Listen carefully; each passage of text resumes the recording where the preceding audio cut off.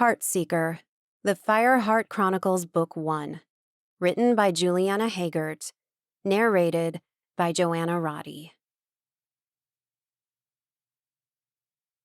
Chapter 1.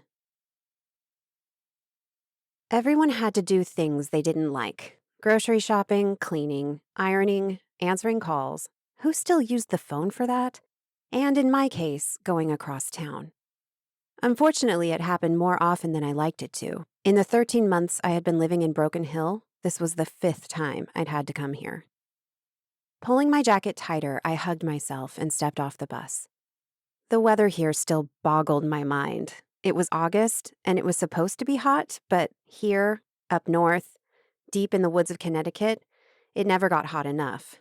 Not like California, Texas, Florida, or the other places I had lived before. And most days, it was chilly enough in the mornings for a jacket. I glanced around and my chest deflated. This side of town, South End, was meager and busier, and it wasn't uncommon for people to be robbed in the middle of the street. But the one place that sold cheap point shoes, which I currently needed, was right in the heart of this neighborhood. My point shoes had been broken for a few weeks, and I tried holding on to them as long as I could, but now they just hurt. A new point shoe wasn't that expensive, but I needed to save every single penny I could to pay for my tuition. Suck it up, Mirella, I told myself. Sighing, I walked down the busy street, careful with the cracked, uneven sidewalk and trying not to look around. And failing. In rapid speech, vendors chatted with shoppers in hopes of convincing them to buy more than they wanted. Kids played ball in the middle of the closed street. Women, half hidden behind some of the shops, moved suggestively. Like any other Sunday, Romani caravans had come out with their clans and filled the square, playing and dancing flamenco right in the center of the street. A crowd gathered around them, clapping in rhythm with the songs. Some of the women walked around the crowd, offering palm or tarot reading. I lowered my head and kept walking. Why did this store need to be on the other side of the market? Shit. Something tugged at me, deep inside, and I glanced around. One of the women, a brunette with long brown curls, big, dark brown eyes, and red lipstick on plump lips, fixed her gaze on me. She had big hoops in her ears and a pink bandana covering her hair. She smiled, and I ducked into the crowd, praying for her to leave me alone. I stepped into an alley. A red door was open on the left, and the sign on the wall read, "The Everything Shop." Past the door, I went up one flight of stairs and through another red door. It really was the Everything Shop. Tall, overstuffed shelves that reached the ceiling crammed the space. Pots, pans, soap bars, portraits, toys, notebooks, plastic plates and cups, paper towels, over-the-counter medicine, greeting cards, clothes, bikes, skates, helmets, dance shoes, and everything in between. If they sold puppies, I wouldn't be surprised. "How can I help you?" a young woman asked. I told her the model and size of the point shoes I was looking for. She found them in the back of the store and brought them out to me. I tried them on to make sure they fit before paying and darting out of the place. Once outside, I lowered my head and stayed as far away from the Romani people as I could. The woman wearing red lipstick and a pink bandana stepped in my way, making me halt. "Hello there," she said, smiling. Excuse me." I stepped aside. She let me pass, but she kept walking beside me. "I'm Esmerelda. Would you like to have your palm read?" "No." "Oh, but it should be fun." "I'm not interested." "I sense something in you. I'm itching to read you." I stopped and turned to her. "I don't care." She leaned closer and took a deep breath. Did she just sniff me? Gross. "I can feel something," she said, her voice carrying an enthralling lilt. I couldn't tell if she was trying to mesmerize me or if she was the one mesmerized. "Can't you feel it?" I could. I could sense the something in me. I could feel it. I could also sense something in her, like her strong sixth sense, trying to break the walls I had learned to erect long ago. I had no idea how it worked, but I chanted in my mind, "Be strong, be strong, be strong." Hopefully, my walls would keep her out. I stopped and glared at her. Look, you may fool some idiots who want to believe in the shit you do, but you won't fool me. You can't read palms, you can't sense anything. It's all theatrics to steal money from people. She flinched as if I had slapped her. Wow, is that what you tell yourself so you can sleep at night? This time, I flinched. Bingo. She hadn't even read me and she knew the truth. It's none of your business, I snapped. Are you sure? She tilted her head, watching me. You're just like me. She waved her hand up and down, gesturing from my head to my toes, and I knew she meant more than my bohemian clothes. I gulped. Then she grabbed my hand and leaned over it. Hey! I pulled my hand back. She lifted her face, now pale and sporting wide eyes. I saw it. I glanced at my hand. Saw what? She had seen my palm for only a second. Besides, it was one thing to feel, to sense things. But to see them? That would take some convincing. Death is coming for you, she whispered, as if saying the words would bring bad luck to her too. A chill ran down my spine. What did that even mean? Playing it cool, I snorted, Death is coming for all of us. No, not like this. Her spooked eyes turned into sad pools. I'm so sorry. I cradled the hand she had touched, that she had read. This was bullshit. She didn't see anything. It was all lies, fabricated statements to enthrall her customers.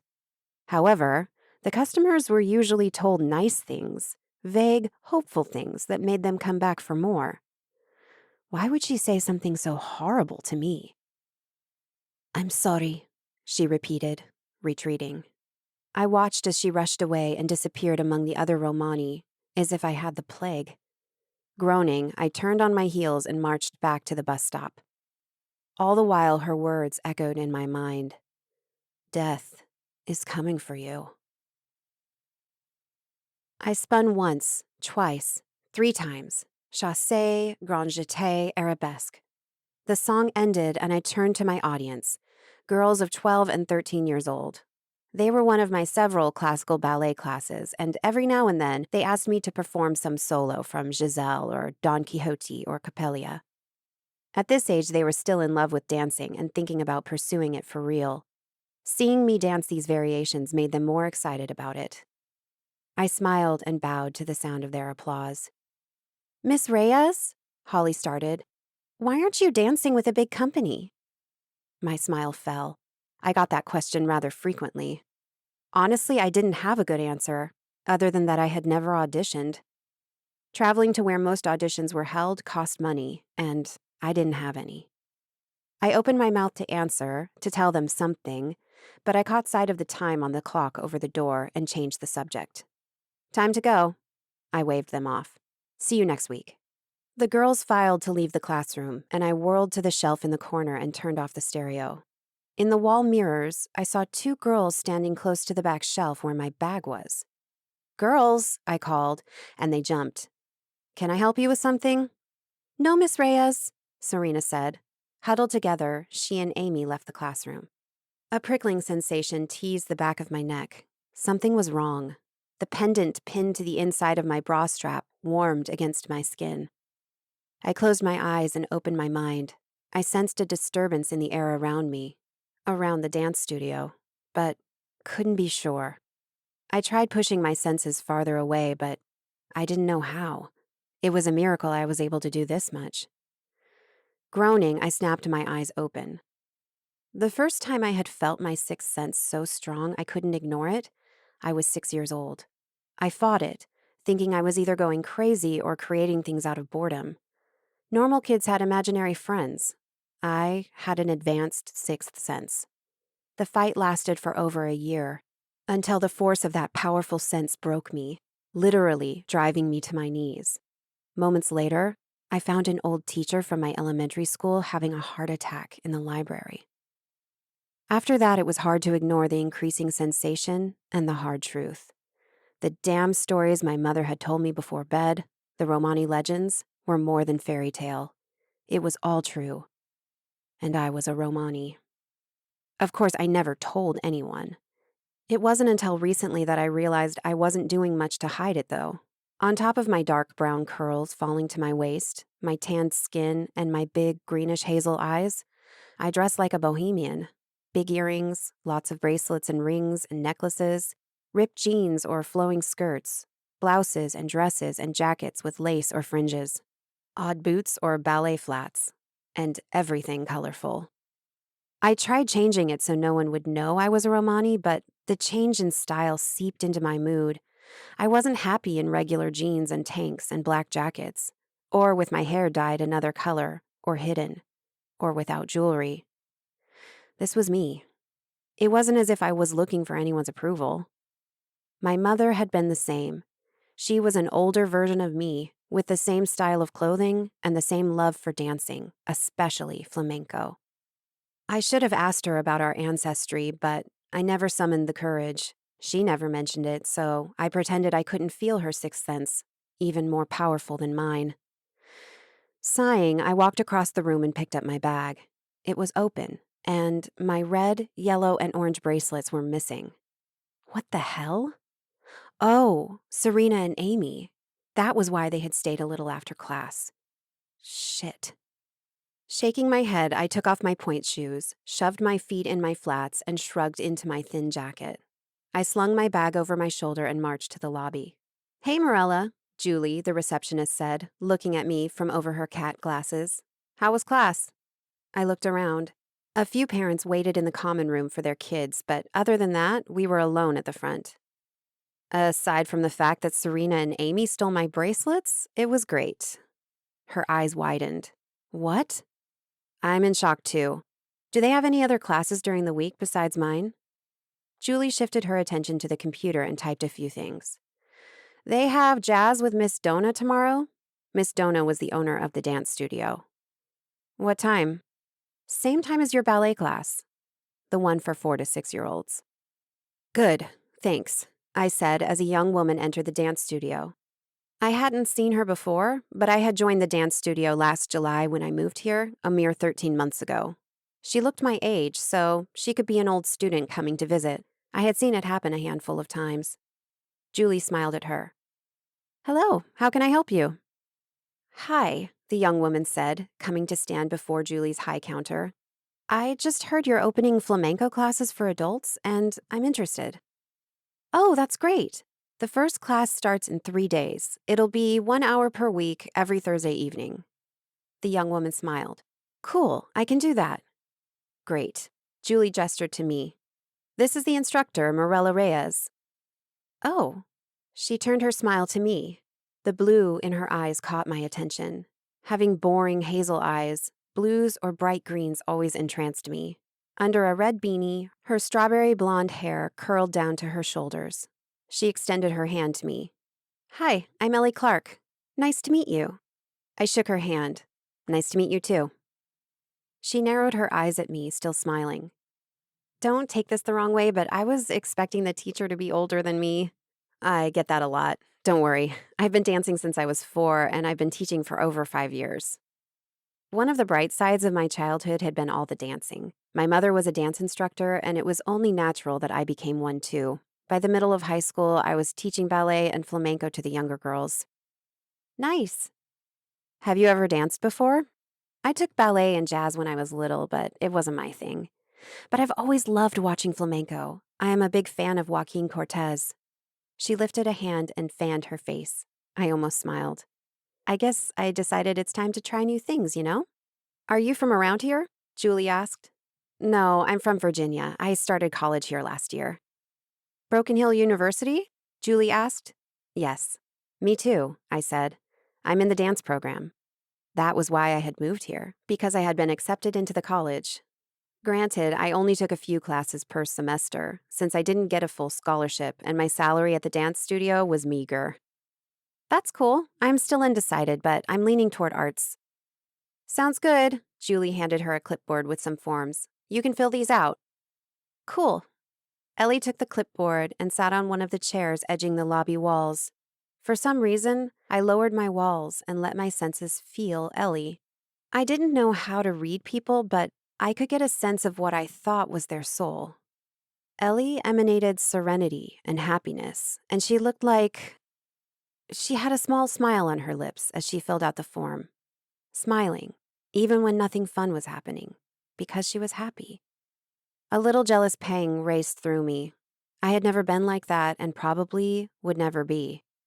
I had been taught to be guarded, to keep my feelings to myself, to not trust anyone around me. No one. That made for a very lonely life. Chapter 2.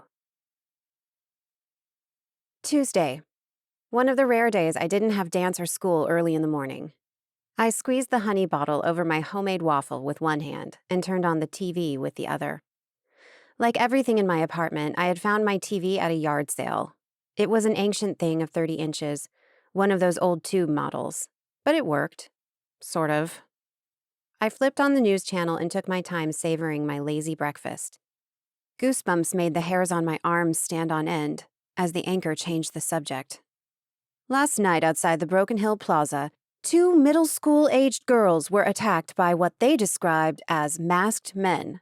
The first victim, Amy Lancer, was stabbed in the stomach and is in the hospital, but in stable condition. The second victim, Serena Brown, escaped and ran for help. My blood became ice. I turned the volume up. The image flashed to Serena sitting on the back of an ambulance, a reporter beside her. It was dark out. This had been recorded last night, right after the incident. "What happened after you ran from them?" the reporter asked. The girl was shaking, and her eyes were glossy with unshed tears. They ran after me. There was a group of people close by, and I yelled for them. When they started running to me, the masked men retreated." She lifted her arm and ran her hand over her neck. I gasped. She had my bracelets. All of them. A memory snaked into my mind. When I was 12, I had a best friend in middle school, Layla. During winter break, Layla went to visit her grandparents, so before she left for the break, I made her a necklace with broken shells I had collected. "I'll never take it off," she had promised. Layla sent me a picture during her Christmas dinner with her family. She had still been wearing the necklace. That was only a few moments before it happened. What the police described as masked men invaded their house and killed Layla and her family. And the necklace? The police told me they didn't find any necklace. It was gone, vanished, or taken. I shuddered and switched the channel. On the screen, a group of teenage girls got ready for a party. I had no idea which movie this was. I sighed, envious of those characters' busy weekends. I rarely did anything other than stay home and watch movies. Every Saturday morning, I started a chant in my head, "I'll go out tonight, I'll go out tonight." So my mind would be prepared when it was time to get ready.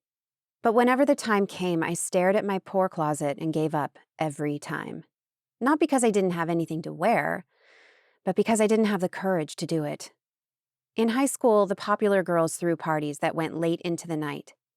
I had been invited to a few, but my mother never allowed me to go. I was teased for having a mother who not only looked like a cuckoo, but was also a huge control freak. I sneaked out of the house a couple of times and went to the parties. I had my first kiss at one. And the more I snuck out, the bolder I got, going out more often and staying out longer.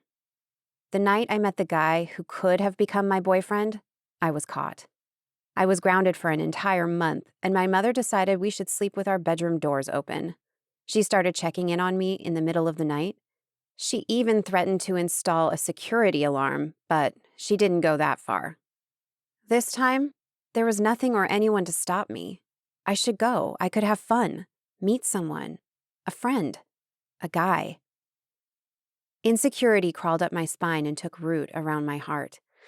I wasn't ready to let anyone in. I should be alone. If my insecurity wasn't enough, then remembering what happened to Serena was, and to Layla so many years ago. I embraced my fear and remembered my mother's warnings. Do not trust anyone. That always kept me on my toes and away from everyone. That's it for today, my sweet little buns. I turned off the music. The 11 girls, ranging in age from 4 to 6, came running and screaming at me and embraced me all at once. Easy, easy, I teased as they tried to squash me under their thin young arms. This was their first class after summer break, and they certainly seemed excited to be back. Miss Reyes? The new member of our class, Annie, called to me once the others released me. She had been brought in by Julie 2 minutes after class started this morning. She had been shy and quiet for the duration of the class. You'll be here next class, right? I knelt before her and held her hands. Of course. Why? Her big green eyes fixed on mine. I don't want you to leave. Ever. I smiled. Why would I leave? I don't know. I'm just asking that you don't, she said, her plump cheeks enticing me to squeeze them. I won't go anywhere, I told her before kissing her forehead. There you are. A male voice came from the door. I stood and saw a well-dressed man coming in. Hi, Sugar Plum. His smile was genuine and his arms opened wide as she squealed and ran to him. Daddy! Her sweet voice was muffled by his arms around her. My stomach churned and my eyes became wet. A dad coming to pick up his little princess and hugging her as if he had found gold. What a kind, sweet gesture, yet simple and free. A gesture I'd never had. I would forever envy daughters whose fathers cared for them. Excuse me, I muttered as I walked past father and daughter and left the classroom before I made a scene and cried my eyes out. Why did I care so much? I was 20 years old, a grown-up. I should be over it. No, I shouldn't even think about it. My father had abandoned my mother and me because he wanted to. Why should I give a damn about him? Unfortunately, it wasn't that easy. Miss Reyes, the man called after me, releasing Annie. She hugged his leg. I quickly wiped my eyes before turning to them with a practiced smile. Yes? I'm Philip Morrison, Annie's dad. He extended his hand to me, and while I shook his hand, I couldn't help but notice 2 things. 1, he was young to have a 5-year-old daughter, and 2, he was cute. Very, very cute. Tall and broad, with blonde hair and blue eyes. I let go of his hand. Mirella Reyes. Smiling, he glanced at his child. Why don't you sit on the bench? He pointed to a wooden bench that ran along the corridor wall. And change your shoes while I talk to Miss Reyes. Annie nodded and sat on the bench a couple of feet behind us. Without the smile, he turned to me. Worry tugged at my chest. Is there something wrong? I just wanted to let you know that Annie is a little shy, but she warms up eventually.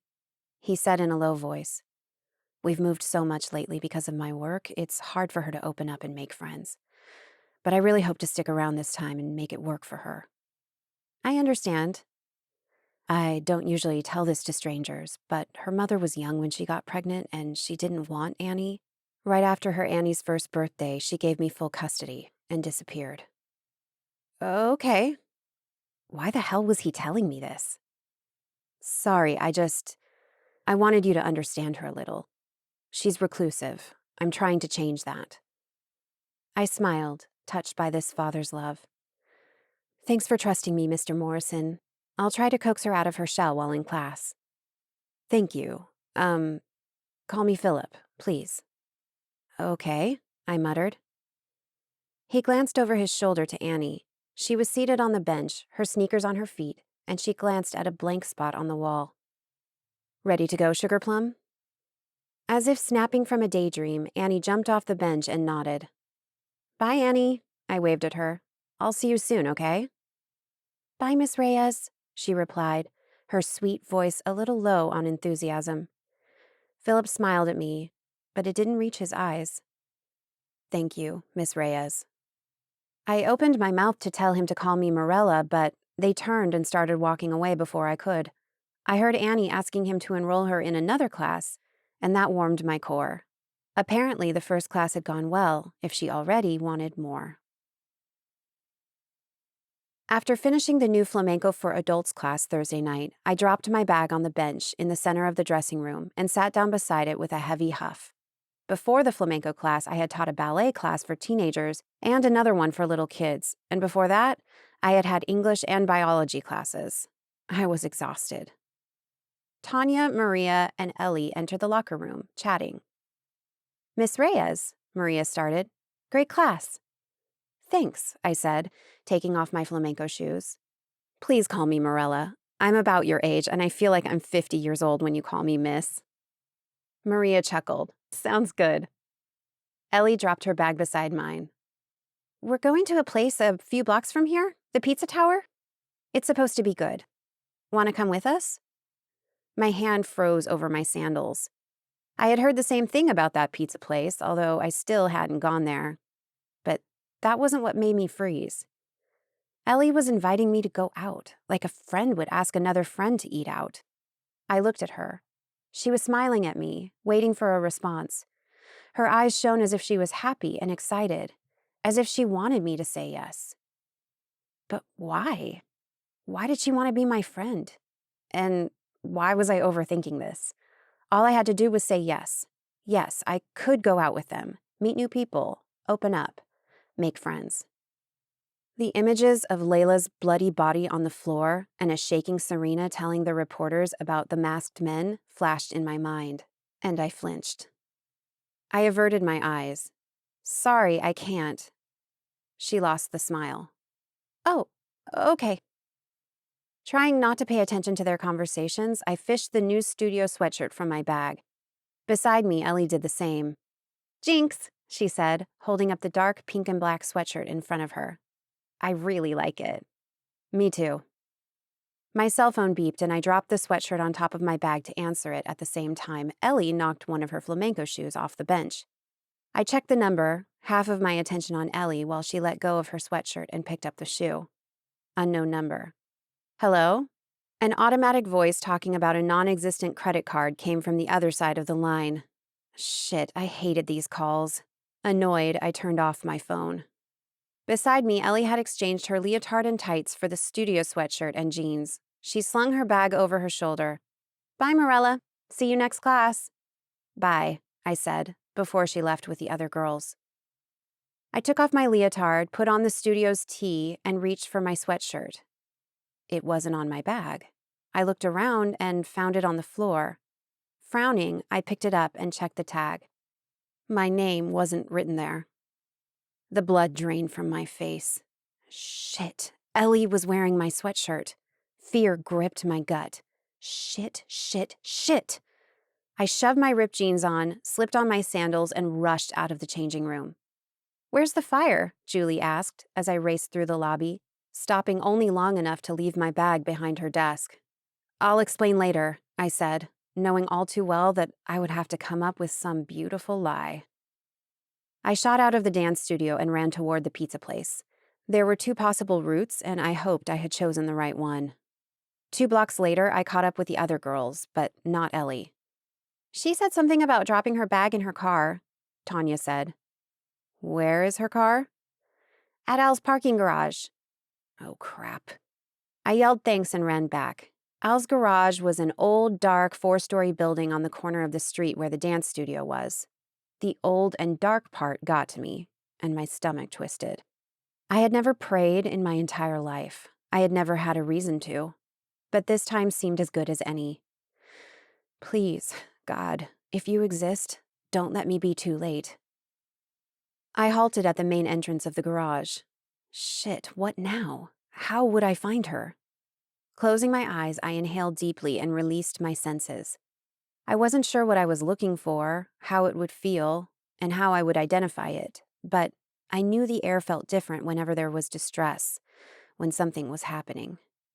The first floor felt fine, the second floor too. At the back of the third floor, something dark and heavy loomed.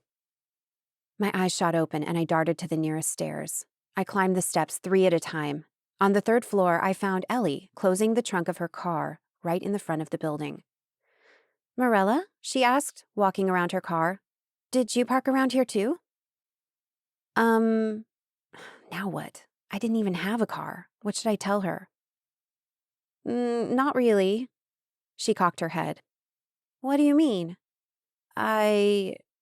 The something dark and heavy moved. My head snapped in its direction. There was nothing there, but I couldn't see much because of the weak lighting. We should go. I was going to the pizza place.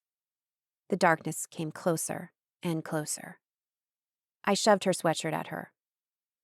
This is yours. You have mine. She looked down at herself. Really? Yes. I have my name written on the tag. I showed her the tag of her sweatshirt. See? No name here. She chuckled. You didn't have to come all the way here for it. I would have noticed and brought it to you next class, washed and ironed. Yeah, well, I didn't think of that. I extended my hand to her. Can I have my sweatshirt, please? With a frown, she took off the sweatshirt, leaving only a tank top covering her upper body. Here. She pushed the sweatshirt to me, and then put on hers. Thank you. I clutched my sweatshirt as the heavy feeling, the dark feeling, became stronger. You should get going. The girls will be worried. She still looked at me as if I were crazy.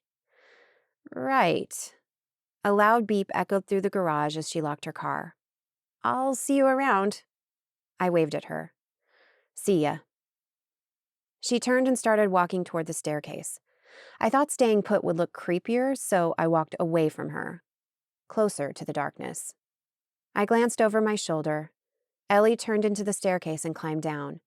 Holding my breath, I halted. The feeling was suffocating. It was hot, heavy, and slick. It felt like oil, but there was nothing in front of me. Until there was. I turned to run to the staircase. The masked men appeared around me, just like that, appeared, out of nowhere, like shadows. But they were real, very, very real, and very, very big. My heart raced. What was this? The warning from the Romani woman? Was this death coming for me? Wearing all black, the 8 men closed in on me. On instinct, I looked into their eyes. Big, black eyes and little white. Bald with pale skin and a black mask covering the lower part of their face. I swallowed and tried to think through the panic rushing through me, threatening to take me under. I had come here to save Ellie, hadn't I? Now she was safe, and I had to save myself. What do you want? I asked, forcing my voice to come out loud and clear, and failing miserably. Looking at me, the men extended their right hands, and a thin sword appeared from dark smoke. Just like that. Again. Holy shit. What do you want? I repeated the question. For some reason, I thought they wanted me. But if so, why did they kill Layla and come after Ellie? I don't know about them, but we're gonna play, a new voice said. I turned and saw 3 men behind the masked men, also holding swords in their hands. But these men weren't masked or wearing black. The guy in the center stared into my eyes. You okay? Ensnared by the intensity radiating from him, it took me a second to answer. Yeah. He approached, left hand raised to touch me. A black and red tattoo peeked out from under the folded sleeve of his shirt. Just a hint of thick, wavy lines. I stepped back, wary of any of them. Afraid, actually. He dropped his hand. It's okay, just stay back. Enough talking, the guy on his left said. He had been the first voice I had heard. He raised his sword. Let's play. He advanced on the masked men. I jumped back while the new guys engaged the masked men in a fight. The clang of swords and the grunts of effort reached my ears, and I kept walking back and away. The blows, the jumps, the whirls, they were all so beautiful and also crazy. All of this was too crazy. I shot to the stairs. I ran down the steps and out to the street and back to the dance studio. Out of breath and heart racing, I stopped by the front steps. My mind was on the masked men. I had seen them tonight. The men who killed Layla. The men who attacked Serena and just now had gone for Ellie. Who the hell were those people? Who the hell were those other men? That wasn't the most important thing now. The most important thing was that Ellie was safe. I had gotten to her before anything bad could happen. But for how long? For how long would I, or anyone who got too close to me, be safe? Chapter 3. I barely slept a wink. The events of the previous night kept replaying in my mind. Over and over and over. And every time I closed my eyes, I saw those dark eyes and those shadowy swords.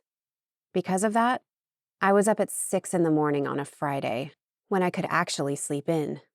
I had my breakfast while browsing Netflix, not really paying attention to it. I had to get myself tired. That was the only way to force myself to sleep, a deep, dreamless sleep. I could go down to the studio and dance until I was dripping with sweat, until I couldn't lift an arm or a leg anymore, until I fell on the floor like a big blob. Then I could drag my sorry ass home, fall in my bed, and sleep for real. I went back to my bedroom and grabbed my dance tote. It should have everything I needed to dance, but the doorbell rang. I froze. Who the hell could it be? Besides Julie and Miss Donna, no one knew where I lived, and my neighbors never bothered me. My heart thundering in my chest, I tiptoed to the door. "Who is it?" I called out. "It's me, sweetie." My knees gave out, and I had to reach for the knob to not fall on my butt. Holding my breath, I opened the door. My mother smiled at me. "Hello, my sweet me." All my life, I had thought my mother was crazy. Besides her bohemian looks, which only recently had I associated with our Romani ancestry, she threw tea parties with plants from our backyard. She sat on the lawn and talked to the plants, as if they could talk back to her. We moved constantly, and she never offered me an explanation. The only thing I remembered clearly was my mother telling me I shouldn't get attached to anyone, that I shouldn't trust anyone or make friends, because we would probably have to move again, and it would break my heart. In all the towns we lived, she always found a small local dance studio and taught ballet and flamenco, which she taught me too, and ironically, it was the only thing I truly loved and knew well. When I was about 11 or 12, I remember my mother offering tea to her students after class. Then she did a tea leaf reading for them. It was a huge success, but to me, it all seemed like lies. Why was she tricking them like that? Because she was tricking them, right? She couldn't really read tea leaves, and all she told them was things she came up with. I wasn't so sure about that anymore. When Layla and her family were killed, my mother freaked out. We were living in South Florida then, and she moved us all the way to Northern California, with many, many crazy stops on the way, like Savannah, Atlanta, Philadelphia, Detroit, Toronto, Chicago, Nashville, New Orleans, Dallas, and so on. She made a huge zigzag across the United States and Canada that lasted 3 months, as if trying to lose whoever was following us. But at the time, I was too young, and she just looked like an insane person to me. We had our big falling out when I was 17. All my classmates were getting ready for college applications. They were all talking about the majors they wanted, the colleges they were applying to. They were all so excited about their futures, while I had no idea if I was going to stay in town until the end of high school.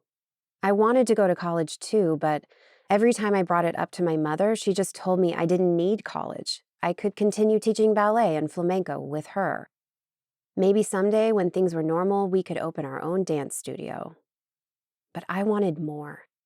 I got several college applications, ones that had good dance programs. And before filling out the forms, I tried talking to her again. She didn't want to listen. Upset, I waited until after my high school graduation to tell her I had been accepted to almost all the colleges I had applied to. All I needed to do was pick one and move. She freaked. Even more than when Layla and her family died. She told me I was out of my mind, that she would never let me go, that I couldn't stay in the same place for 4 or 5 years, live in dorms, unprotected. What does that even mean? I had asked her. Why do I need to be protected? Once more, she didn't tell me. So, I packed my things and left. And that, over 13 months ago, was the last time I had spoken to my mother. I sucked in a sharp breath. My mother, Marisa, looked the same as ever. Her long, dark curls were tied up in a half braid. A dark green bandana adorned her beautiful, ageless face, emphasizing the green flecks in her hazel eyes. Big golden hoops adorned her ears, and red lipstick colored her full lips. She wore a simple beige blouse with fringe and a long orange skirt. It was like looking in a mirror previewing my future.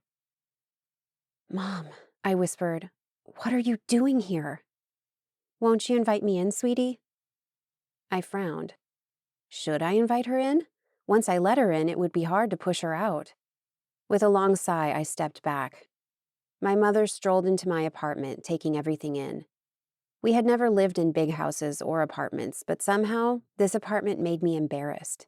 I wished I had something better to show her, as if saying, "Here, I succeeded." I wondered what crossed her mind as she took in my place. The front door opened to the living room with a couch and a coffee table. I had only a few pieces of furniture, most of which came from yard sales, and no decorations. In the back, a tall counter and 2 stools, and, behind it, the tiny kitchen with outdated appliances. And to the right, in between the kitchen and the living room, 2 doors, one for the bathroom and one for my bedroom. "I thought you were going to move to the dorms," my mother said, walking to the couch. I thought about it, but most dorms aren't open year-round, and I needed a place where I could stay between semesters. Since I had nowhere else to go. Makes sense. "Mom, what are you doing here?" She halted in front of the couch and faced me. "I heard about the attack last night." My mouth fell open. "What? How?" "That's not important. Of course it's important." Her eyes widened as if I had tried to slap her. Then she relaxed. Taking a deep breath and averting her eyes, she walked toward the kitchen. "Wait," I called, following her. After the look on her face, she would try and escape? She would continue lying to me, keeping things from me? I didn't think so. "Spill it." My mother opened the kitchen cabinets, mostly empty, until she found the shoebox that served as my tea box. With automatic movements, she filled a kettle with clean water, turned to the range, and lit it. She kept her back to me, in silence. "Mom," I tried again, "please, you have to talk to me. You have to tell me what is going on." She sighed and finally turned around. Her eyes found mine, sadness and desperation dripping from them. "I'm not sure where to begin." Risking being cliché, I would say, how about from the beginning? I stepped closer to her, trying to give her courage to continue. "What you're going to tell me, is it connected to why we moved so much?" "Yes." If my curiosity had a meter, it would have reached the limit. "Tell me," I urged. I sat on one of the stools in front of the tall counter. The kettle screamed. My mother went to it, turned the range off, and prepared her tea. I bit my lip and clasped my hands together, urging my anxiety to calm down and wait. She would talk, wouldn't she? My mother brought the tea and 2 mugs to the counter and sat beside me. She served us while my chest was being ripped by my curiosity. Her eyes found mine again. This time, they shone with pride. "We are Zeganes." I blinked. "Say what?" "We are an ancient race, descendants of the Romani." Romani. I knew we were Romani. I extended my arms beside my body. "Look at us, we're just like Romani." She shook her head. "No, we're more than simply Romani. We're Zeganes." "You say that word as if I should know what it means." "It's not supposed to be understood. It's like Romani and shamans and witches and demons. They just exist." My mouth fell open. "You're telling me witches and demons exist?" If she really believed this, she was more insane than I thought she was. My mother smiled, but it wasn't a happy one. "They do exist, but not like you've seen on TV or in comic books. They're quite different." "Mom, wait." I raised my hands and stared into her eyes, trying to find the lie in them. There was none. Shit, you're serious? I stood and paced in the small open space between the kitchen counter and the back of the couch. How come you are a Zegane? You're a Zegane too, Mirella. You're my daughter, which makes you a Zegane. Me a Zegane? Yeah, right. I didn't feel like a Zegane. I wasn't a Zegane. What the hell was a Zegane? I glanced at the tea box and remembered hers. It was a big wooden box with several beautiful swirly carvings. So all the plant talking, the tarot cards, the runes, the tea leaf reading, that's all Zegane stuff? She nodded. But it's not real, right? It's all part of the tradition. Anything is real when you believe in it, she said. Why, for the first time in my life, did she sound serious and non-crazy? I swallowed hard. How about the sixth sense? Everyone has a sixth sense. Romani people have an acute sixth sense, but Zeganes know how to access and use it. The corner of her lips curled up in a faint smile. Yours has always been strong. It has not, I snapped, as if I had to justify myself to her. But it was. And since my last move alone, it had been even stronger. Why now? Why didn't I feel this strong before? The pride vanished from her features and was replaced by embarrassment. Usually our powers become stronger with age. Tell me, Mother, what else have you hidden from me? I barked. Zillions of questions loomed in my mind. I want to know it all. You said a Zegane has powers? Then where are yours? Did my father know you're a Zegane? He left because you're a Zegane? Why did we keep moving? Why wouldn't you let me get close to people? Gulping, I splayed my hands over the counter. Why were my friends attacked? My mother reached across the counter and held my hand in hers. She took a deep breath and, avoiding my eyes, she started on my questions. Our powers have to be nourished. Otherwise, they become just senses, and over time, we lose them. I was banished from my enclave a long time ago, which put a stop to most of my powers. Your father knew I was a Zegane, but I don't think that was the reason he left. Her eyes filled with tears. Mine too. She was finally speaking about my father. You're a strong Zegane, and I felt it soon after your birth. I tried to keep you at bay, but it wasn't always easy. So we had to move when I felt it was not safe for you anymore. I squeezed her hand. Why? Why did we have to move? Safe from what? Zeganes have many enemies, evil people who want our powers. That's why most live together in enclaves. Since I was banished, we had to live in hiding. Who are they, the enemies? I'm not sure. Her voice quavered. She was hiding something. Why? After all she had just told me, she still hid things from me. How about who almost attacked my friend last night? Then I thought better. There were two groups, the masked men and other men with swords but no masks. You were saved by the warriors from my previous enclave. My mouth fell open. You're telling me there is an enclave here? In Broken Hill? It isn't exactly in Broken Hill, she explained as she poured more tea into her mug. It's deeper into the north, and there are two enclaves there, about 5 miles from each other. I sipped from my tea, the many thoughts and realizations swimming freely in my head, making me more confused than not. That's how I knew of the attack, she continued. The Rombaro called me, and... Rombaro? That's what an enclave's leader is called. Rombaro, she repeated. I nodded as if it made sense. Oscar, the Rombaro, called me because he assumed you were my daughter. It was too much for my mind. What now? I asked, my voice low. I don't know, my mother said.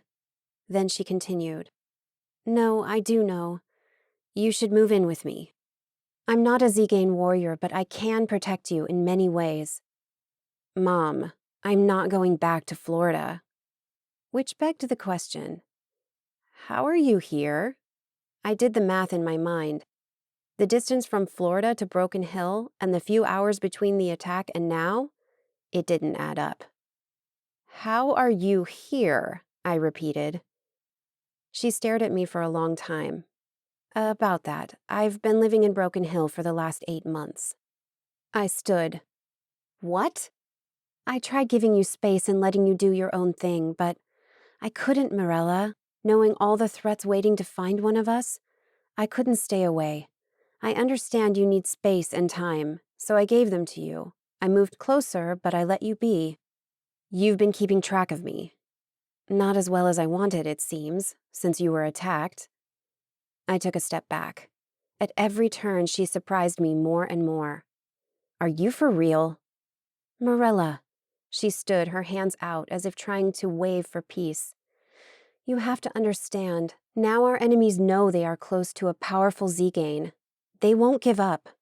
Powerful Zegane? You, my sweetie, you're very powerful. I looked down at my hands. Despite the strong sixth sense which told me my mother wasn't lying, I didn't feel anything. There was no power, no magic, nothing out of the ordinary. This is crazy, I whispered. My mother was here, had been here for months. We were supposed to be a mythical, powerful race, and there were some deadly-looking men after us? Did I miss anything? I'm sorry, she said, her voice breaking. I've tried keeping you from this life. I tried keeping you away from the constant hunt. And I failed. No, Mom. You failed me when you chose not to tell me the truth. And I sense you're still holding back. I crossed my arms. I'm waiting. Tell me. She averted her eyes and shook her head. It's not that easy.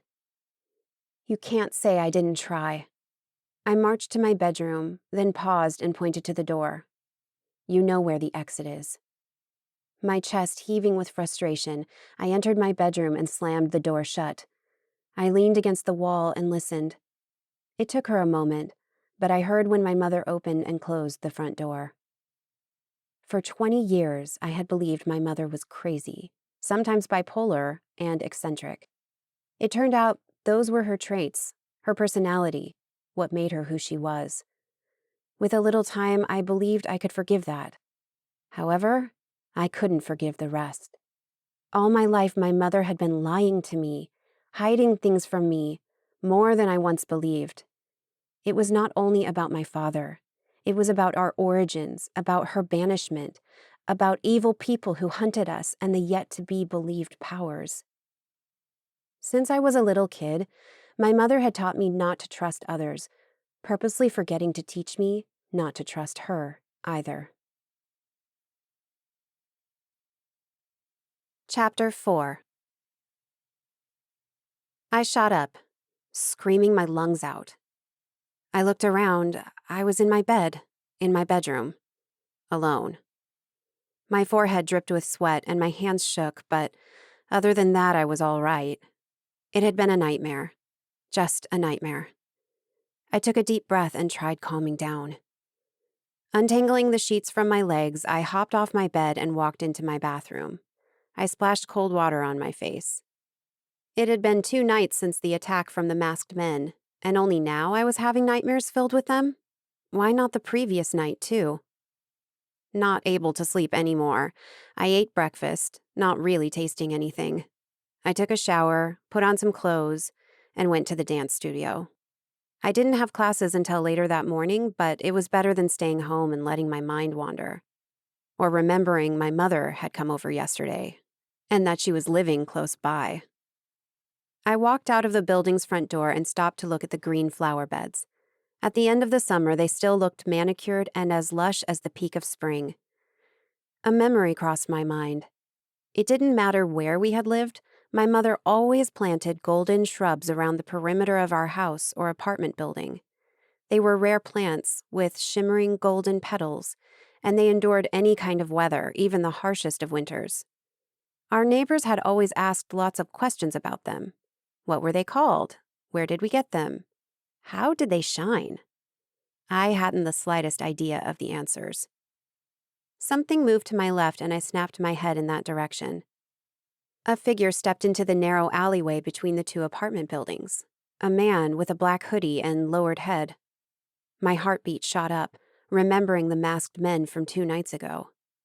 Shit, this guy wasn't one of them, was he? No. The alleyway led to a small backyard and the building's back door. He was just another tenant or a visitor. Pushing those thoughts aside, I hurried to the dance studio. And all the while, my sixth sense tingled. I had the odd feeling I was being followed, but every time I looked back, I didn't see anything unusual. Perhaps my sixth sense was a little frayed after the scare in the parking garage. I forced myself to take a deep breath and let the sultry August air scorch my lungs, hoping it would bring clarity and sanity to my life.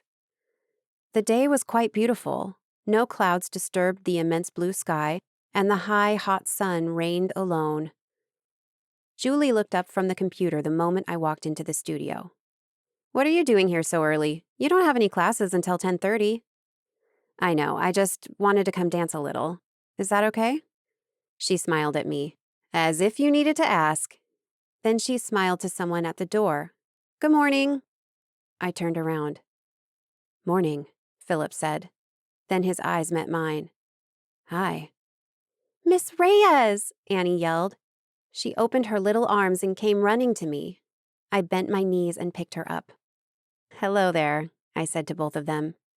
"Are we too early?" Philip asked, looking from me to Julie. I wasn't sure if the class was at 8:30 or 9. "It's at 9, Julie answered. "But that's okay. If you need to go, I can watch her until the teacher arrives." "Oh." He returned his eyes to me. "You aren't the hip-hop teacher?" "No," I said, dropping Annie back on the floor. "But Miss Johnson is great. Annie will love her." "That's good." Philip approached her.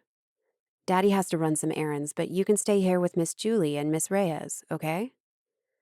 With an arm hooked around my leg, Annie nodded. "Okay." He looked at me again. "I'm sorry for this. I didn't realize the class was later and made an appointment with a client I can't cancel." "It's fine," I told him, mildly curious about his job. As if sensing the question in my mind, Annie said, "Daddy makes medicine." Philip smiled. "Not exactly, sweetheart. I work in the pharmaceutical industry. Research for new medicine. I don't make them." She shrugged as if it was all the same to her. "That sounds like a good profession," I said. "It is. It's always satisfying when I find something that could help others." "Yeah, that does sound great." "Oh." He pulled out a small white box from the inside pocket of his coat.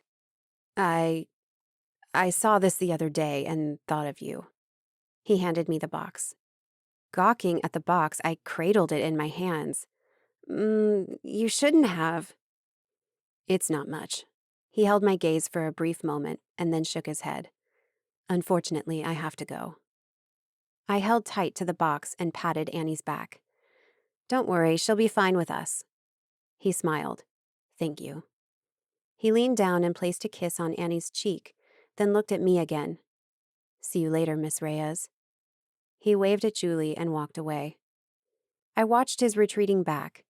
He was taller than I remembered, but not too big. Still, he looked nice in his dress pants and shirt, and his bottom filled out his pants nicely. What was all that about?" Julie asked, eyeing the box in my hand. My eyes widened. "I'm not sure," I said.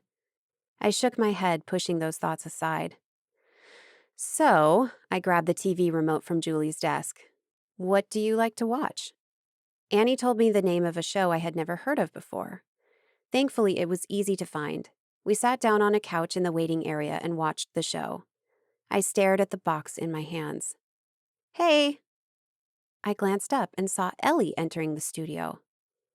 "Hi, do you have class today?" "No." She smiled apologetically at Julie, who handed her a pair of earrings. "It seems I keep forgetting or swapping my things." She mouthed, "Thank you," to Julie, who nodded at her. Ellie sat beside me. "And you? Do you have a class?" "At 10:30. "So the pizza place was great and the girls and I had fun. You should come with us next time." I looked at her. Her blue eyes twinkled and my sixth sense didn't show me anything alarming. In fact, I felt a pull toward her senses. "Maybe I will," I said, shocked at my words. Ellie's gaze fell on my lap. What is that? I spun the white box in my hands. I don't know. What do you mean you don't know? I just received it. I haven't opened it yet. Open it already. Biting my lip, I untied the pretty ribbon around it and opened the package. It was a delicate necklace with a pendant of a woman dancing flamenco. There was a tiny green stone in the place of the rose in her hand. My heart fluttered and I gasped, almost dropping it on the floor. A note was attached to the inside of the box. I hope you like it, Philip. His phone number was written on the corner of the note. Who is Philip? Ellie asked, spying from over my shoulder. For a moment, I couldn't answer. My head spun. Why was he giving me gifts? My daddy, Annie answered, surprising us. My eyes widened, and I glanced from Ellie to Annie. He likes Miss Reyes. Say what? I shrieked. He hasn't said it, Annie said, but I can sense it. She could sense it? How? Beside me, Ellie chuckled with her hand over her mouth. Thankfully, Annie returned her attention to the TV. I grabbed Ellie's arm and pulled her to a corner of the room. Stop laughing. She pressed her hand tighter over her mouth. I'm not laughing. Right. She finally dropped her hand. Is he cute? That's your first question? Of course it is. Well, I'm single right now, and that's what I first notice when I see a guy. She winked at me. A chuckle burst out of me. You're something else. You didn't answer the question. I took a deep breath. Yes, he's cute. Very cute, actually. Cute guy wins a point. She glanced to the necklace. I think he is in love, Annie teased. Say what? I closed the necklace in my hands as if protecting it. I barely talked to him. I thought he was a responsible single father, but now he's just acting like any guy, trying to get a girl in bed. Not all guys are like that. I thought back to high school. I didn't know if my bohemian looks gave guys some vibe of easy, but I had to deal with a lot of vulgar catcalls back then. The ones I know are... Besides, are responsible single parents supposed to wait for love until their kids are adults? I don't think so. I glanced down at the necklace. Stop making me think about this more than I should. She smiled at me, amused. Come on, do you really think he would have sent this? She pointed to the necklace.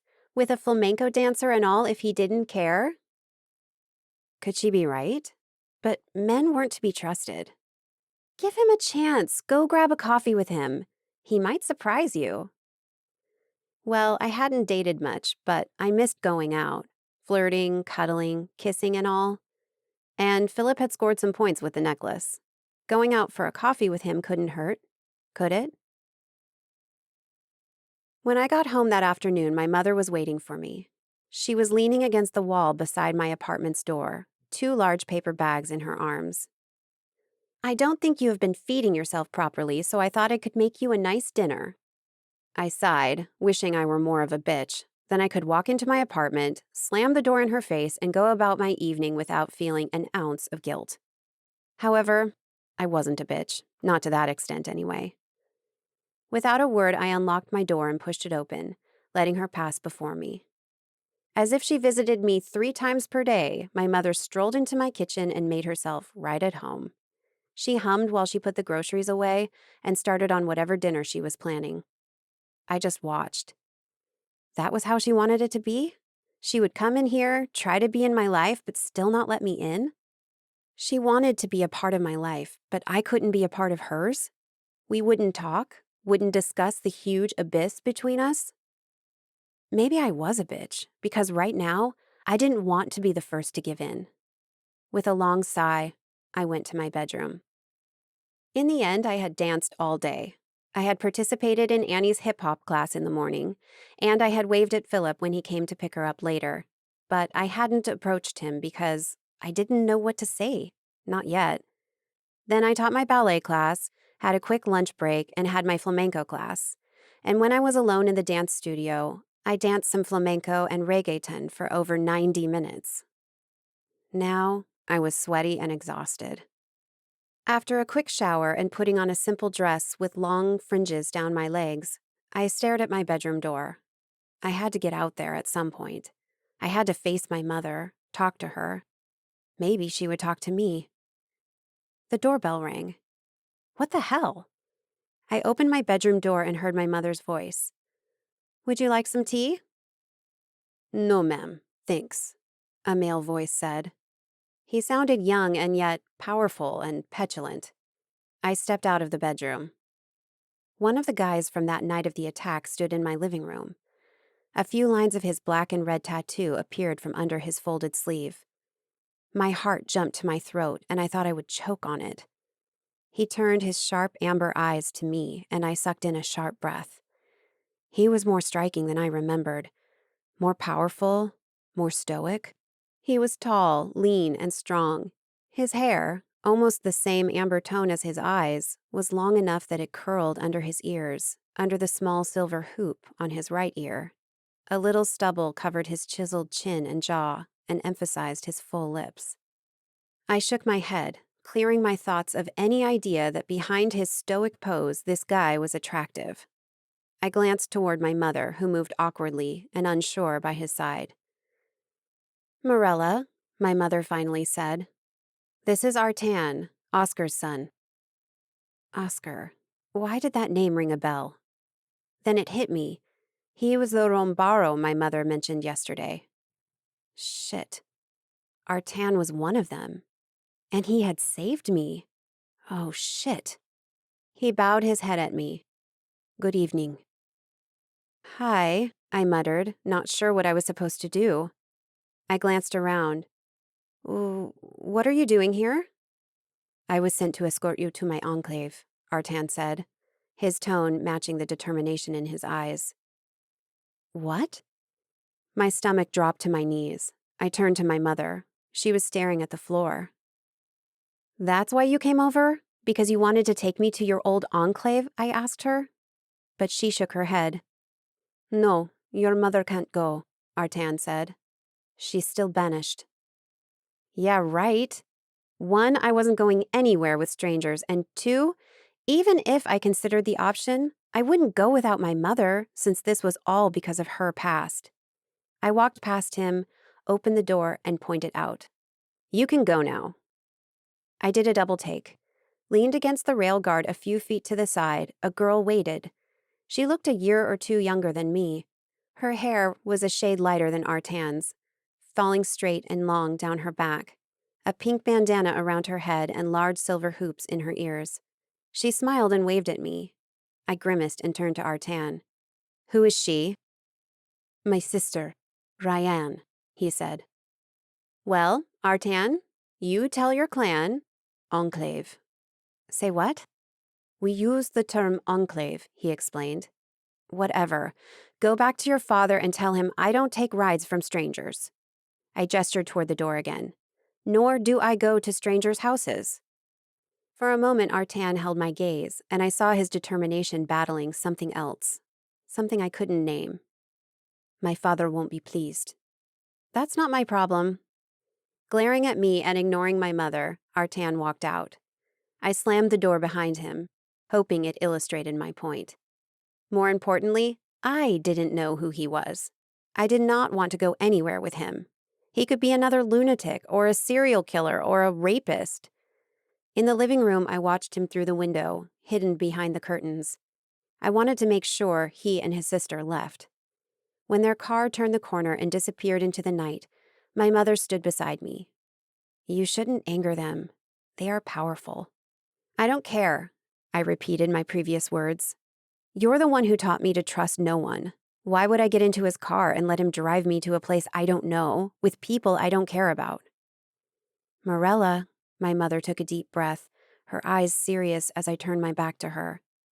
You're playing with fire. You'll get burned. Chapter 5. I snapped my fingers and stomped my foot on the floor. My hips undulated, and I bent my elbows to follow their movements. It was as if the music went along with me, not the opposite. My last class of the evening had just finished, and my students were gone. Now I could dance by myself for an hour before the studio closed. It was the best I could come up with on a Friday night. While most 20-year-olds were getting ready for parties, dinners, and dates, I was sweating in a dance classroom. Just my kind of night. I clapped my hands and, with the music, spun. As my body naturally followed the rhythm, my mind raced. It had been a week since my mother appeared back in my life, and she was already trying to take more than I was ready to offer. In the past week, she had showed up at my apartment and at the dance studio more times than I would like to admit. I wanted to shut her out, like I had done when I moved away.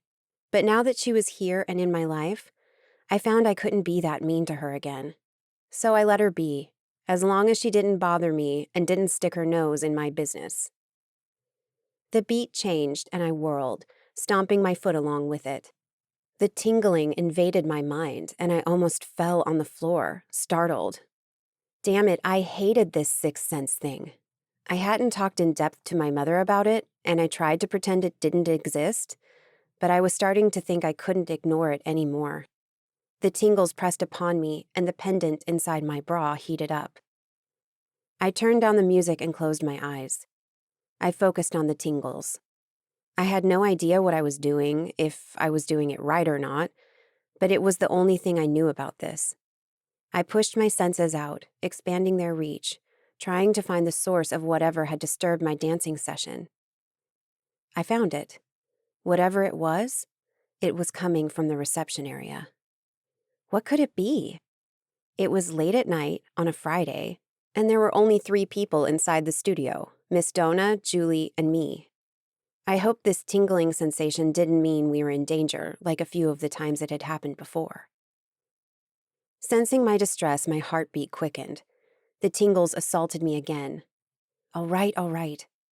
I walked to the front, to the reception desk. I gasped, my heart rate going sky high. Philip entered the school. "Hello there," he said, a wide smile taking over his features. "Hi," I mumbled. My heart was still beating fast. I glanced at Julie. She worked on some papers behind her desk, clearly not caring about us. What are you doing here? And where's Annie?" "She went out for dinner with my mother. I'll pick her up in a little while." He stepped closer. "As for your other question, do you really need to ask that?"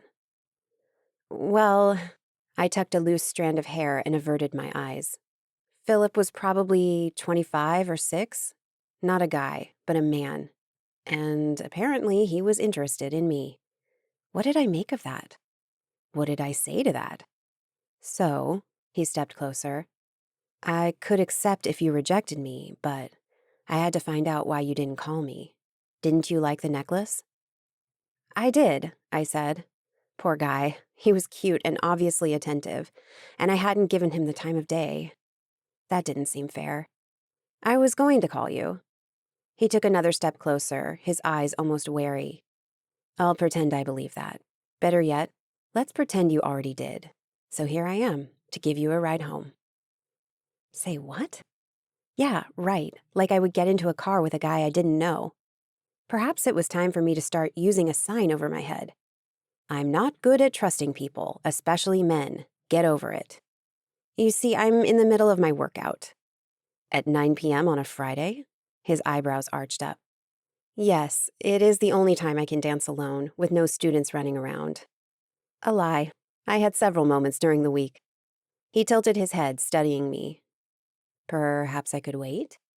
No, I can't do that to you. I tend to dance late. He leaned closer, and I held my breath, afraid his citrus scent messed with my mind. Then I could watch. I don't think that would be a good idea. His hand moved toward me, and then he thought better and hid it behind his back. "I'm not giving up yet." "I can live with that." A pleased grin adorned his lips. "Okay, good night then." "Good night," I whispered, my heart beating fast as I watched him leave the studio. I thought about calling Philip many times over the weekend, but I easily gave in to my fears, and the fact that my mother spent most of her time in my apartment didn't help. She was always hovering, watching me, waiting, but I had no idea why. On Tuesday, Annie waited after the class was done. I knelt before her. "What is it, sweet bun?" Her big green eyes blinked at me, shining with unshed tears. "Oh my." I opened my arms and she ran smack into them. "What happened?" "Annie," Philip showed up at the door. "Let Miss Reyes go." She didn't let go of me. Instead, her grip around my neck got tighter. With his brows drawn close together, Philip walked into the classroom.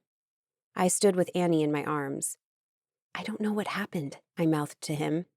"I do." He patted her back. "She's sad because you're leaving." I froze. "What?" "Is that why you've been refusing to go out with me? You could have just told me. I would have stopped bothering you." He paused. "Maybe." I felt a crease forming on my forehead. "I'm not leaving. Who said that?" Philip looked puzzled. "She said you're leaving, aren't you?" "No." I gently pulled Annie back so I could stare into her eyes. "I'm not leaving, sweet bun. Who told you that?" "Nobody," she said. "I just know you'll leave." A cold shiver ran down my backbone. "I don't want you to leave." I kept my pose. "I'm not going anywhere, I promise." I handed her to Philip. "Don't worry, okay? I'll be here next class." She nodded and buried her face into her father's arms. "I'm sorry," he whispered. His voice was hopeful when he said, "I'll talk to you later?" Absently, I nodded. My gaze followed as they walked out of the classroom, while my mind spun around Annie's words. Why the hell did she think I was leaving? Where had she heard that? That was crazy. Shaking my head, I cleaned up the classroom and went to the dressing room. I was too tired today to dance by myself like I did most evenings. I was changing into my ripped jeans and loose green blouse when my mother came into the dressing room. "Ready to go home?" she asked.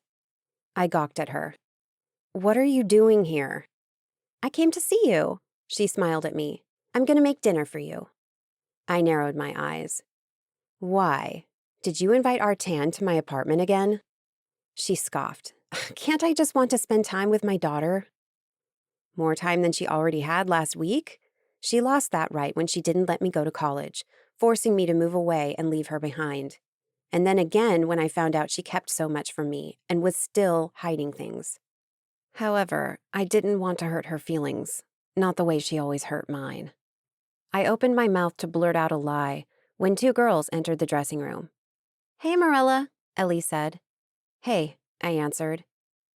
Ellie sat by my side to change out of her dancing uniform. Besides flamenco on Thursdays, Ellie and Tanya were now taking jazz for adults on Tuesdays. "Remember I told you about doing another pizza night? We're going now. Want to come?" "Yeah," Tanya, the other dancer, said. "You should come. It's the best pizza in all Broken Hill." Well, there was my excuse not to go home. I glanced at my mother. "Have fun," she said. A weak smile adorned her face as she turned toward the door. A sick feeling filled my stomach. "Thanks," I muttered. "Why did you move to Broken Hill?" Tanya asked after swallowing a big bite of her pizza. It was indeed the best pizza I had ever had, and the place was nice too. Not too big, cozy, with dim lights and a heavy, delicious cheese smell. And I was having a good time with Tanya and Ellie. Two other girls from their class couldn't come, and another had already left. So far, they seemed a nice bunch. Now, how to answer her question. I was accepted to college here. "How about your mother?" Ellie asked. "I'm assuming that lady in the dressing room was your mother?" "Yeah, she is." I swallowed hard. "I moved first, and then she got lonely and moved here too." I lied. Perhaps it wasn't entirely a lie. Tanya smiled. "Aw, that's so sweet." While eating, we talked about friends, boys, horrible years in high school, dancing, and partying. Tanya and Ellie were about my age, 19 and 20, and they both studied at Broken Hill University, too. "I have a secret. My dream was always to go to Juilliard," Tanya revealed. Earlier in the evening, she had told us about her many years of ballet training. The waitress had just brought our bill over. "But I haven't been consistent in my training since starting college, and I never passed an audition. I get too nervous and can't stop shaking. It ruins my performance. I had that dream when I was younger and loved ballet, Ellie said. But ballet apparently never loved me since I wasn't that good. We chuckled. Nevertheless, I wouldn't have the money to go to Juilliard. I'm at BHU because I have a scholarship. And you? Don't you want to go to Juilliard or some other big dance school? Tanya asked, bumping her elbow on my arm. We handed our credit cards to the waitress. You dance so well, I bet you could get in. I sighed. I would love to go to Juilliard. But besides the money, I had just moved here. My goal was to finish the dance program sometime this century. I would never stay on track in the program, taking only 2 or 3 classes per semester. Then auditions for companies. I would probably be too old to join a company then, but I had to try. I don't have the money either, I said. I guess I'll always be a wannabe dancer/instructor.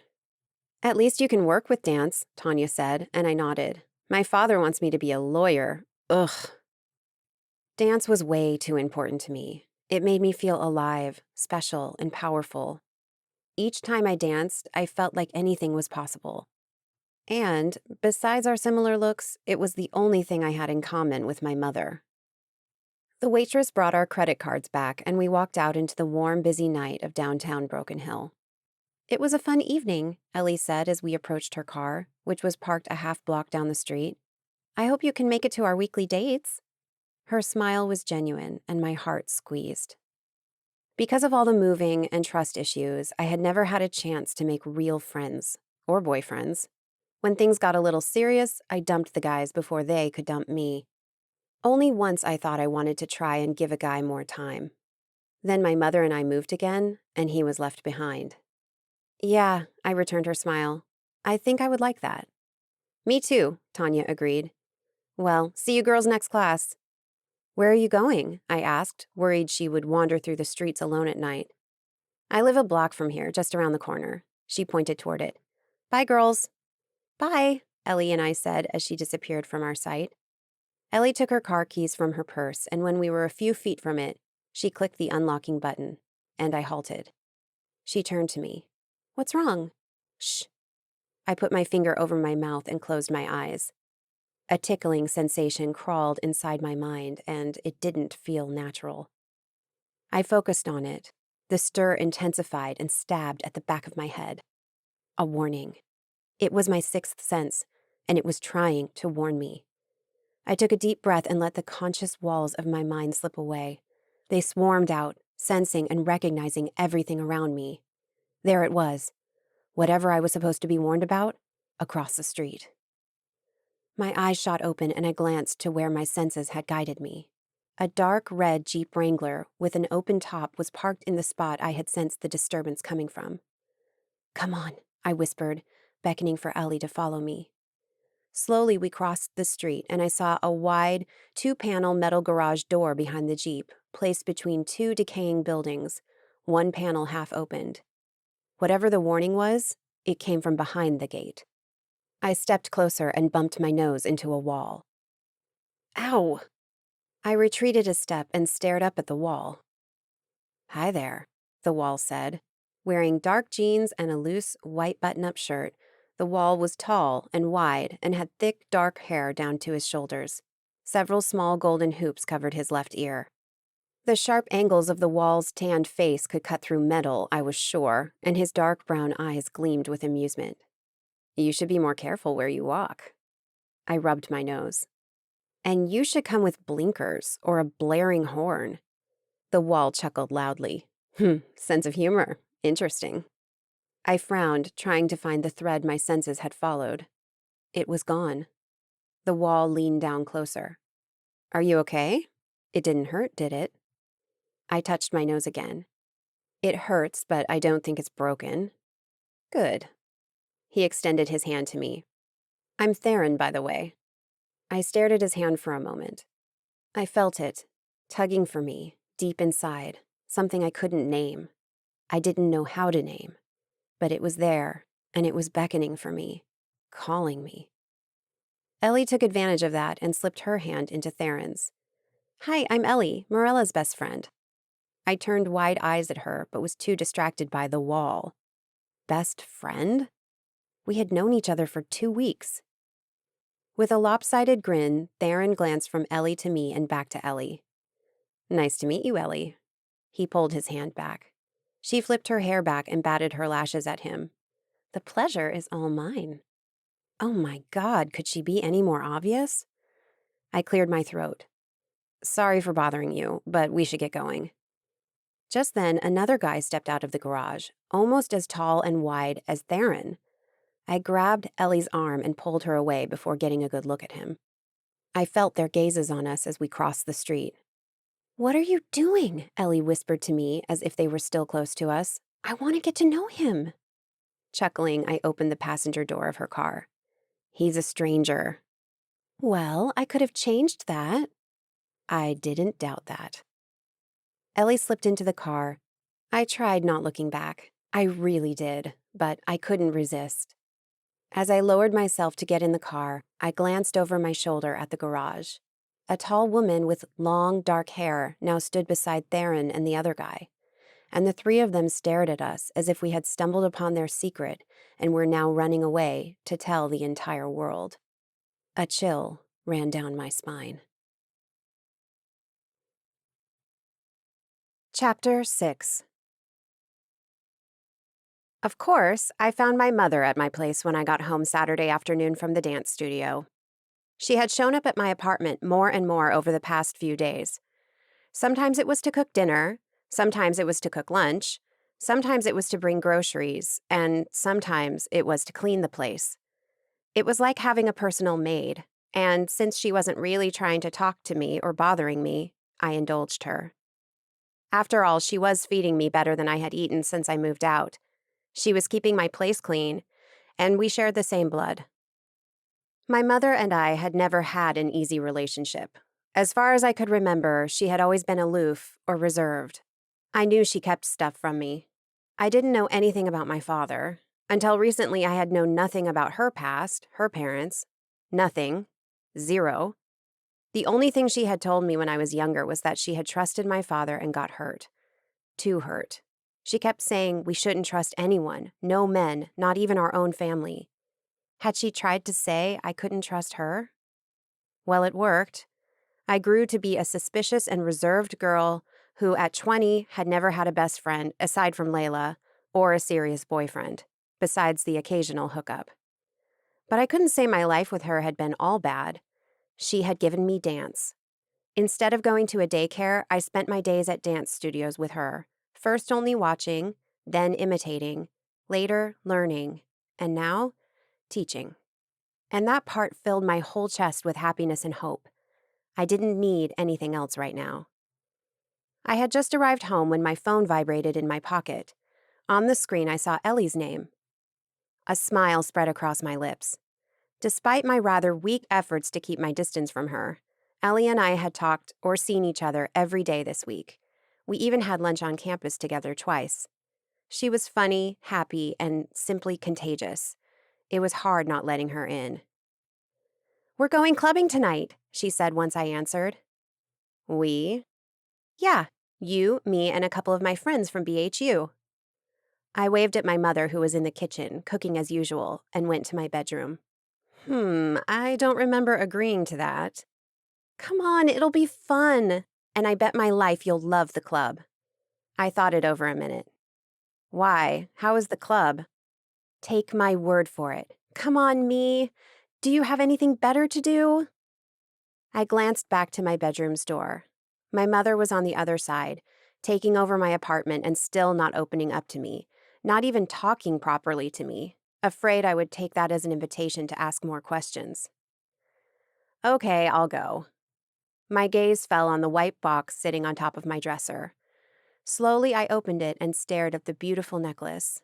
I ran my fingertip over the flamenco dancer pendant. Then something flared in my chest. A need. A wanting. Can I invite a friend too? "Sure," she said. "I'll pick you up at 9. Okay. As soon as we disconnected, I put the necklace around my neck and dialed another number. "Hello?" Philip answered. I could see the furrow between his brows. He didn't know my number. "Hi, it's me." I bit my lip, butterflies flying in my chest. Whoa, that's a nice surprise. I couldn't help the smile on my lips. I'm going out with some friends tonight. Would you like to come? I don't want you to go out, my mother said from my bedroom door. I was almost ready, just needed a little more mascara, lip gloss, perfume, and done. I'm serious, Mirella. I have this feeling. She put her closed fist over her heart. It's not good.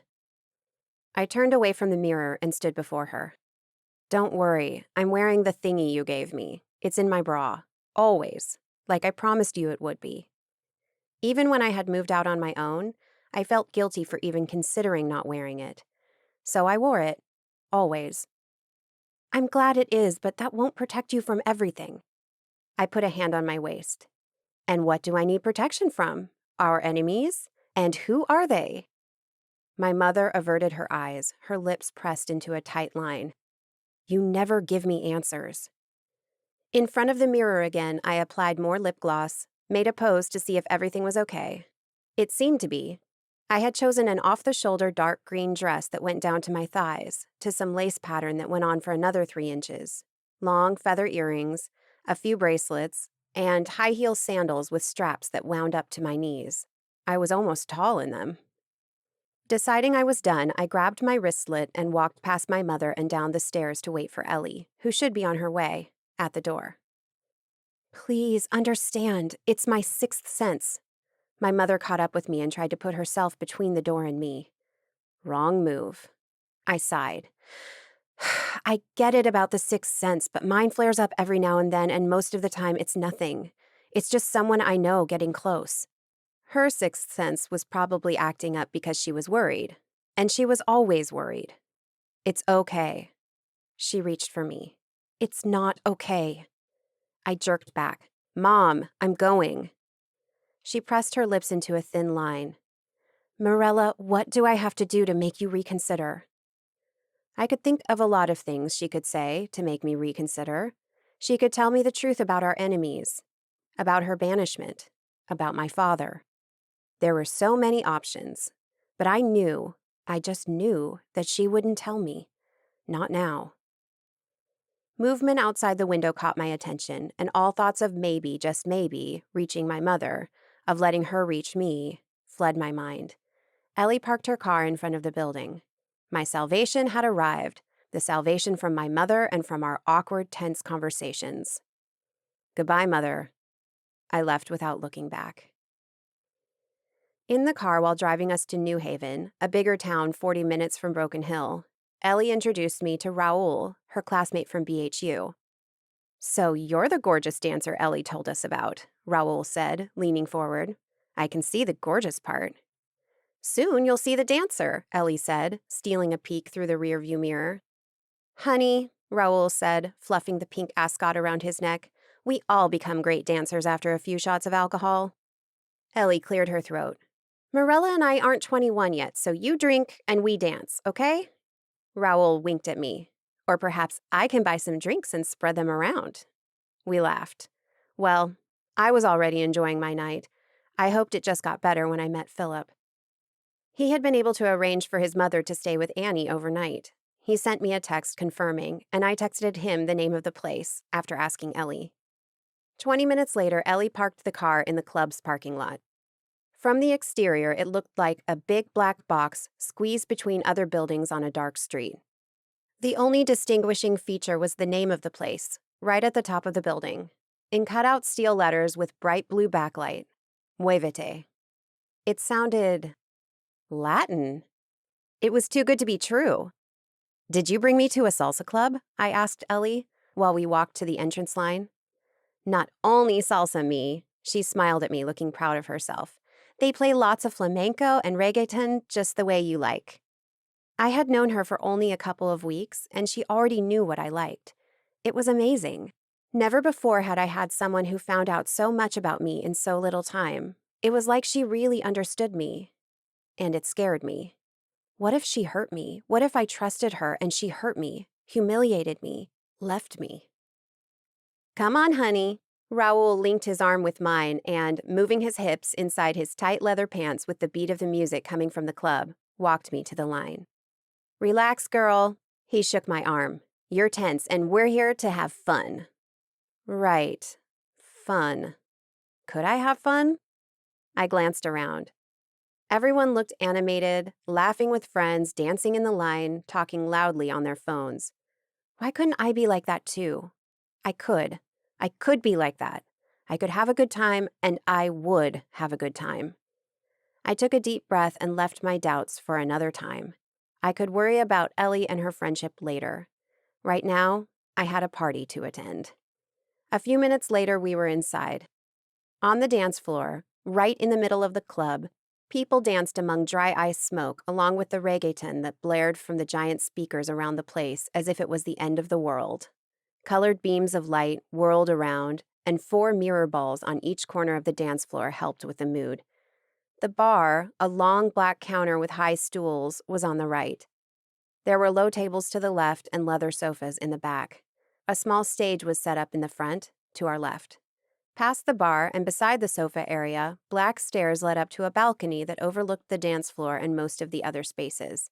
The balcony was divided by low metal railings, low tables, and sofas in each of these spaces, like VIP zones. "Let's grab a sofa for us," Ellie said as she led the way, weaving around the people walking near the bar, going straight to the back. The bar was almost as alive as the dance floor. People danced, laughed, flirted. It was contagious. Ellie found a sofa in a U format around a low table, right in front of the dance floor and close to the bar and stairs. The people on the balcony had a privileged view of us, but that didn't bother me, nor did it seem to bother my company. Raoul let go of me before the sofa. "Okay, girls, I'm off to get us some drinks." He left, ambling like a Victoria's Secret model. I laughed. "Isn't he great?" Ellie asked in my ear. The music was too loud. "You aren't one of those I don't like gay people kind of people, are you?" "Nope, nothing against them," I assured her. "And Raoul does seem great. I thought you would like him." Then Tanya showed up among us. "Sorry I'm late." And just like that, she walked past us, sitting down on the sofa, her arms crossed and her brows in a deep crease. What's up with her? Ellie followed my stare. "She's sulking. Her boyfriend broke up with her last week. I'm trying to keep her busy so she won't think about him. Much." "Oh, so you bring her to a club full of hot guys? And you think she won't think about her ex?" "Well, yeah, better than staying home and crying. Besides, she could meet a nice guy and forget about him." Ellie seemed like an eternal romantic, even with her cool edge and I don't care tone. "I'm going to invite her to dance with us."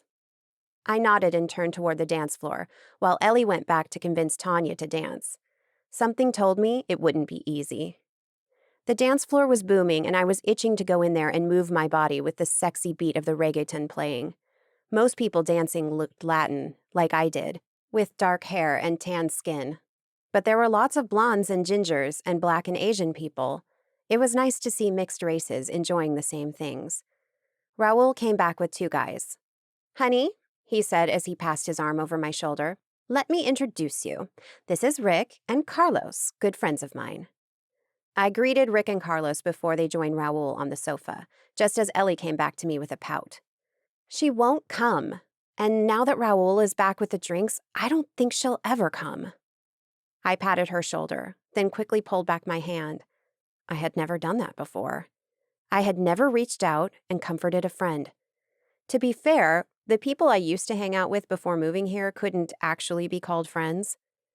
"Give her time," I said, hoping she hadn't noticed the stiff movement of my arm. "Now let's dance." I gestured toward the dance floor. Ellie's eyes shone. "Oh, yeah." We finally entered the dance floor. We remained at the edge where our group could still see us. But even there, it was impossible not to feel the energy crackling from, about, in, and around the crowd gathered dancing. Perfume and aftershave mixed with the smell of sweat. But it didn't bother me. It actually matched the setting. I just couldn't resist anymore. I yielded and moved along with the beat. My hips undulated, my arms swirled around, my head snapped from side to side, making my curls fly around. From the limited space, my legs ended up bumping Ellie's one too many times, and we joked, leaning against each other and brushing our shoulders together. That got the attention of some guys. They whistled and clapped and asked for more. Ellie and I just laughed, having a blast. Then the music changed. Flamenco. My eyes went wide, and Ellie clapped, knowing I would be in ecstasy. And I was. It was a modern, more popular flamenco song, remixed with some electronic beats. But oh, it was great. My hips and my heels would soon break from moving and stomping so much. When the music changed back to reggaeton, Ellie and I hugged, laughing hard. It was hot, and soon I would start sweating. "Let's go grab some water," she said. I nodded, but as we turned to leave the dance floor, I halted. Philip stood a few feet away, his arms crossed, his head tilted sideways, his eyes narrowed, and a cocky half-smile on his lips. My heart skipped a few beats. "Do you know him?" Ellie asked when I didn't follow her. "That's Philip." "Oh my," she whispered before disappearing behind him and heading to our sofa. I was having such a good time, I had forgotten I had invited him. Now, looking at him, dressed in fitted jeans and a blue shirt, his blonde hair gelled back, I wondered how I could have forgotten him. For a moment, I wondered what to do. Should I walk toward him? Let him come to me? Pretend I didn't see him? I felt like a teenager again, going out on her first date. Finally, he strolled toward me and entered the dance floor, halting only a foot from me. "Hi," I said, staring up at him. "How long have you been here?" His half-smile never left his lips. "A while." "Sorry I didn't see you. I was dancing with Ellie." "Don't apologize for that.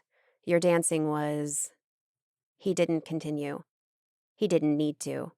Whenever I danced, I felt sexy and powerful, like I could do anything, be anyone, conquer the whole world, and have any man at my feet.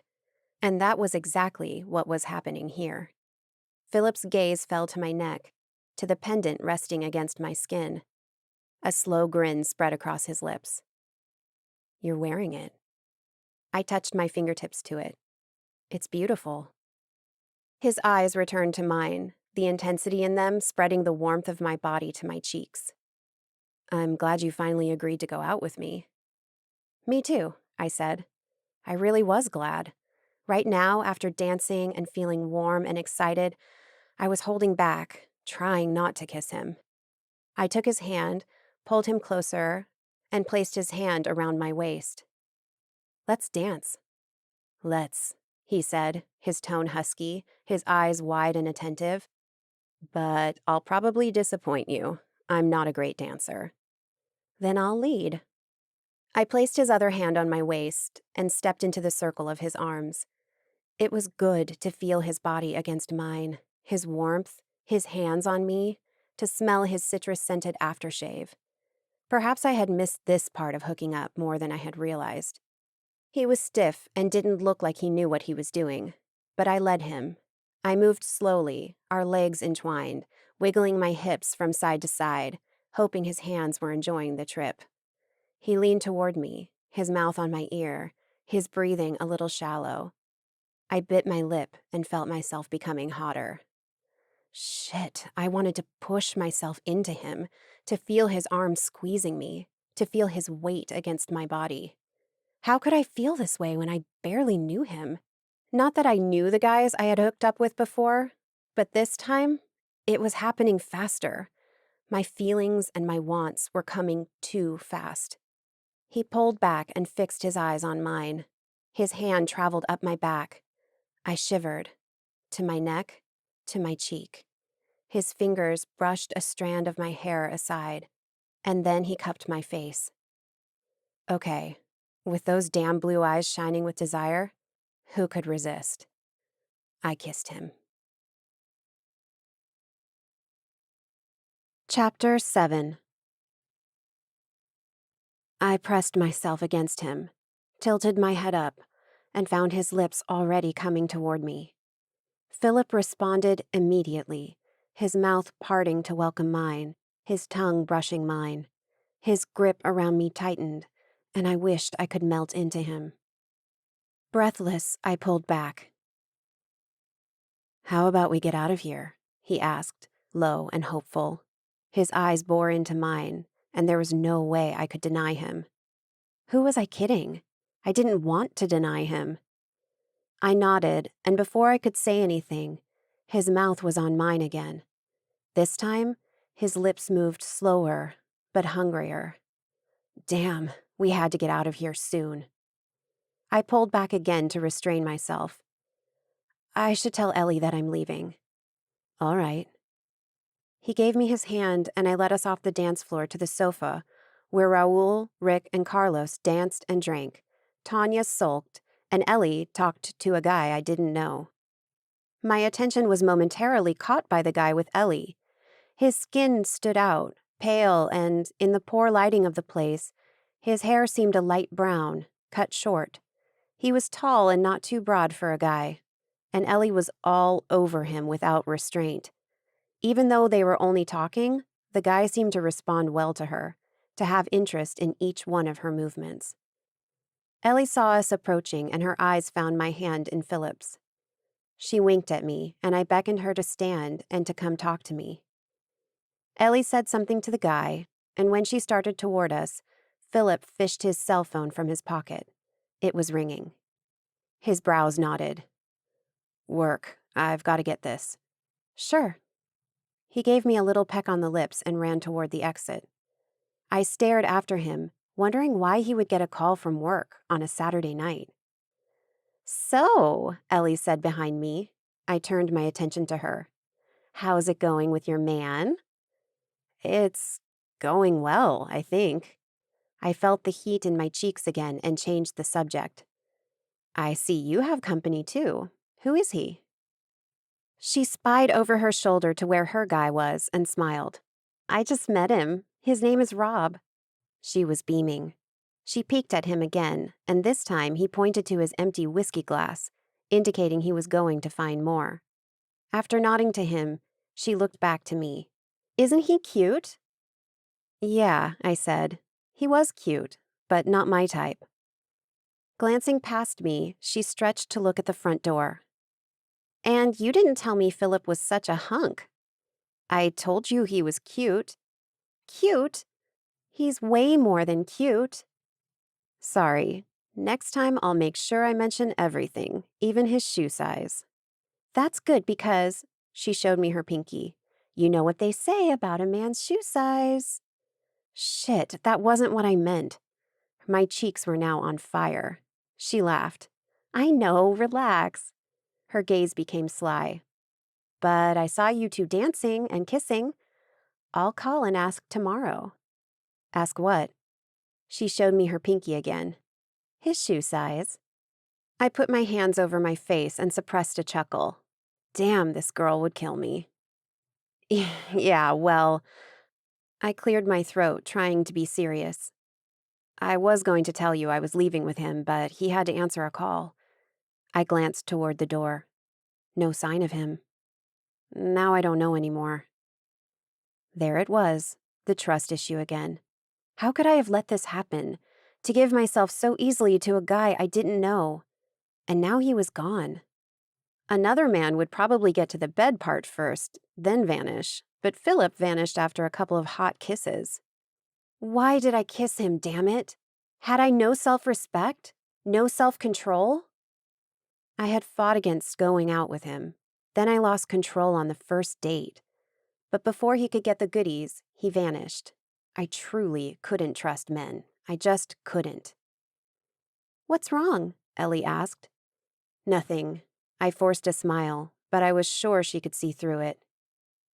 No, there's something wrong. Come on. She pulled me to sit on the sofa beside Tanya. Spill it. Nothing, really, I said. Ellie scowled at me. Perhaps I should tell her what was bothering me. Wasn't that part of being friends? Philip went to answer a call from work. He works in the pharmaceutical industry. Why the hell would he get a call from work on a Saturday night? He's cheating on you, Tanya said, her eyes staring at the low table before us, like she had done all night. What? Cheating on me? This is our first date. Tanya, he's not cheating, Ellie said. She sounded like a mother teaching her toddler a lesson. Not every man is unfaithful or a jerk. However, I had to agree with Tanya. It was as if he didn't like kissing me, had gotten a call from another one of his hookups and left me for her. Shit, I was so stupid. I berated myself for being so naive. For one quick moment, I let my shield down and almost left with a guy who I knew nothing about, a stranger. It was for the best, I told myself. If I had slept with him and started to trust him, the hurt would be greater. Interrupting my troubling thoughts, Rob came back with his drink refilled, and Ellie introduced him to me. I scooted away, letting the couple get to know each other on the other corner of the sofa. Swirls of color assaulted my mind. I closed my eyes and saw them. Colored streams, green, blue, pink, yellow, and red. Too much red. Whirling in the dark before my eyelids. Tingles ran around my neck and a sensation like a knock on my mind's walls. I let them crumble and followed the colors. Warnings. 2 places. On the balcony right above me, and at the entrance. My eyes fluttered open, and I realized my hands were closed into tight fists. I let out a long breath and felt dizzy. Shit. This was not the time. I glanced at Ellie and Tanya at my side. They were engrossed in conversation. Before me, Raoul kept drinking and dancing with his friends. I tilted my head up. People leaned against the baluster of the balcony above us, looking down at the dance floor. Was I supposed to recognize anyone? I squinted and tried to see their faces. Artan and some guys were leaning against the railing of the VIP area right above me. My heart stopped and I swallowed hard. Shit. So, could the warning at the entrance be worse? It felt odd. At the exact moment I stood up and glanced at the main door, Theron entered. My knees became jelly and I sank down beside Tanya, trying to hide my face behind my curls. What was up with that? I knew who Artan was, but not Theron. This was the second time my senses flared up around him. How the hell had I stumbled upon them? We were in New Haven, 3 towns over from Broken Hill. And they happened to be in the same club as me on the same night? Apparently, my luck was on vacation. Curiosity welled up in my chest, but I didn't dare peek at them. Artan and his gang were still leaning against the balcony, looking at the dance floor like they were searching for someone or something. A cold shiver slid up my back. Meanwhile, Theron and his friends wove through the crowd on the dance floor to the high tables area. They found a vacant table close to the back wall. 2 of them sat on the stools. Theron and another, the same guy who was with him at that garage, leaned against the wall. Theron crossed his arms over his chest, propped up a leg, rested his foot on the wall, and glanced directly to where Artan was. My heart skipped a beat. I tilted my head up again and found Artan holding Theron's stare, sparks crackling from their intense expressions. They knew each other. Not only that, but it seemed like they hated each other. And I found I was curious as to why. However, what caught my attention was their stance and attire. It was similar, somehow. Both groups had brown hair, one a lighter shade, the other almost black, and tanned skin. Both groups wore fine shirts with at least 2 buttons undone and slacks or fitted dark jeans. Some had thin gold chains hanging from their necks, small golden hoops in their ears, thick cloth sashes around their waist. Their pose was powerful, dangerous, and defiant. They were proud and sure of themselves. Like Romani. No, not Romani. Zeganes. Suddenly, my curiosity was replaced by worry and wariness. What the hell were they doing here? Raoul stepped into my line of sight and caught my attention. Let's dance. He gestured to the dance floor to where Rick and Carlos headed. I bit my lip. I wanted to dance. When didn't I want to dance? But now I wasn't sure I should. Philip had deserted me, and I felt like I needed to hide from Artan and Theron.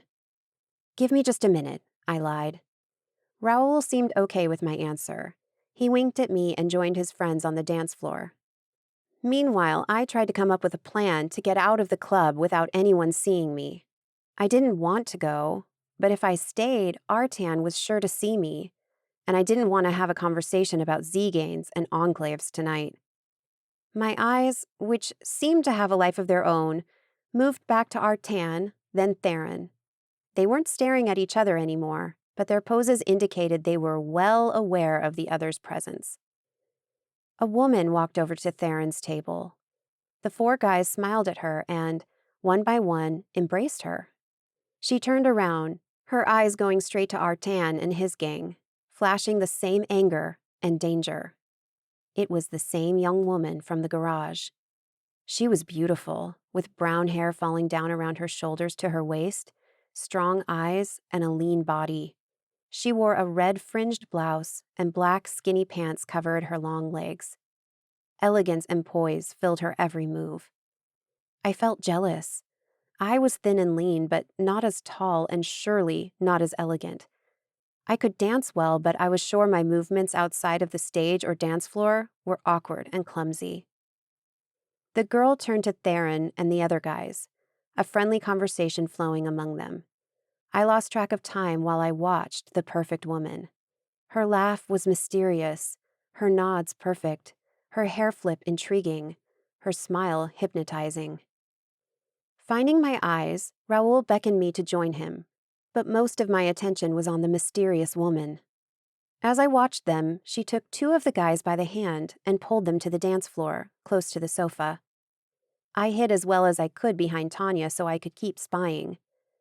Then the magic lifted. She danced well, but not that well. I wasn't sure, but I thought I danced better than she did, and that was what mattered to me. She could be as beautiful, elegant, and strong as Wonder Woman, but she wasn't a better dancer than I was. Satisfaction filled my chest and I smiled, and didn't notice when Tanya leaned back on the sofa, not hiding me anymore. One of the guys dancing with Wonder Woman spotted me. Shit, it was the guy who was with Theron and Wonder Woman at the garage. They froze. I froze. I saw him mouthing, "Hey."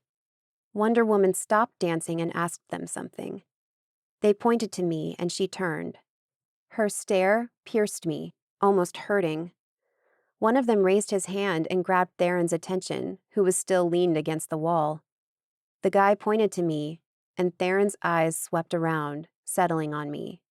He had recognized me. So had Artan. I glanced up and saw he had noticed the commotion and had found me too. My blood became cold in my veins, and for an instant, my mind didn't work. They walked toward me. All of them. Chapter 8. I shot to my feet and marched to the exit. Tanya called to me, but I didn't waste time. I ran. For a quick second, I stopped, taking a deep breath of the cool air from the night. After being inside a crammed, hot club for so long, it felt reinvigorating and helped clear my head. I searched the street outside the club. Where was Philip? Was he really on a work call, or had he left? Shit. I could wait here and find out what they wanted, or I could go home. All I needed to do was find a taxi to take me home. I would never come to Muévete again. I walked as fast as I could in my heels, ignoring the perplexed stares I received from people on the street. Feeling like a criminal running for her life, I reached the corner and cursed. The side street was calm and dark, but I could see some cars and lights coming from the next one, on the right. Glancing back, I saw both groups walking toward me, just now exiting the club. Shit. I pulled off my heels, made a right around the corner, and ran toward the other street. 20 feet down the sidewalk, the pendant inside my bra warmed up against my skin, and lights exploded in my mind. Momentarily dizzy, I tripped and would have fallen on the sidewalk, but a hand grasped my wrist and pulled me toward the buildings. A second hand clamped my mouth before I could scream. I was thrown against a door under the large portico of a store. The doorknob stabbed me in the back. Pain rippled through my back and spread into my ribs. I groaned and jerked against the hands holding me. The hands belonged to a man dressed in black, with bald head, pale skin, and a black mask over his mouth and chin.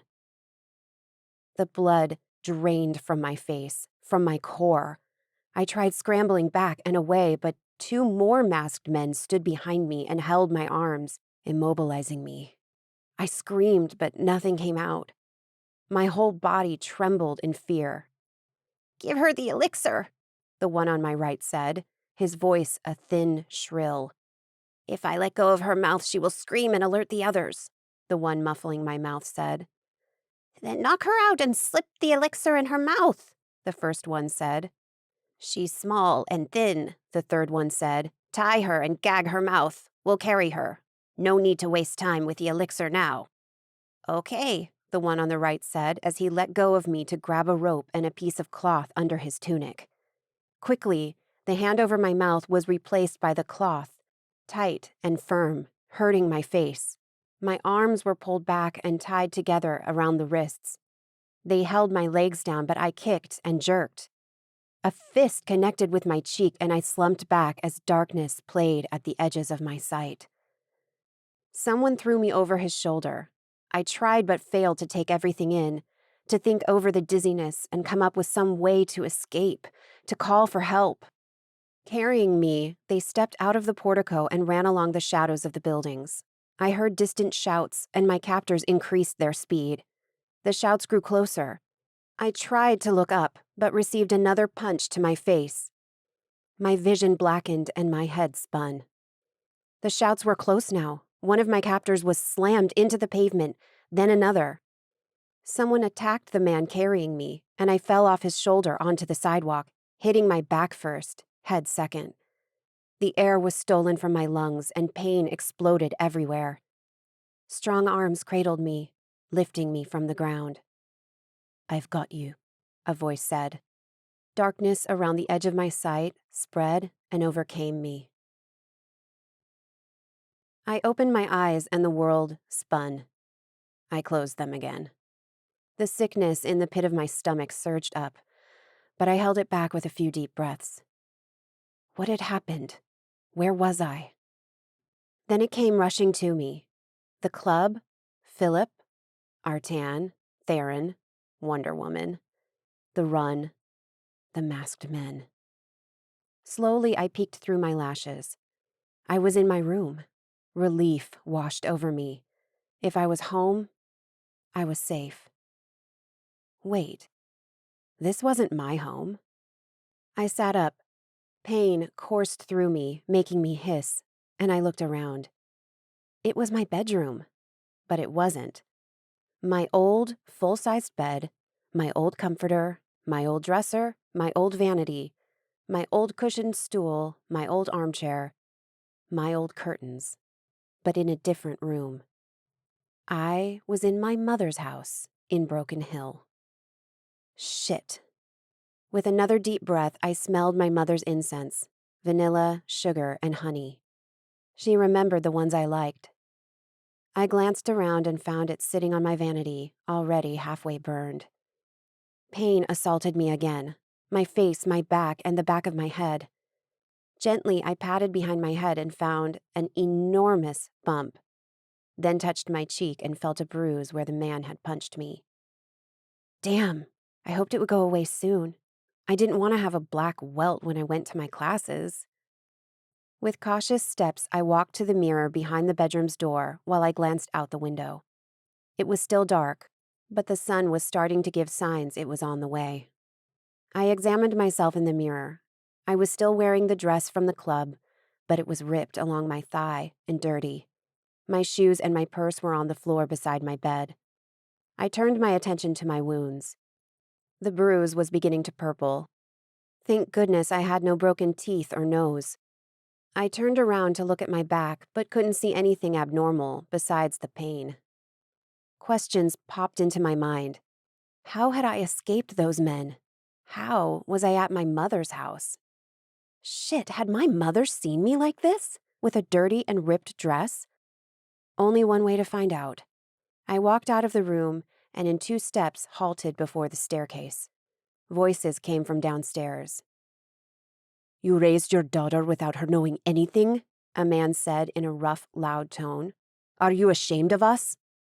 "Of course not," my mother said. She sounded so small, so fearful. "But the past is too painful." "Do you have any idea what could have happened last night?" the man asked. "Stop harassing her," a woman said. Her voice was powerful and authoritarian. "Even with her limitations, Risa did a fine job." Risa? Who was Risa? My mother's name was Marisa. Could this woman be talking about my mother? The man continued. "She should have brought the child to us when she realized she was one of us. We could—" "Enough," the woman exclaimed. They became quiet. A few seconds dragged by, and I held my breath, wondering what they were doing. The woman appeared before me at the base of the stairs. Her face was serious and severe, but she opened a gentle smile when her brown eyes rested on mine. The heavy makeup didn't conceal all the wrinkles that adorned her lips and eyes, and I thought she was older than she seemed. Her dark gray hair was neatly arranged in a long braid. She wore a long and flowing skirt, a thick golden necklace over her white blouse. Her arms and fingers had more bracelets and rings than I owned. "Come," she said, beckoning me. I gulped and held my breath. "It's okay, dear," she beckoned again. Slowly, I walked down the stairs and let her guide me to the living room. I halted in the doorway. It was odd, seeing the furniture and decorations I knew from my childhood in a different house, one I didn't recognize, one I didn't help my mother move into. An older man in his 50s was seated on the couch, his eyes set on me, shining with superiority. He wore dark slacks, a classy shirt, and a thick belt. My mother sat in the armchair across the room, her eyes fixed on the dusty carpet, avoiding me. The old lady rested her hand on the small of my back and pushed me into the room. After a few steps, I broke free of her and turned to the man. "What's going on?" I asked. "Sit down, dear," the old lady said. "We have much to talk about." "And who are you?" "I am Darcy," she said, as if it should have made sense. She gestured to the man. "I am Oscar's mother." Oscar, the Rombaro of my mother's former enclave. "Hello, Mirella," he said, his words stinging like a bee. I crossed my arms, suddenly a little embarrassed I was still dressed in my short, ripped dress and barefoot. "What are you doing here?" Darcy sat down beside her son. "Well, dear, you were attacked by our enemies and saved by our warriors twice. As a Zegane and member of our enclave, we need to talk about—" I lifted my hand. "Wait. I am not a member of your enclave." "Your mother was, and—" "Exactly," I interrupted her again. "She was a member of your enclave. You banished her, which means her children were also cast out." Oscar started. I glared at him. "You're right. Your mother was banished, which means so were you. But usually Zeganes who are banished keep a low profile and know how to hide from our enemies. In your case, that's not true." "I'm very low profile." Oscar nodded. "For the most part, it seems that way. But our enemies are on your tail now.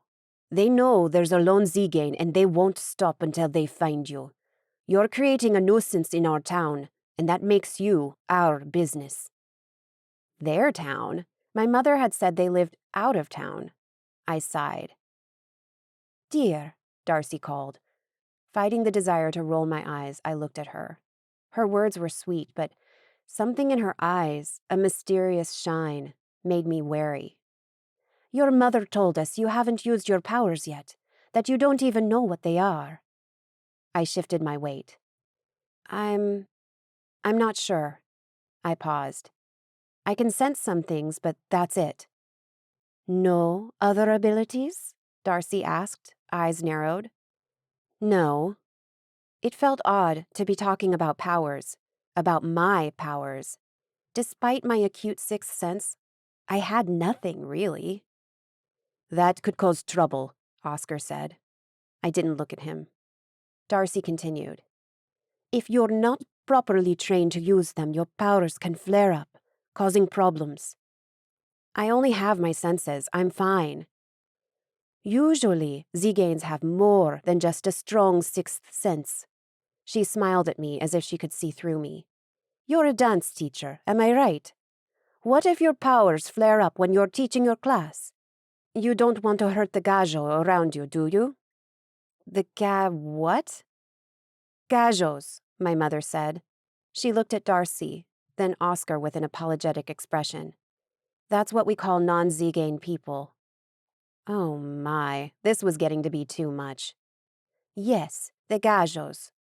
Darcy turned her sympathetic smile back to me. You don't want to hurt your dancers, do you? I groaned. When she put it like that... But it wasn't right. Nothing about this was right.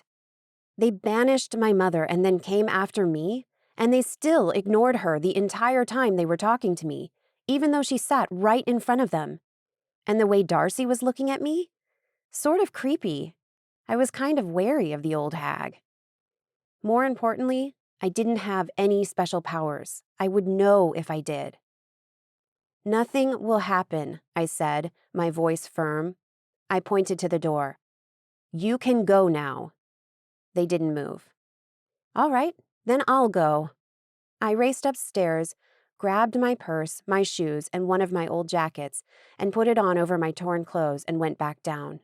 They were still seated in the same spots. My mother stood. Mirella, please stay. Have breakfast with us. I swallowed hard. Sorry, but I have plans already. I lied. I walked out of my mother's house. Chapter 9. 2 dark blue SUVs were parked in front of my mother's townhouse. Artan and 2 other guys who had been with him at the club leaned against the vehicles. They straightened the moment I walked out of the house. Sighing, I resumed my walk down my mother's driveway, avoiding their stares.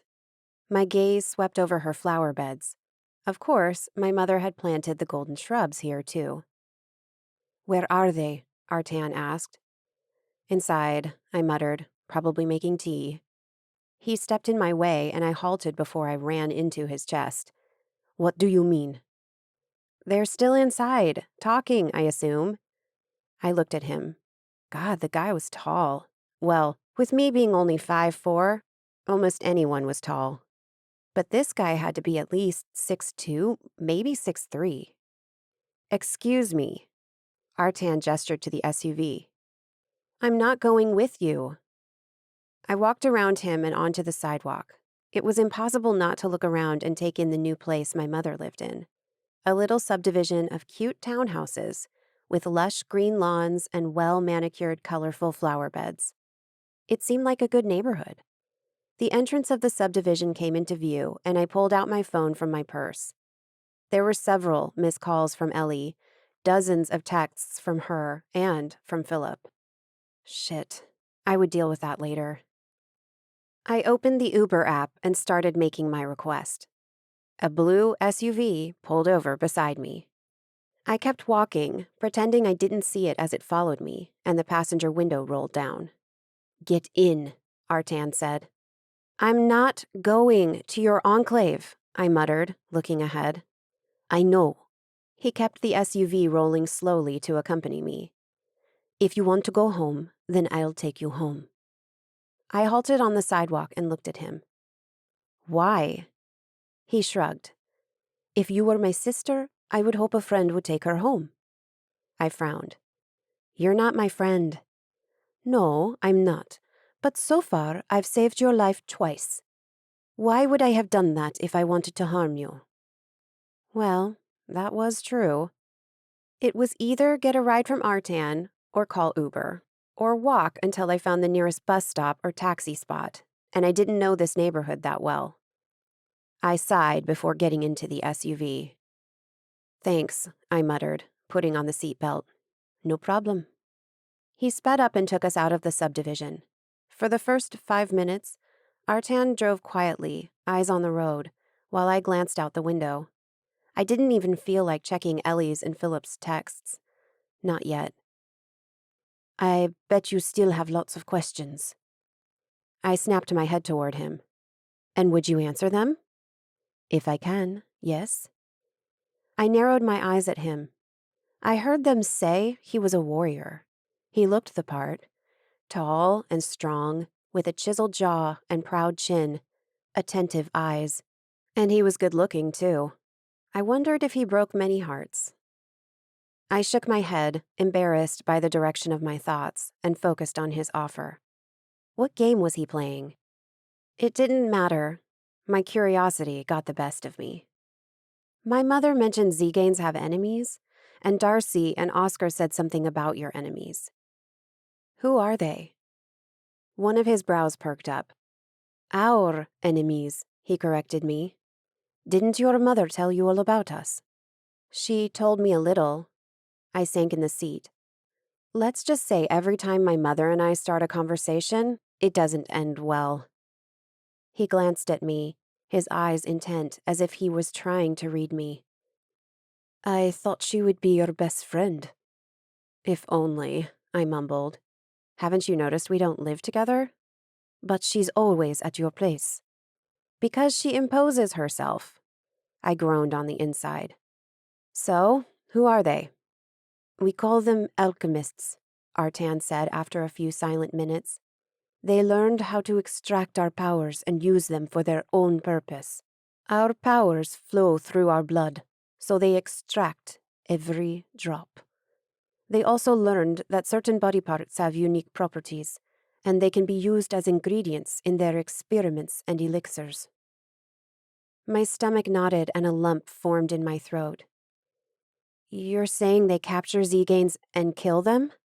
He nodded. That's terrible. I shuddered. This may sound a little dumb, but if they're so evil, why don't they just raid your enclave and capture all of you? Or are their numbers too small? On the contrary, their numbers are far larger than ours. But when we're together, and when we use certain resources, our powers are strong, and we can keep them away from our enclave. It's like there is an invisible wall around our home. Artan turned the SUV into my neighborhood. We were close to my place now. A knot formed between my brows. What about the other group at the club? Theron and his friends. What about them? Artan turned wide eyes on me. How do you know Theron? I sort of bumped into him a few days ago. And that was it. I bumped into him, apologized. My friend tried to charm him, and he told me his name. Then my friend and I left. Artan's hands tightened around the wheel. Are they Zegane too? His jaw tensed and his shoulders squared up. They belong to the neighboring enclave. My mother told me about 2 enclaves close by, but I thought you would be friends with each other. Allies. Artan scowled. Yeah, right. He shook his head and took a deep breath, as if thinking about what he could tell me. My enclave is called Lovell, and theirs is called Belleville, after our ancestors. Belleville is not like us. We are at war with the alchemists, and that's our priority. But we are also at war with Belleville. It's a passive war, but nevertheless, we can't stand each other. Again his eyes found mine, dangerous and intent. If they ever try to get to you, run away. I mean it. My mind had a hard time wrapping around the idea that 2 close enclaves were enemies. Unbelievable. So, I started, facing him again. I'll never be safe? I'll forever be pursued by the alchemists? How did they even find me? Do you know? They have spells to scry for Zeganes. In your case, you were easy prey since you still don't know how to shut down your powers to hide them, and because you were alone and unprotected. That's why we live together, so we can protect each other. I leaned my head back against the seat and closed my eyes. Please, this was not happening. I was not a Zegane whose blood and heart oozed with power. Damn it, Zeganes did not exist. Opening my eyes, I peeked at Artan. He drove the car, watching the road. Perfectly normal. And yet he was a Zegane. A menacing-looking one. Not that I had seen many Zegane. I analyzed my hands, looking for something different on them, like a telltale sign that I was a Zegane. There was nothing to see. But when I lowered my hands, my eyes fell on Artan and his foreboding figure. I bet his senses were attuned to everything around us, not just the road. My breath caught. He was something. It was difficult to grasp for words. The expression on his face never fell far from brave and intimidating. His eyes gleamed with danger. His presence was strong, and his movements astute. I licked my lips and half a second later gasped. Shit, I had been staring at Artan. At least he wasn't paying attention. I hoped. Artan stiffened and frowned, glancing around. What? Do you feel something? He unlocked the walls around him, and I felt when he sent his senses to scout for danger. His senses brushed up against me, like velvet on steel, like a caress on a thorny rose. I shivered and gasped again. What? He faced me, his hazel eyes shining with worry. I felt you, I whispered. What do you mean? Just now I felt your senses going out, like a soft breeze. The crease on his brow deepened. Isn't that a normal thing? I don't feel when another Zegane does that, if that's what you're asking. He lifted his fingers and a gentle breeze revolved around me, filling the car. I gasped again. Air is my power. Say what? I stared at him. You can make wind. One corner of his lips tugged up. Among other things. Then he pressed his lips tight and glanced around again. What was it that startled you? Nothing, just my mind.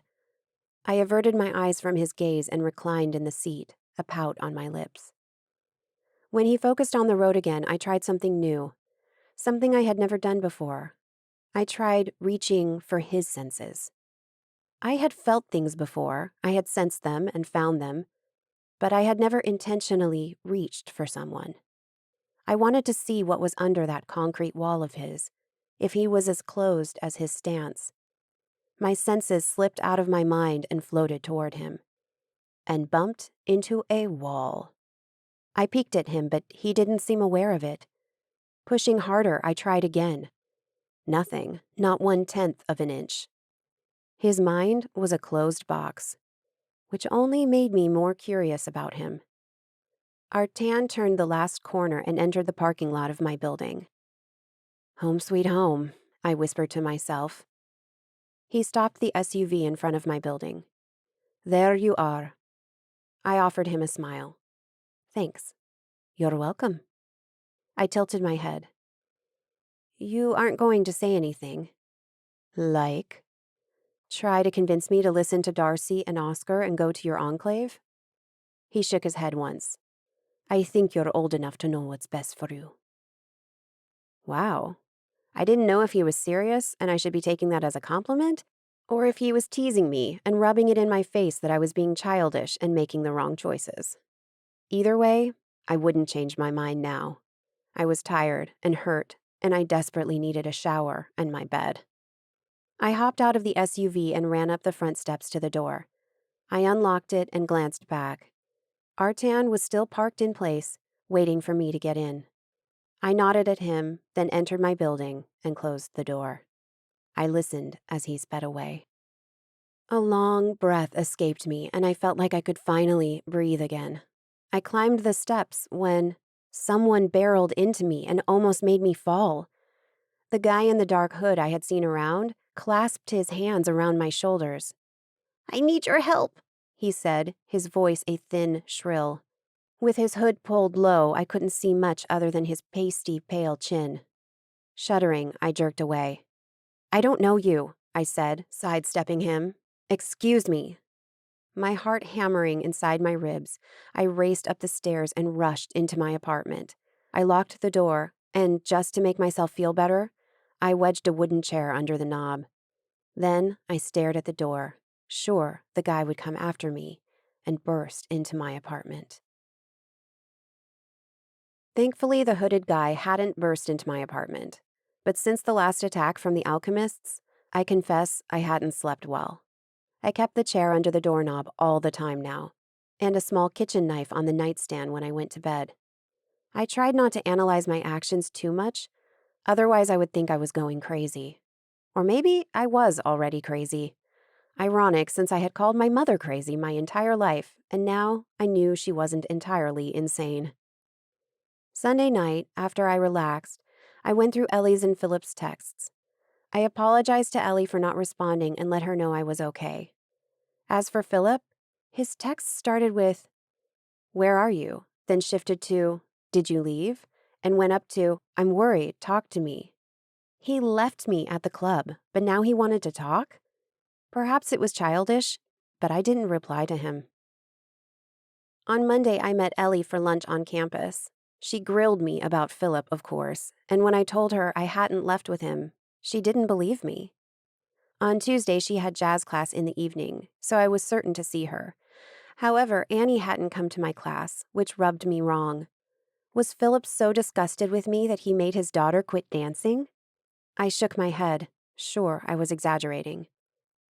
After classes were done, I changed in the dressing room, and humming a popular reggaeton, I stormed out of the dance school. So focused on not thinking about all the odd things around me, I closed the front door behind me and bumped into someone. I opened my mouth to yell at whoever it was, but stopped when I looked up and found gentle blue eyes looking for mine. "Hey there," Philip said, holding my arms to steady me. My heart squeezed a little. His gaze moved to my cheek and his brow creased. What happened? His fingers brushed the bruise on my cheek, now a faint yellow, but still swollen and visible. Nothing. I stepped back and out of his hold. He had left me at the club and had not called me afterward. What did he expect? A warm welcome? Why didn't Annie come to class? She has a cold, he said, his tone low. My mother is taking care of her. Poor thing. Tell her I sent a hug. Will do. He watched me while I shifted my weight. His eyes fell to my neck, where the necklace still was. To be honest, I had forgotten to take it off. His gaze returned to mine. Can we go for a walk? I need to go home, I said, avoiding his intense stare. It'll be quick. Please, he pleaded, his eyes matching his tone. My heart skipped a beat. I nodded and let him show me the way. For a few minutes, we walked side by side in silence, just stealing a few sidelong glances. I was thinking about giving up and rushing home when he started. So, I went back inside the club and your friend told me you had left in a hurry, without saying goodbye to her. She thought you had gone outside to meet me, but I didn't see you there. Why hadn't Ellie told me that? Perhaps he talked to Tanya? I bit my lip. What could I say? That I was chased out of the club and ran smack into some masked men who tried to kidnap me? Yeah, didn't think so. I wasn't feeling well, I lied, glad my voice sounded normal and level. I went home. Philip raised his brows at me. And this? His fingers grazed against the bruise on my cheek. I hurt myself at home. Stupid, really. I smiled at him, hoping it was convincing enough. He halted before me, our bodies close together. I held my breath, my heart thumping in my chest. I understand you don't want to tell me. I do. We barely know each other, right? Philip held my arms and pulled me closer. His citrus scent enveloped me, and I inhaled deeply, savoring it. But I want to change that. I want to get to know you. Damn, my heart was about to leave through my mouth. I did want to kiss him again and probably continue whatever we were about to do that night. But I didn't trust him. I didn't trust him much before he left me alone in the club, and now it was worse.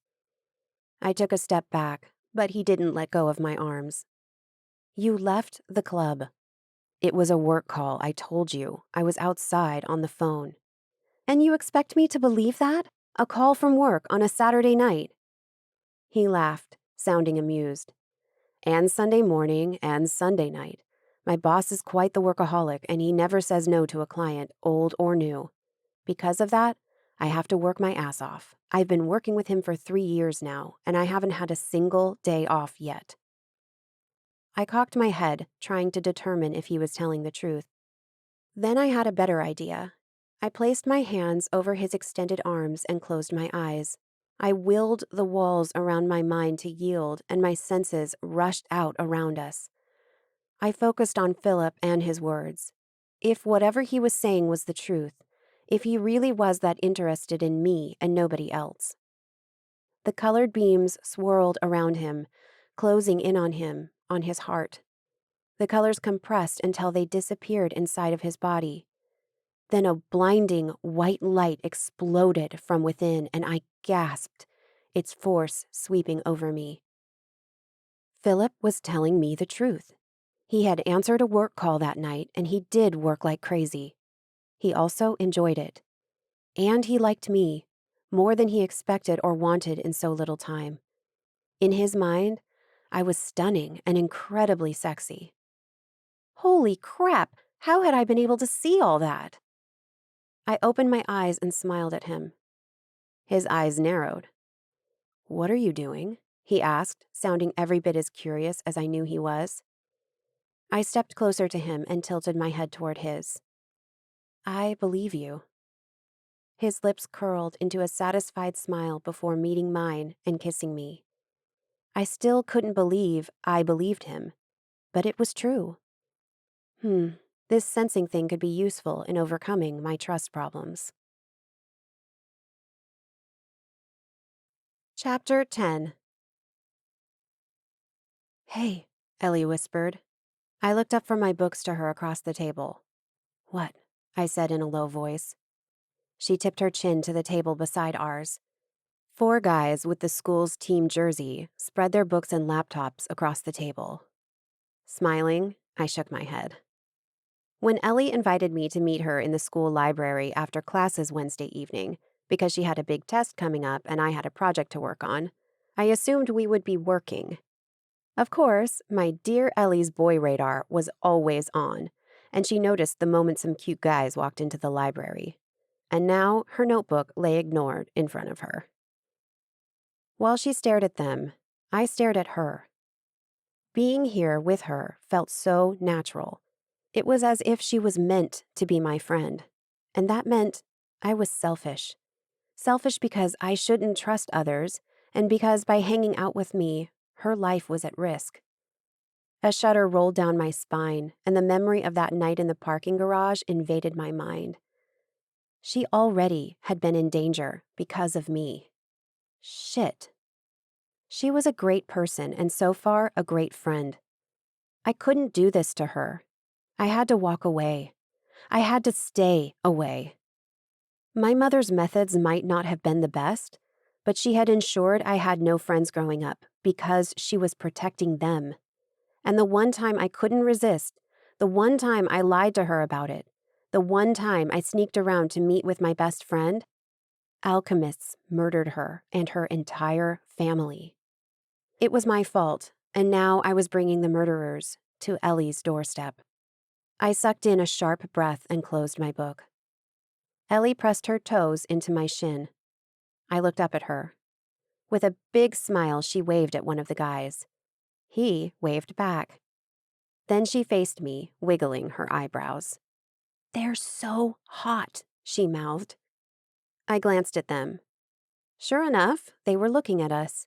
2 of them waved at me. I grimaced and nodded. Then I picked up another book and lowered my head again. They were handsome, and on another occasion I might have considered letting them come to our table and talk. But I couldn't now. I had something going on with Philip, and I was happy with that so far. "I know what's going through your head," Ellie said, her voice low so as not to disturb the others in the library. "You're thinking of Philip." Heat spread through my cheeks. "Is it that obvious?" She smiled. "It's what I would be doing if I had a boyfriend that hot."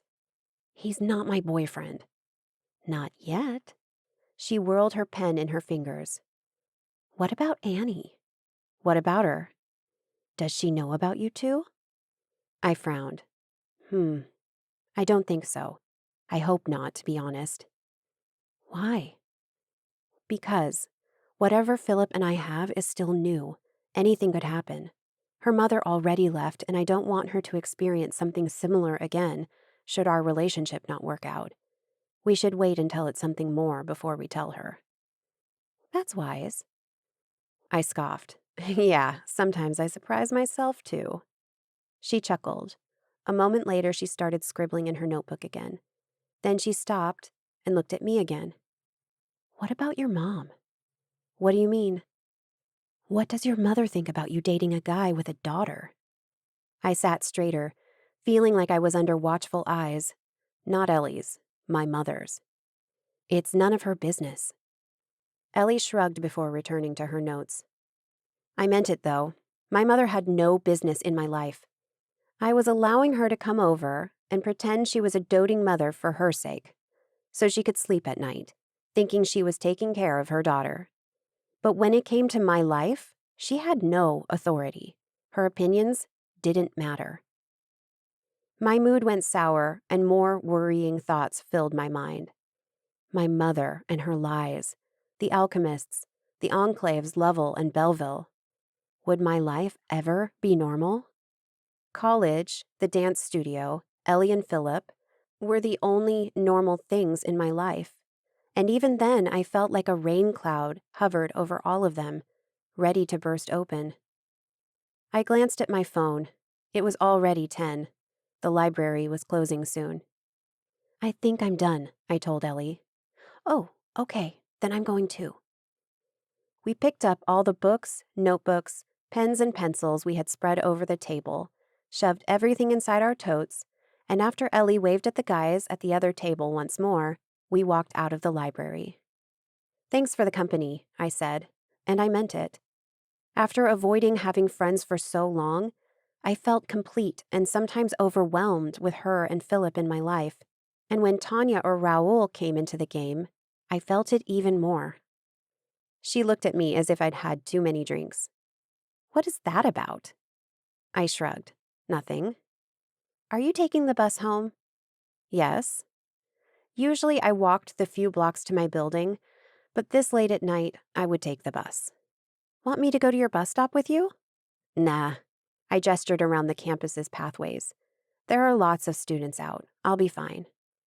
Okay, see you tomorrow then. Good night. She waved her fingers at me. Night. Ellie made a sharp turn to the right in the direction of her dorm, and I walked toward the edge of campus where the bus stop was.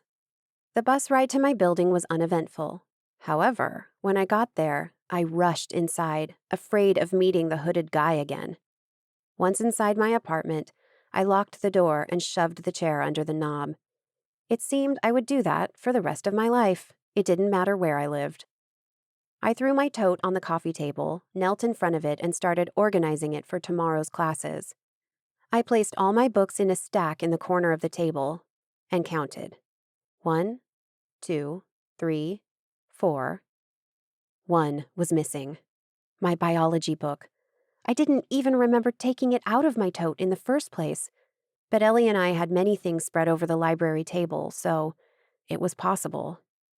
The air fled my lungs. Holy shit, Ellie had my book. No, this couldn't be happening again. I checked my tote and looked through all my books and notebooks. I raced to my desk in my bedroom and looked there too, even though I knew it was a waste of time because I'd had my biology book with me earlier. A chill coursed through my body. Oh, God. I ran back into the living room and grabbed my phone from the coffee table.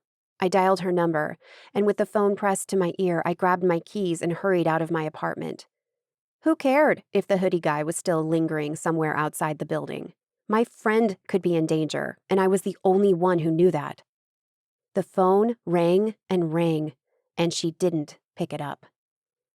My heart thundered in my chest. I would never forgive myself if something happened to Ellie. Never. I pushed the building's front door open and stepped out just as a figure surged from the shadows. Mirella, Theron breathed. In his arms, Ellie whimpered. My stomach dropped. What happened? Theron looked side to side as if making sure nobody could hear him before he said, Alchemists. My knees wobbled. Is she hurt? I don't think so. He halted in front of me. They grabbed her, may have pushed her too hard, but no scratches or cuts. but she's scared out of her mind. I looked at my friend, cowering in Theron's strong arms. Her face was pale, her eyes gaunt, and her hands, cradled in her chest, trembled. Then I shifted my eyes to Theron. Could I trust him? Could I let him in? In that moment, there was no question. I stepped aside. In my apartment, he placed Ellie on my couch, and she recoiled, hugging a pillow and hiding her face under it. Beckoning Theron to follow me, I went to the kitchen. What happened? I asked him, careful so Ellie didn't hear me. Alchemists followed her. He glanced to the living room. But she isn't a Zegane, is she? No, she isn't. It was because of my book. I was sure if I opened her bag, which Theron had left beside the couch, I would find my book. And what about you? You just happened to be there? He fixed his hazel eyes on mine. I was curious about you. So, you've been following me? No, it sounded like a lie. I sometimes check on you. What does that mean? He cleared his throat. I saw Artan saving you from those alchemists outside the club. Then, after a little research, I learned that wasn't the first attack. He paused. I was curious about you. With automatic movements, I placed the kettle on the range and reached for a mug inside the cabinet. And that gives you the right to follow me? He groaned. I didn't follow you. I just checked on you once or twice a day since then. I grabbed the shoe tea box, looking for the chamomile pack. Artan said you're bad news. One side of his lips curled up. As they are bad news to us. Don't believe everything they say. And I should believe you? Hell no. I cocked my eyebrows at him. That's not reassuring. I might ask you to leave. He raised both hands in peace. Look, I'm just saying you shouldn't believe me because I'm a stranger. I get it. You're new to this entire Zegane thing. But you should know everything about everyone because you chose Lovell over us. They are my mother's enclave. His grin faded. They were your mother's enclave. The kettle screamed. I went to it and poured hot water inside the mug. How much do you know? A lot. I shook my head. It doesn't matter. I'm not choosing an enclave. What do you mean? I didn't answer him. Instead, I took the tea and brought it to Ellie. Here, I said, kneeling beside her. I made you some tea. It'll help you calm down. She peeked at me over the pillow. Why am I here? Shouldn't I go to the police? I was just attacked by a bunch of creeps. She shook harder. I placed the mug on the coffee table and clasped her hands in mine, trying to steady them. About that. We need to talk.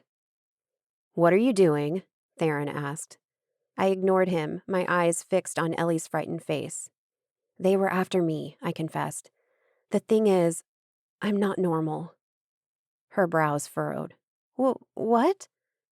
When you look at me, what do you see? What do you mean? Like my clothes, my style, my hair, my skin. That you like bohemian style.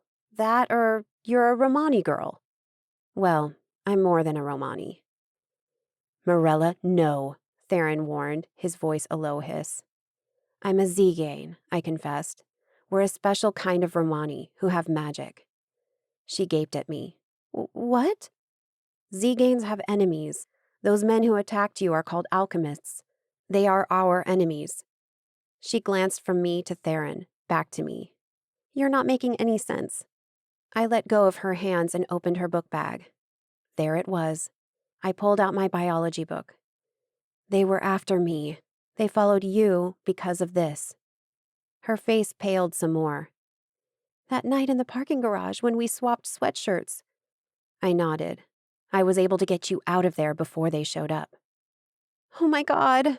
Her trembling started over, stronger this time. You're crazy. She stood up, putting some distance between us. You're insane. I stood. Ellie. She showed me a finger. Don't come near me. You're a freak. A lump pressed in my throat. Please don't say that. She ran her quivering hands over her hair. I need to get away from here. No, don't go yet. Talk to me. Let me explain. She whisked her bag from the floor. I need to go home. Ellie, please. Shaking her head, she raced out of my apartment. I started after her, but a hand closed around my arm, holding me back. She needs time to process what you told her. But I barely told her anything. I didn't explain anything to her. And yet it was already more than she could handle. I glanced at the door, tears blurring my sight. She's scared, and she was just attacked. I should go with her, make sure she gets to her dorm safely. Theron stepped in my way. I'll do it. I'll follow her, make sure she's fine. He swiped a pen and paper from the coffee table and scribbled something. Here, my phone number. Send me a text or call me so I have your number. I'll call you back once she's in her dorm, safe and sound. Thanks, I said, my voice breaking. After a curt nod, Theron marched out of my apartment, and I gave in to my weak legs and fell on the floor, crying. Chapter 11. I shouldn't have been surprised when Ellie didn't show up for the flamenco class the next day, but I was. I had texted her several times during the day, asking her how she was, begging her to talk to me and let me explain, tell her more about it all so she could make sense of it. But she never answered me. The rest of my life wasn't going well either. My mother kept popping up whenever she wanted, trying to be a part of my life. Like a statue, because she still barely said a word to me. Not even a, "How was your day?" or a, "Aren't your midterms coming up?" Nothing. Then there was Artan, who showed up once with orders to take me to Lovell. I have classes all day, I told him, glad it wasn't a lie. I wasn't in the mood to face a bunch of happy Romani people, and I wasn't about to miss my classes. Theron also showed up, trying to convince me to go to Belleville with him. It's not as bad as Lovell makes it sound, you know, he said with his lopsided grin. When would these people realize I didn't want any part in any of it? If I could, I would scrub the Zegane off me so the alchemists would leave me alone. I wanted to live a normal life. The last straw was Philip. Since we made up on Tuesday, we hadn't seen each other, except when he dropped off or picked up Annie from her dance classes. We had talked on the phone a little and texted, but nothing else. And when the weekend approached and I thought I would finally be able to spend some time with him, he called me. I have to go out of town this weekend, he said. Meet some clients. I'm sorry. It was fine. I just had to look forward to a weekend alone with my mother pretending to take care of me. I would have to come up with something to do, preferably out of the apartment. After my classes on Saturday, I danced by myself for over an hour. I loved it and wanted to continue, but I felt off. So I changed from my dance clothes to jeans, a white blouse, a long, colorful knit jacket, and boots, and walked home. An open-top, customized red Jeep with huge tires was parked in front of my building. Hair tied in a low ponytail and his earrings shining bright, Theron leaned back in the driver's seat, his arms crossed, his head tilted to the sky. He saw me approaching and pulled his sunglasses off. There you are. I walked to the building's front door. I already told you, I'm not going to Belleville. He hopped out of the Jeep. Like most Seganes I had seen so far, he wore boots, dark jeans, a loose shirt with the top 3 buttons undone, and a thick sash-like leather belt. The belt knotted on the right side of his hip, with fringe coming down to the middle of his thigh. I'm not taking a no this time. I sighed and turned my back to the door, my hands on my waist. Why? Why is it so important that I go to these enclaves? Why can't I be a lonely Zegane, lost in the world? He tilted his head, his long hair brushing against his shoulders. Do you really want to be lonely? It was as if he had twisted a knife in my chest. How? How did he know that was my biggest fear? I had so much trouble trusting people. I had so much trouble letting them in. And yet my biggest fear was being alone. Even when I was with my mother, I was alone. For a moment, I thought I had overcome that fear with Ellie and Philip, but now that Ellie hated me and wanted to stay away from me, and with Philip out of town, that feeling returned. I knew Ellie should stay away from me. It was for the best. But just because I knew that, it didn't mean it didn't hurt. That's none of your business, I barked on the defensive. See, that's the thing about Zeganes. We don't know how to be alone. We want to be friends with everyone. We want to be a part of a big family, of a big community. We were not made for loneliness. He extended his hand to me. Come, and I'll show you. I glanced at his hand, considering if I should take it. What if it bit me? I'm not sure I should trust you. He placed his fist over his heart. I give you my word that I won't harm you. No one at Belleville will harm you. While you're with me, I'll protect you and make sure you're all right. Then he offered me his hand again. Honor is a big thing for Zeganes, you know. I glanced from his hand to my building behind us. It was that or spend the evening inside my tiny apartment with my mother. Do you promise to bring me back home the moment I say so? He bowed his head. I promise. I slid my hand into his. As if I weighed no more than a feather, Theron picked me up and placed me in the passenger seat of his Jeep. Then he ran around, jumped over the door, and started the engine. Hang on, he warned, a wicked grin on his rough face. The Jeep jerked to life, and I did hang on. Even with my seatbelt, I felt like I was going to be thrown out, especially since the driver seemed to have fun racing through the streets.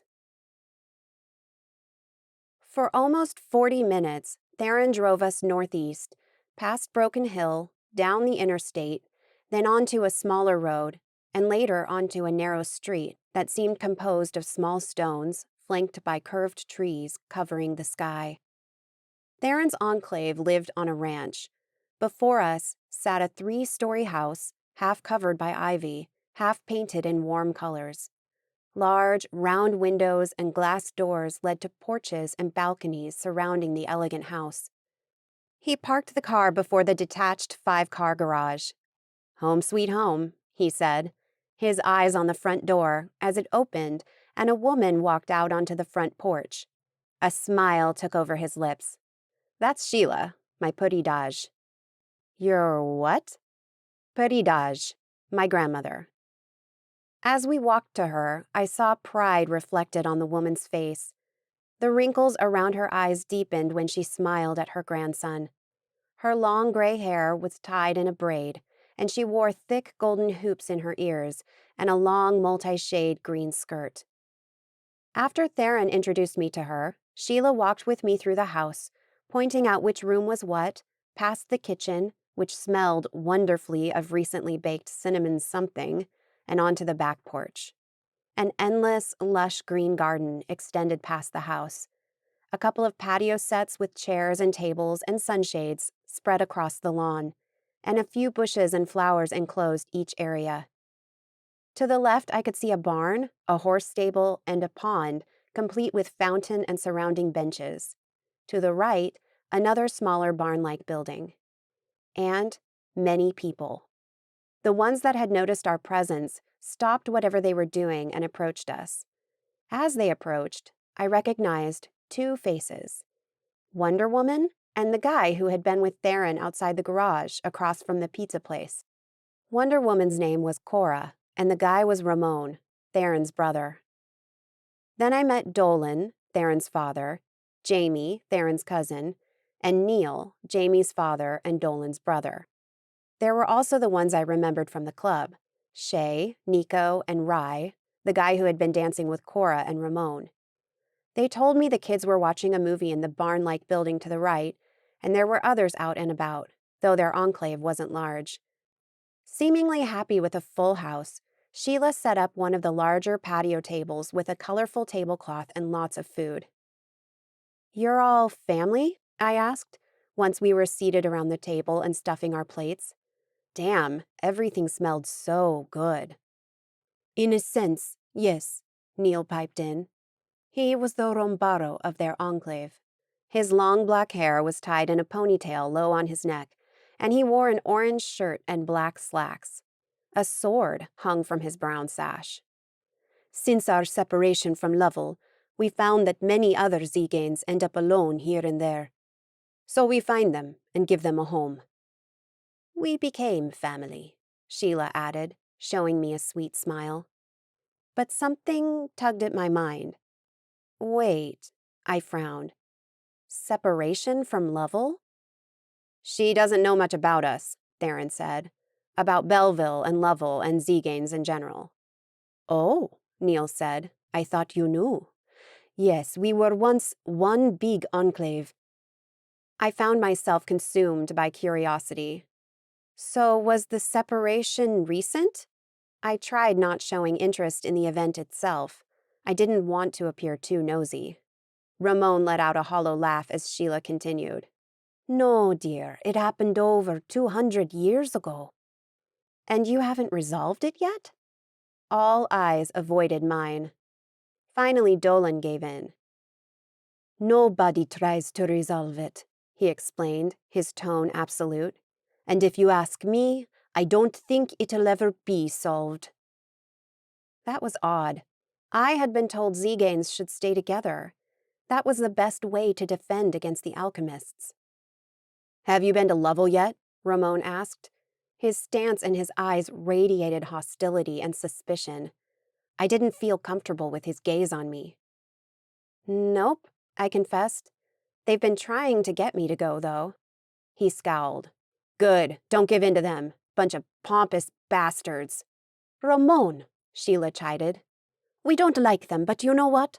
I don't think we should be talking about them at all. The subject changed to daily tasks on the ranch, initiated by Jamie and Ramon.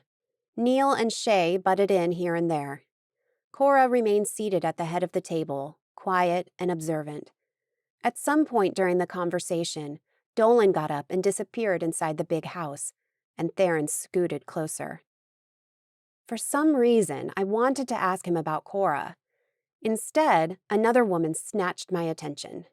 One seated alone on a distant patio set. What's up with her? I pointed my chin past Theron, who followed my gaze. That's Mara. She joined us a few years ago after being attacked by alchemists. His eyes became sad, almost hurt. They took her daughter. All of a sudden, my heart weighed more than a concrete ball. Shit, that's horrible. It is. Since then, Mayra stays like that, staring at nothing, all day long. Theron leaned in closer and whispered, Sometimes I can hear her crying at night. He poured more juice in his glass and his tone switched back to normal. We've been trying to track her daughter down, but it's hard. We? Ramon, Shay, Jamie, Rye, Cora, and me, he answered, pointing at the ones who had been at the club with him that night. I could feel a connection between them. They were from Ohio before, and the girl was only a toddler. Besides, it's been years. The alchemists are probably done with her. Don't say that, Sheila hissed as she walked behind us, reaching for a basket full of fresh baked bread. But it's true, Peridage, Ramon said. We all know once an alchemist gets his hands on a Zegane, it's only a matter of hours until the— Let's pray we're wrong, she said, interrupting him. Distracting us, a girl stepped out onto the porch and Jamie shot up and ran to her. Brenna, his wife, Theron explained. My mind went blank. What? She looked 20, like me, and she was married? Jamie also looked young, about 22. And they were married. Already? She's pregnant, Theron added. Oh, that's why then. Though I don't think it should happen like that. Why what? Cora asked, leaning across the table. Startled and suspicious, my tone faltered. That they married so young? Theron gave me a hard look. They married almost 2 years ago when Brenna turned 21. She got pregnant much later. Wow, she was 23? She looked a lot younger. Christ, then they were probably in love. No, Mirella, Cora said. In our culture, people marry young. Normally, girls are 21, and the couples are promised to each other when they are children. It used to be even earlier, Ramon added. Girls used to be 18 when they got married. 15 during my grandparents' time, Sheila said. Say what? I yelped, receiving the attention of everyone around the table. My cheeks became hot. Sorry, I mumbled. When the conversation resumed, Cora continued.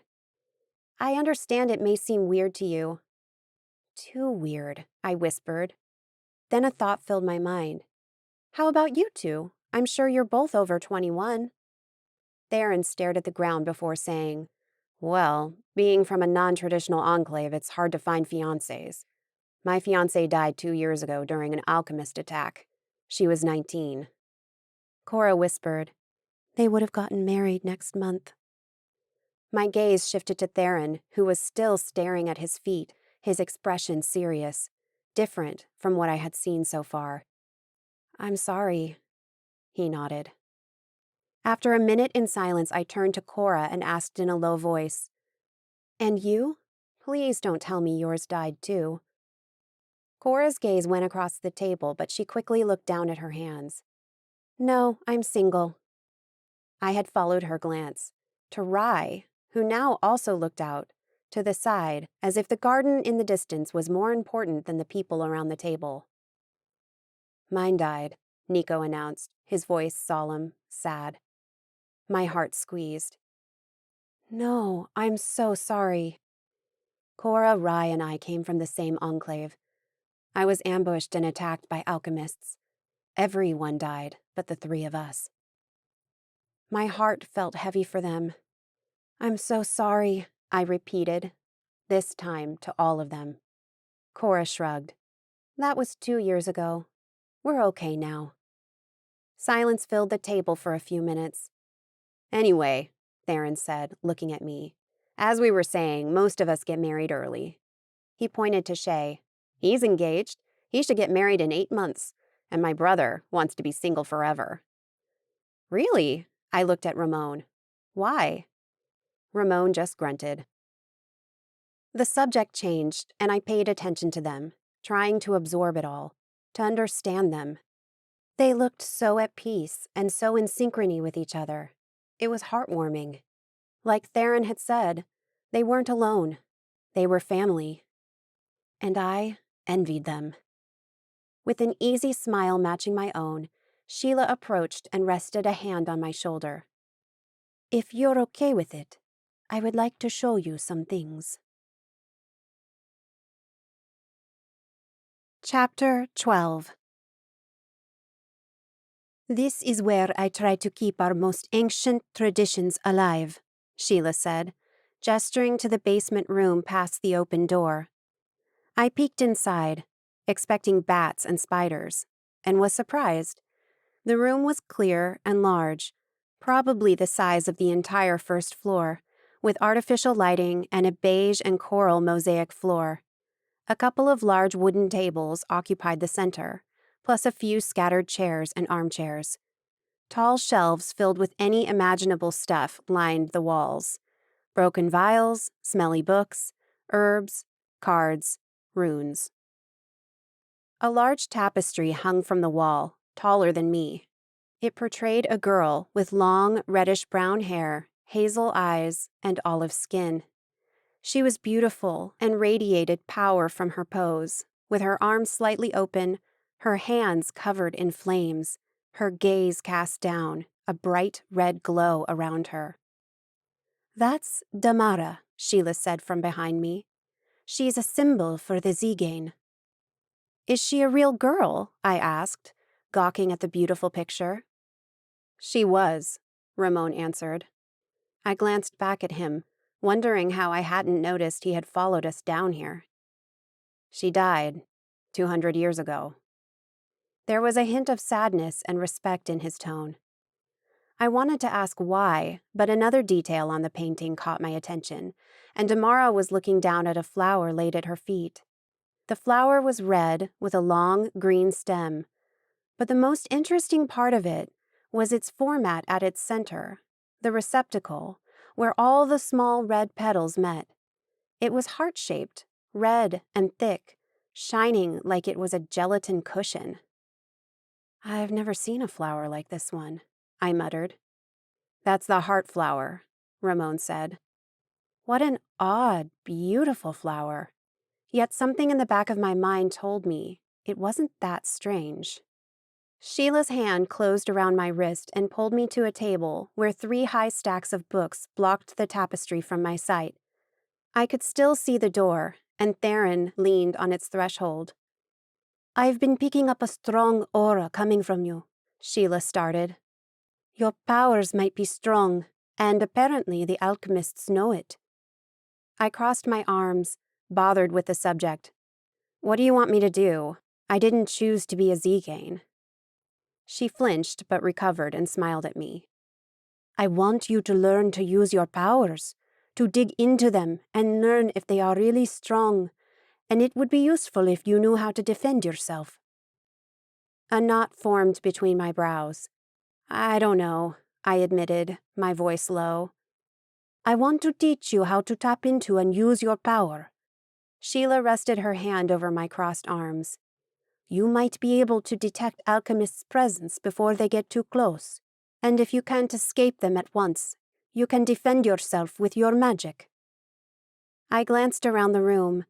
Many mysteries lay before me, flaring up my curiosity, a feeling I didn't know could be this strong until a few days ago when the Zegane story started unraveling.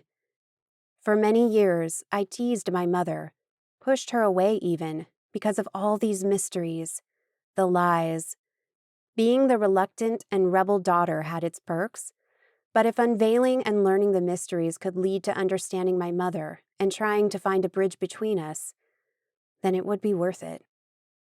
Uncrossing my arms, I stared at Sheila and said, "Then teach me." The ride back was quiet. From Theron's tense and jerky body movements, I got the feeling he wanted to talk, but I didn't give him many openings. I had too much on my mind and wanted to think. After I asked Sheila to teach me how to control my powers, we played with my senses a little. It was getting late and I had to go home, but I allowed myself a few minutes of practice with someone who seemed to know what she was doing. Sheila had told me to close my eyes and feel everything around me, not just whatever was calling to me. At first, I couldn't sense anything. "Keep practicing," she said. "Every time you have a few minutes free, just close your eyes and try it. Hopefully, you'll have felt something by the time you come back." So, after a quick tutorial of what to do and what to look for, Sheila sent me home, and I used the silence in the car to think, to take it all in, to get used to it. When Theron parked his Jeep before my building, he finally asked, "Excited?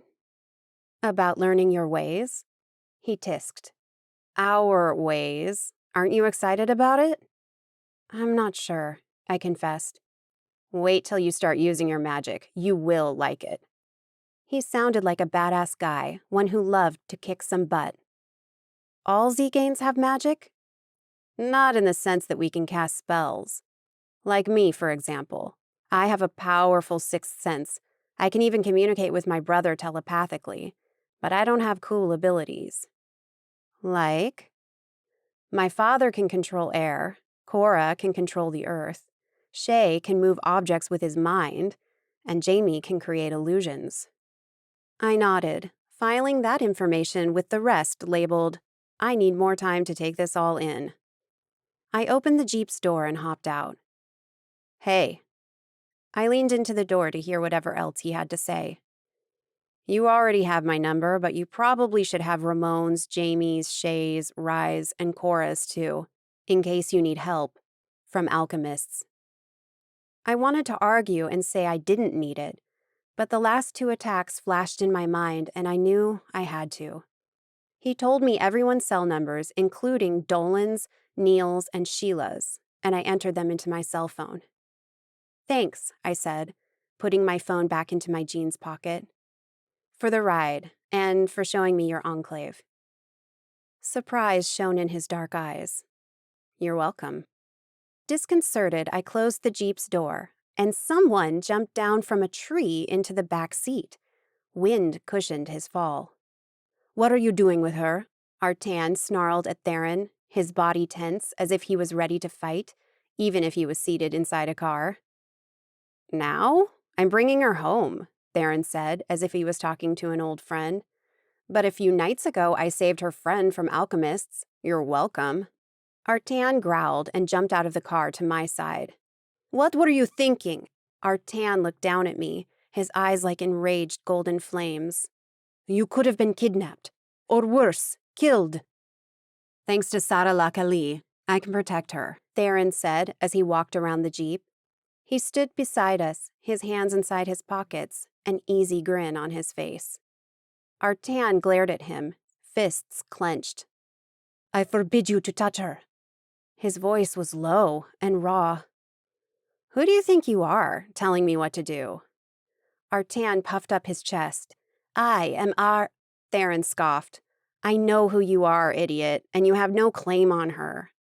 "Yes, I do. My enclave has. She's our member." Theron leaned closer to Artan. "I think that's her choice, and she hasn't chosen yet." Artan's eyes shifted to me. "I can't believe you went with them. Didn't I tell you to stay away from them? They aren't good people." "Hey, I'm standing right here." Theron had lost his smile and his voice roughened up. "She's safe with me." He placed his arms over my shoulders and pulled me close. I knew he had done it to anger Artan. What was it with these guys? Testosterone fight? Damn. Artan inhaled deeply, the air fighting back the shudder building up from his tension. "Stay away from her." He grabbed my wrist and pulled me to his side. "You are—" "Shut up," I yelled, causing them both to look at me. I jerked away from Artan's hold.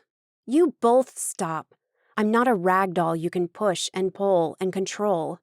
If you want my cooperation with anything, then behave, at least when you're around me." I wanted to tell them I would kick their asses if they didn't, but that was impossible. Both were twice or 3 times my size. No way I could ever put a hand on them. I turned my back on them and walked across the front yard. When I halted to open the front door, I glanced back at them and saw they were leaning into each other, whispering angry words I couldn't exactly hear. I tried not to say anything, but I couldn't help myself. I turned toward them, and before entering my building, I said, "Please, stop fighting. I have no idea why your enclaves hate each other, but seriously, you have a common enemy out there. If you unified and battled together, it wouldn't be so hard." "You scared the hell out of me," my mother said once I opened the door for her. I checked my phone again. It was 1:30 in the afternoon on a Sunday. Didn't she have something better to do? I rubbed my eyes, trying to wake up from my delicious nap. "Good afternoon to you, too," I grumbled. Scoffing, she marched into my apartment. "You can't do that, Mirella." "What are you talking about?" I closed the door and dragged my bare feet to the kitchen, where she had gone, and was already filling the kettle up with tap water. She turned fuming eyes to me. "Belleville, what else? You went with them yesterday." I gaped at her. "How—" I was going to ask her how she knew, but I realized how. "Artan."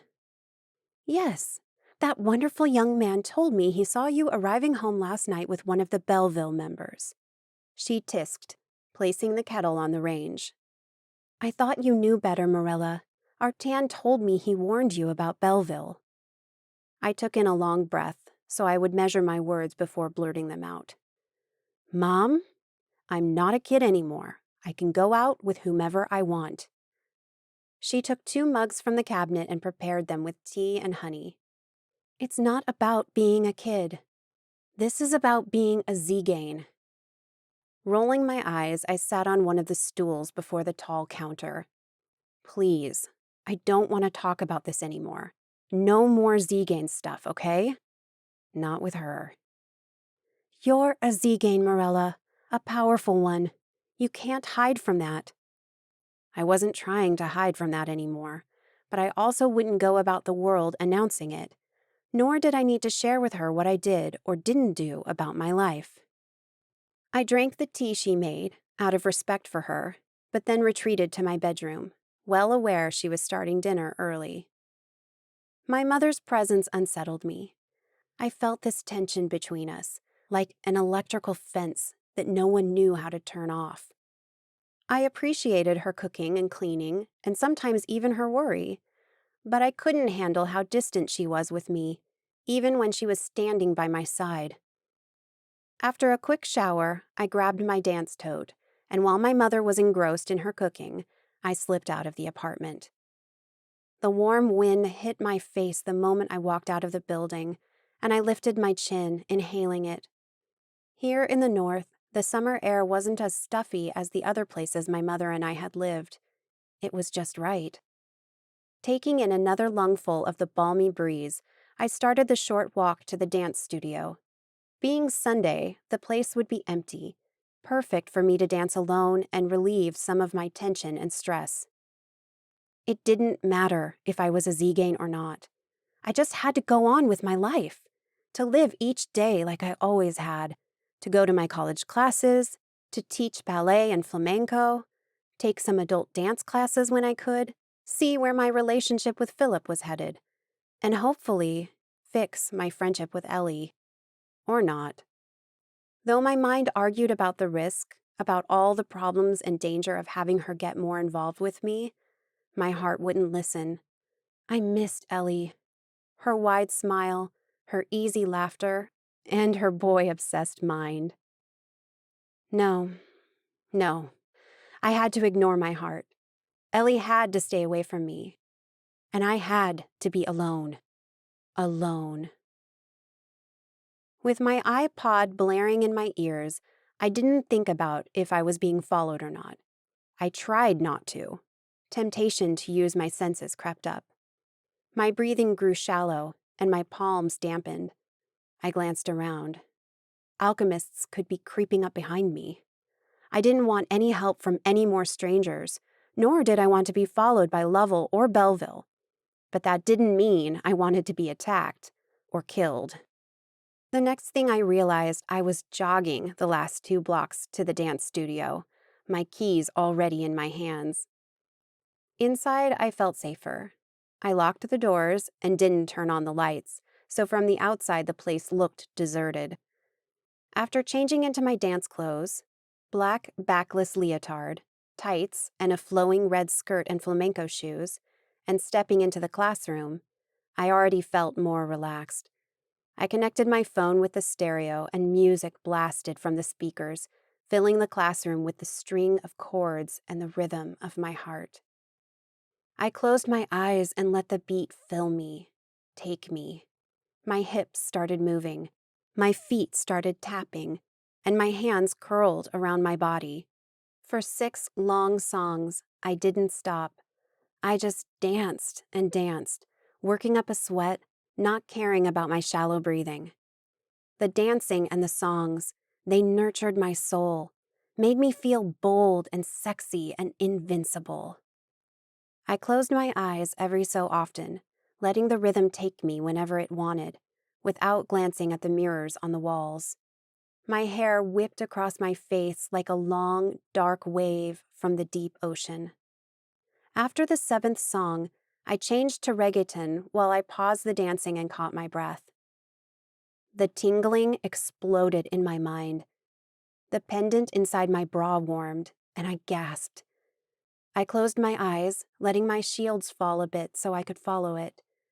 But whatever it was that spiked my senses was here. Right here. My eyes fluttered open and I snapped my head to the door. With crossed arms, Artan stood leaned against the door jamb, his narrowed eyes on me. "What are you doing here?" And how long had he been there? Had he seen me dancing? Embarrassment heated my cheeks. "I was sent to check on you." I frowned. "So what? Does that mean you're following me now?" "Not really. We check on you often, that's all," he said as if that was normal. Just like Theron. Do Zeganes always stalk girls like that? Just the ones that insist on being difficult. One corner of his lips tugged up, but it only lasted a second. Then he was back to his serious, stoic self. Come on. I crossed my arms. I'm not going to Lovell. I know. I'm taking you out for a snack. I gaped at him. Why? Because I'm supposed to return you back home safely, but since I know you probably don't want to go home just yet, and I'm not in the mood to watch you dance, I thought we could grab something to eat. He seemed bored with his task. Besides, I'm hungry. What if I say no? Then I have no choice but to sit here and watch you dance until you decide to go home. His voice was hoarse, and he averted his eyes. What? Was it so bad to watch me dance? As far as I knew, I was a good dancer. Probably far from being the best one out there, but I could hold my own. Yet, he had just seen me dance, at least for a minute, and was unimpressed, bored. With his hurry to leave, I would say he was even disgusted. With a sigh, I nodded. Okay. I'll wait outside, was all he said before turning on his heels and walking out. I let out a long breath, as if I hadn't breathed properly since I first saw him standing there. It was probably true. I changed back into my ripped jean shorts and loose blouse with lace details, shoved my dancing gear inside my tote, and, after locking up the studio, I walked out to meet Artan. I froze, realizing two things. Artan was waiting by his SUV, and, as I walked to him, I lifted 2 fingers. 1, how did you get in if the door was locked? And 2, why didn't I sense you? He graced me with one of his rare, lopsided grins, but he didn't answer. He opened the passenger door for me. I am waiting for an answer. Just get inside, he said, sounding bored. Groaning, I hopped into his SUV. He closed the door, then jogged around the car and slipped into the driver's seat. He started the SUV and then turned to look at me, those hazel eyes shining. 1, do you think it's that hard to pick a lock? 2, because you were too lost in the music and the dance to notice? That's my guess. I had been really lost dancing, so it was a possibility, one I didn't really like. Did that mean that I wasn't always going to sense when someone got close to me like that? I was hoping my senses were good enough by now to sense others, especially alchemists. Well, if they were, then I wouldn't have agreed to train with Sheila. In silence, he drove us to a quaint diner a few minutes from the studio. I had been here only a handful of times, but knew the menu was great. Not being able to decide, I ordered a ham and cheese and a chocolate croissant and tea. And Artan asked for one of their famous baking quiches and black coffee. The waitress walked away to put in our order, and I glanced out the window. I was eating out with Artan, a warrior from Lovell. When did my life become so weird? Leaning over the table, Artan steepled his fingers and said in his rough voice, I have one question. Why did you say no to Lovell so many times and then go to Belleville so easily? How do you know it was easily? I narrowed my eyes at him. Were you spying on me? Don't say spy, it sounds so shady. I was checking on you to make sure you and your mother were okay. But no, not at that time. Though I knew something was up when I came to check on you twice yesterday and didn't find you. And I looked at the dance studio, at school, your friend's dorm, and your mother's place. So, I waited for you until you came back. I clasped my hands under the table. What if I hadn't come back? I was giving you a couple more hours before calling in and getting a search party together. A search party? For me? I shook my head. Why? Why me? Why are you all so interested in me? Don't you have other Zeganes to worry about? Other Zeganes don't give us so many headaches. They know how to behave.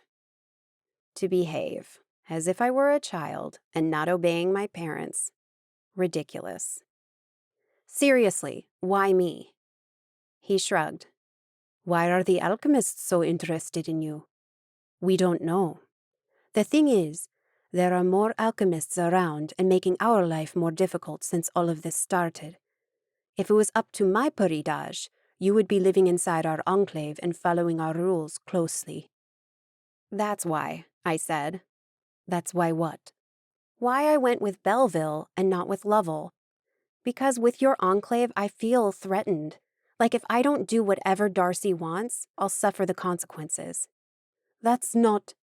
He shut his mouth when the waitress came back with our order. Thank you, I said, noticing the way she looked at Artan. Yes, he was handsome. Could we move on, please? She smiled at me, then at him, lingering a bit. Artan barely glanced her way when he nodded his thanks. The woman walked away, and he said in a lower voice, That's not true. I know she seems harsh, but she is not like that. The oldest people in our enclave are members of the Elders' Council, who help the Rombaro with decisions and rules. My Poridage is one of the elders. She became the best advisor to the Rombaro because of her firm hand. But with her family, she's sweet as honey. Hard to believe. I took a bite from my croissant. Give her a chance. Come with me to Lovell. You'll love it there. How do you know? Because it's the perfect place. There's no one who has been there and not fallen in love with it. His voice rang with pride, and for a moment, I believed him. I'll think about it, I promised him. A hint of a smile appeared on his lips. That's all I'm asking. Chapter 13. I still didn't want to go back home after the afternoon snack, so I simply steered away from Artan's SUV and slowed my steps, as if going for a stroll around the neighborhood. Artan followed close on my heels. Maybe going for a walk wasn't such a good idea, not with a 6'3" bodyguard looking like he would kill anyone who got too close. For several blocks we walked in silence, Artan half a step behind me. Everyone probably thought we were strangers, which wasn't entirely far from the truth. Artan was a stranger to me, and besides his aggressive hotness, he was quite frightening. After an hour walking, my legs were getting tired. It was almost 5, and I should be back home, even if I wasn't ready to spend the rest of the evening with my mother. However, I wasn't sure I could endure Artan's unsettling figure for much longer. If only I could order him to go away, and tell the others to stay away too. I didn't need a babysitter. I sure didn't want one, at least. But my opinion didn't matter, did it? Several scenarios surged in my mind, and in none of them did I see myself going against an imposing Zegane. I rounded a corner and realized I was 4 blocks from home. I had been walking without direction, and yet my feet brought me here. Ready to go home, I assume? Not really. I frowned. Your car, it's back at the diner. I'm sorry. He shrugged. It's okay. My building came into view, and I glanced at my floor, more precisely at my bedroom window. Shit. I made a mental note never to leave the drapes of my bedroom window open again, not when Artan and Theron were always checking on me. I skidded to a stop before the front yard. A few golden shrubs were now in the flower beds, as if they had sprouted there a few minutes ago. But this time, there were a few silver and bluish flowers among the golden ones. It was quite beautiful, and their scent was strong, fresh, and sweet. Artan halted by my side and followed my stare. Golden horehound. My father had the shrubs planted so there's some protection around the building. Just now? Because I had been gone for only a few hours. I glanced at him. Why? I repeated the same question from before. I wasn't sure he knew the answer. I wasn't sure there was an answer to my question. Why do I need to be protected? If my mother was banished, why do you care about her daughter? Don't ask me. He kept staring at the plants, probably to avoid my inquisitive eyes. I don't know any more than you do. Oh, but he did. He was one of them. He certainly knew more about me. but for some reason he didn't want to tell me. Or he couldn't. Well, I started, uncertain of what to say. I didn't want to invite him in, but I knew he would stay outside for a while longer. Ugh, I hated being babysat. Should I say good evening or just pretend he would leave too? If you... Something tugged deep in me. Tingling started in my mind and my pendant warmed against my skin. I looked around to the shadows under the trees around the property. Artan took a step closer to me. I feel it too. His body was tense beside mine, his sharp eyes scanning the perimeter of the parking lot and the building. A foreign force stabbed at my mind like a fishing hook. I looked out to my right to where the trees were closer together, forming a thick green barrier. Behind the trees, the sun dipped further, and the shadows advanced. There! I jerked my chin to where the feeling, a heavy, oily feeling, came from, where it was hiding, waiting. It's coming from there. Artan snapped his attention to the trees and squinted his eyes, trying to see through the shadows growing darker. A chill ran down my body, and I took a step back, bumping into Artan. I stayed glued to him. His arms snaked around my torso, keeping me close. Alchemists? I asked, though the heavy, dark feeling was a little different from the one I had sensed in the parking garage when I first encountered our enemies. He shook his head. No. Slowly, Artan slid his arm down my body and clutched my hand tight. Grab your keys. His voice was low, firm. Keep them ready. When I say, we run to the front door. Okay, I whispered. With deliberate movements, I reached into my purse with my free hand and took my keys. That was when I noticed my hands were shaking. I'm ready. Even my voice trembled.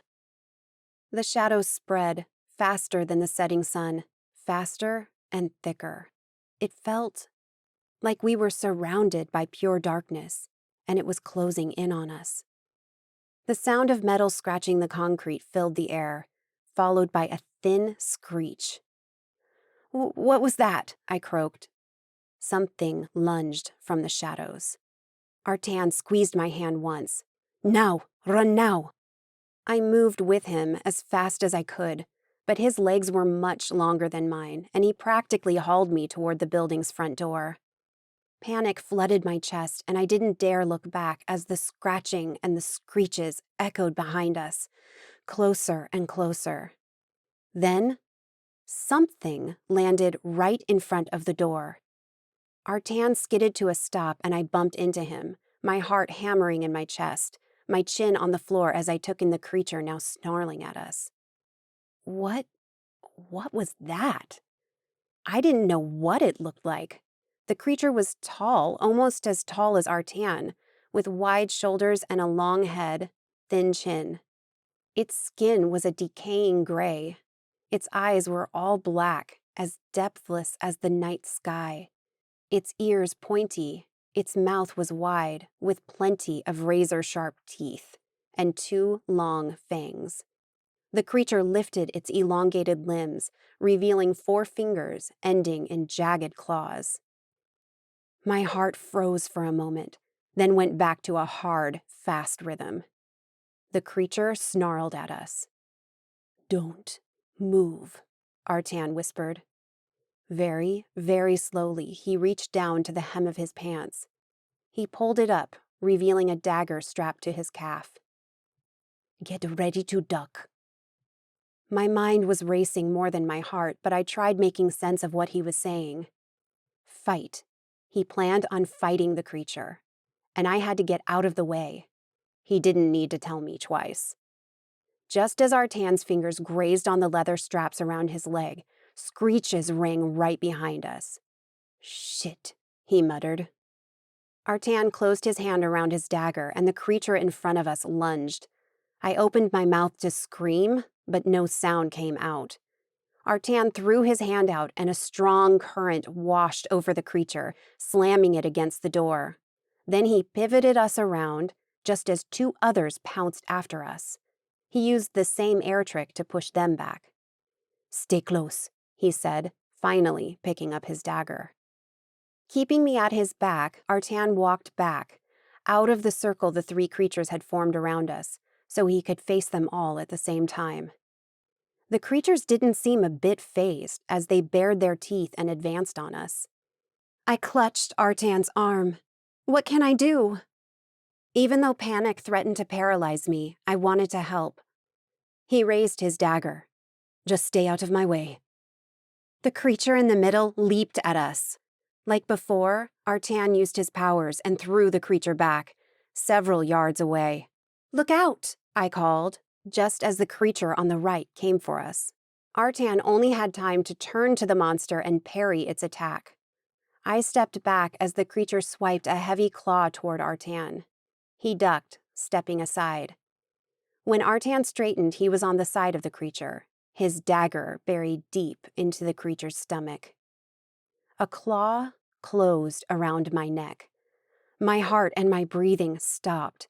The third creature loomed behind me, its mouth and fangs leaning down over me. I whimpered, shaking hard when its other claw closed around my shoulder, pulling me back closer to it. The fear rendered me useless. No, I wouldn't give up this easily. I tried thinking through the panic overwhelming me. Artan was still fighting the other creature. It didn't want to go down, even after several stabs from Artan and his dagger. The first one was on the move, charging fast. "Artan!" I cried. He glanced over his shoulder as the creature jumped at him. Artan twisted out of the way and threw his hand up, sending another powerful rush of air to the creature and buying a little more time. The claws of the creature holding me tightened around my shoulders, and its big mouth hovered over my neck. I scrunched my nose, nauseated by the rotted odor coming from its putrid mouth. No, I wouldn't go down without a fight. Acting without thinking, I stepped on the creature's foot with all I had, then elbowed its stomach hard. Its hold on me loosened momentarily, and I tried to run. Meanwhile, Artan let out a loud growl. Like a graceful dancer, he whirled around and landed a kick to the creature's chest, then another to its chin. The creature lifted its head with the force of the impact, exposing its neck. And Artan stepped in, plunging his dagger deep. For a moment, I thought I was free, that I had escaped, only to have the claws closed around my shoulders harder, their sharp points digging deep into my skin. The creature leaned over me once more, going for my neck without wasting more time. Its fangs grazed my skin, and I let out a cry. "Don't move!" was the only warning I got. The next second, Artan's dagger was buried in the creature's forehead. Its heavy body fell over me, and I went down with it. But before I was crushed, Artan sent another wave of air my way, gentle enough to keep me up, and tipped the creature so it would fall to the other side. With bared teeth, Artan straddled the creature, his feet on each side of the creature's chest. He pulled out the dagger, just to pierce it again, this time on its neck. Not wasting any time, Artan turned to the third and final monster. It was already only a few feet from us again. Artan let out another growl before running toward the creature. Using his powers, he lifted himself from the ground and landed a hard kick on the creature's chest. It went down without any resistance. Artan kept a strong current coming, holding the monster down just until he impaled the creature's neck with his dagger. Instantly, the heavy shadows fell away, and the dark orange of the setting sun appeared in the distance. His shoulders tense, Artan turned to me and fixed those intense amber eyes on mine. "Are you okay?" I opened my mouth to say yes, an automatic response, a lie. Instead, I shook my head. Chapter 14. I paced around the living room, hugging my midriff so I wouldn't see how badly my arms still shook. After killing the monsters, Artan took me back inside the apartment and asked my mother to keep an eye on me while he went back outside to get rid of the monsters' bodies and check for more. I didn't like the idea of him alone out there, where most of those creatures could be lurking. But what else could I do? I was dead weight. My mother stepped in my way and I yelped, jumping back, my trembling hand over my racing heart. "Sorry," she mumbled. "Here." She showed me the big mug filled to the brim with tea. "It's chamomile and something else. It'll help you calm down." I wrapped my arms around the warm mug, the tea almost spilling over, and I sat on the couch. I took a long sip of the tea, not caring that it almost burned my tongue, and I felt it spreading inside me, warming me over and slowly, gently calming my nerves. I took another long sip and sighed in relief. My mother sat beside me. "Feeling better?" "Yes." I drank some more. My hands were still shaking. My heart was still beating faster than usual. But whatever my mother had put in here with the chamomile, it was working. "Yes, I feel better." The jingling of keys came 2 seconds before the door opened. Face grim, Artan stepped inside and locked the door again. He turned to me. "Are you okay?" I nodded. "I have tea." My mother offered him a small smile. "I'll make some for you too, Artan." She shot up and went back to the kitchen. Artan took a few steps closer to me, but stood tall, stoic, like a warrior. "So, what was that?" I finally asked the question that was burning in my mind. "They looked like vampires." I whispered the last word, lest I sound insane saying it. With a loud sigh, Artan sat down on the edge of the coffee table, right in front of me. "In some ways, they are." My eyes bugged. "There are several kinds of vampires out there, and you just met one, the revenants." My mother appeared by our side, a tea mug extended to Artan. "I'm glad you were there to stop them." Artan nodded once in thanks and took the mug from my mother. "Me too." "But why? Why were they here?" I asked. "Like the vampires in fiction, these ones are attracted by blood," Artan explained. "Especially Zegane blood," my mother added. "Especially Zegane blood," Artan repeated, nodding. "Usually they don't brave public places before nighttime, but I guess the blood they smelled was too strong to resist, too powerful." He gave me a pointed look. I gasped. "Me? No, I'm not powerful." My mother sucked in a sharp breath then, and I snapped my head to her. Before I could say anything, Artan continued. "I took care of those 3 and I scouted the area. There are no more revenants nearby." "Won't they come back?" I asked. "It's a possibility, but unlikely," he said. "Once a revenant is killed, the others avoid the same area. We don't exactly know why, but we think it's because once they die, the place becomes tainted for them, as if they could sense danger there. Death, perhaps. So they stay away." He paused. "The blood they smelled has to be really powerful for them to come back." They wouldn't be back then, because my mother barely had her powers, and mine were laughable. But my curiosity still wasn't sated. It had been the first time I had seen something not human, and I couldn't wrap my mind around it. "I saw you going for their necks. So the only way to kill them is a stab to the neck?" The images I had seen not even an hour ago came back to the front of my mind. Ugly cuts and rips, and dark red blood everywhere. My stomach flipped. "A stab through the neck is the beginning," Artan said. "To make sure they stay down, you have to take off their heads." I gaped at him.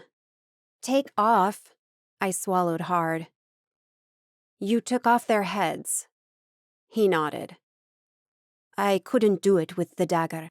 It would take too much work. So I stabbed them in the neck, knowing I would have to do more. I picked up my car, where my sword was, took their bodies into the woods just outside town, and I slashed their heads. Then I buried them so no one will find them. I pressed my hand to my mouth, trying to keep everything I had eaten that afternoon in. My mother gasped, her eyes widening at Artan. You're bleeding. I looked over at him, and sure enough there was a wide cut on the sleeve of his shirt, and blood trickled down. He glanced at it. It's nothing. I'll be okay. But we better treat it, my mother said. I can. She glanced to the kitchen. I can make something. Then she disappeared again. I just shook my head at her.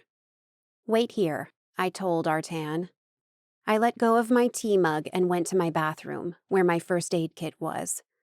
Walking back, I noticed my mother scavenging my cabinets, grabbing all the herbs I had and more. I shook my head again and sat back in the same spot on the couch. This I could do. I could clean a wound and put a bandage over his cut. That would take the creatures off my mind. Hopefully. You should take a look at yourself too, Artan said, his eyes on my left shoulder. What? I lowered my head. My blouse was ripped in several places around my shoulders and upper arms. I pulled the neckline of my blouse to the side, revealing the 2 long red lines over my shoulder. And, as if on cue, the damn things started burning. Shit! One corner of his lips tugged up. We'll take care of you first. He reached for the first aid kit. I slapped his hand away. No, this is just a scratch. Yours is bleeding.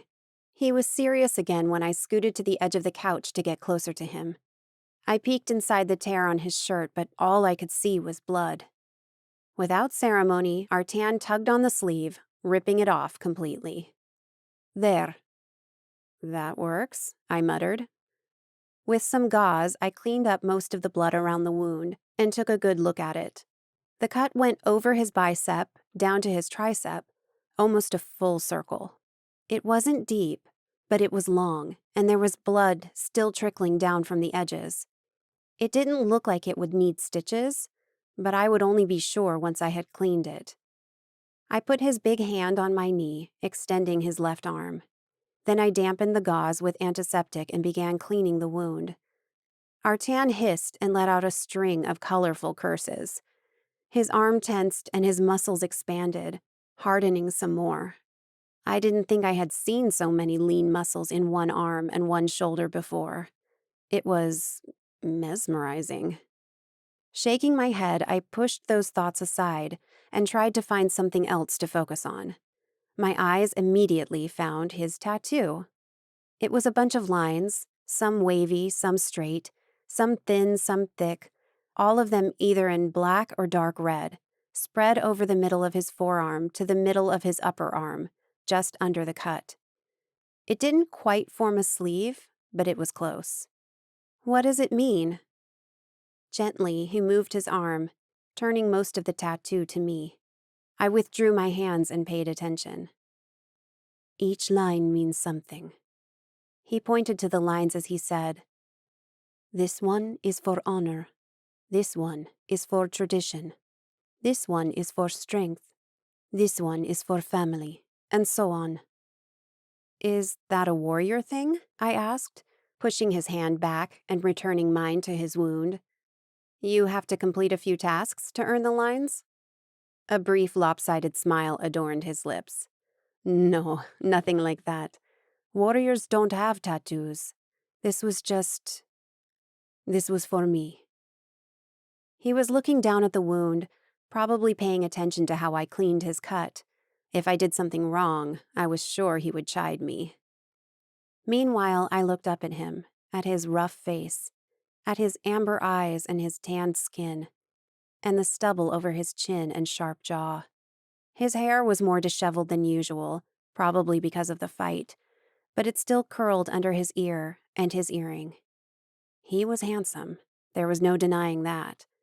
I couldn't blame the poor waitress for trying to get his attention. A small smile spread over my lips.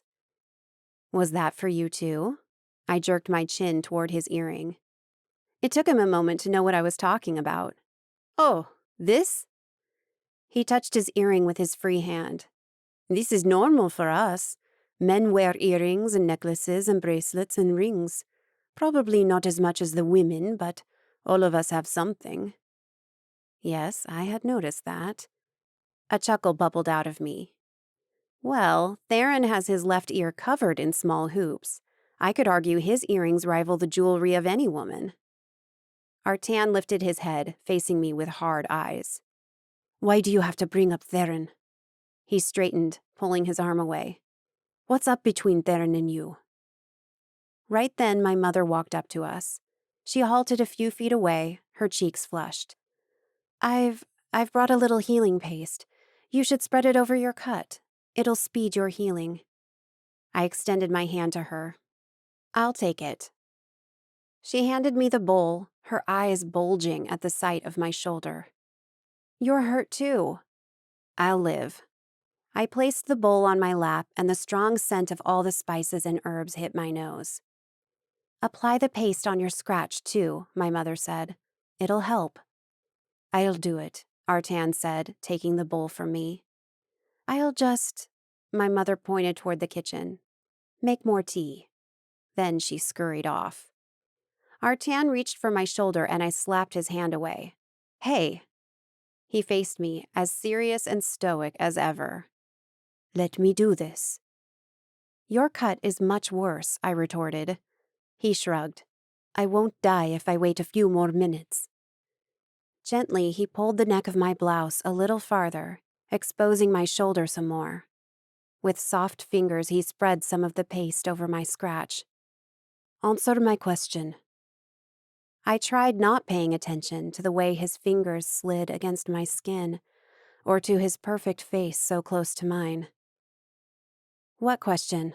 I asked, lost. He locked those amber eyes on mine. You and Theron. I scoffed, leaning back. Theron is he's Theron, a friend, I think. He cocked an eyebrow at me. And what about the gajo? I sucked in a sharp breath. You mean Philip? Yes, the gajo. I didn't know if he was finished or not, but I grabbed the bowl from him and dipped my fingers into the paste. It was thick and coarse from the ground herbs. He's none of your business, I snapped, on the defensive.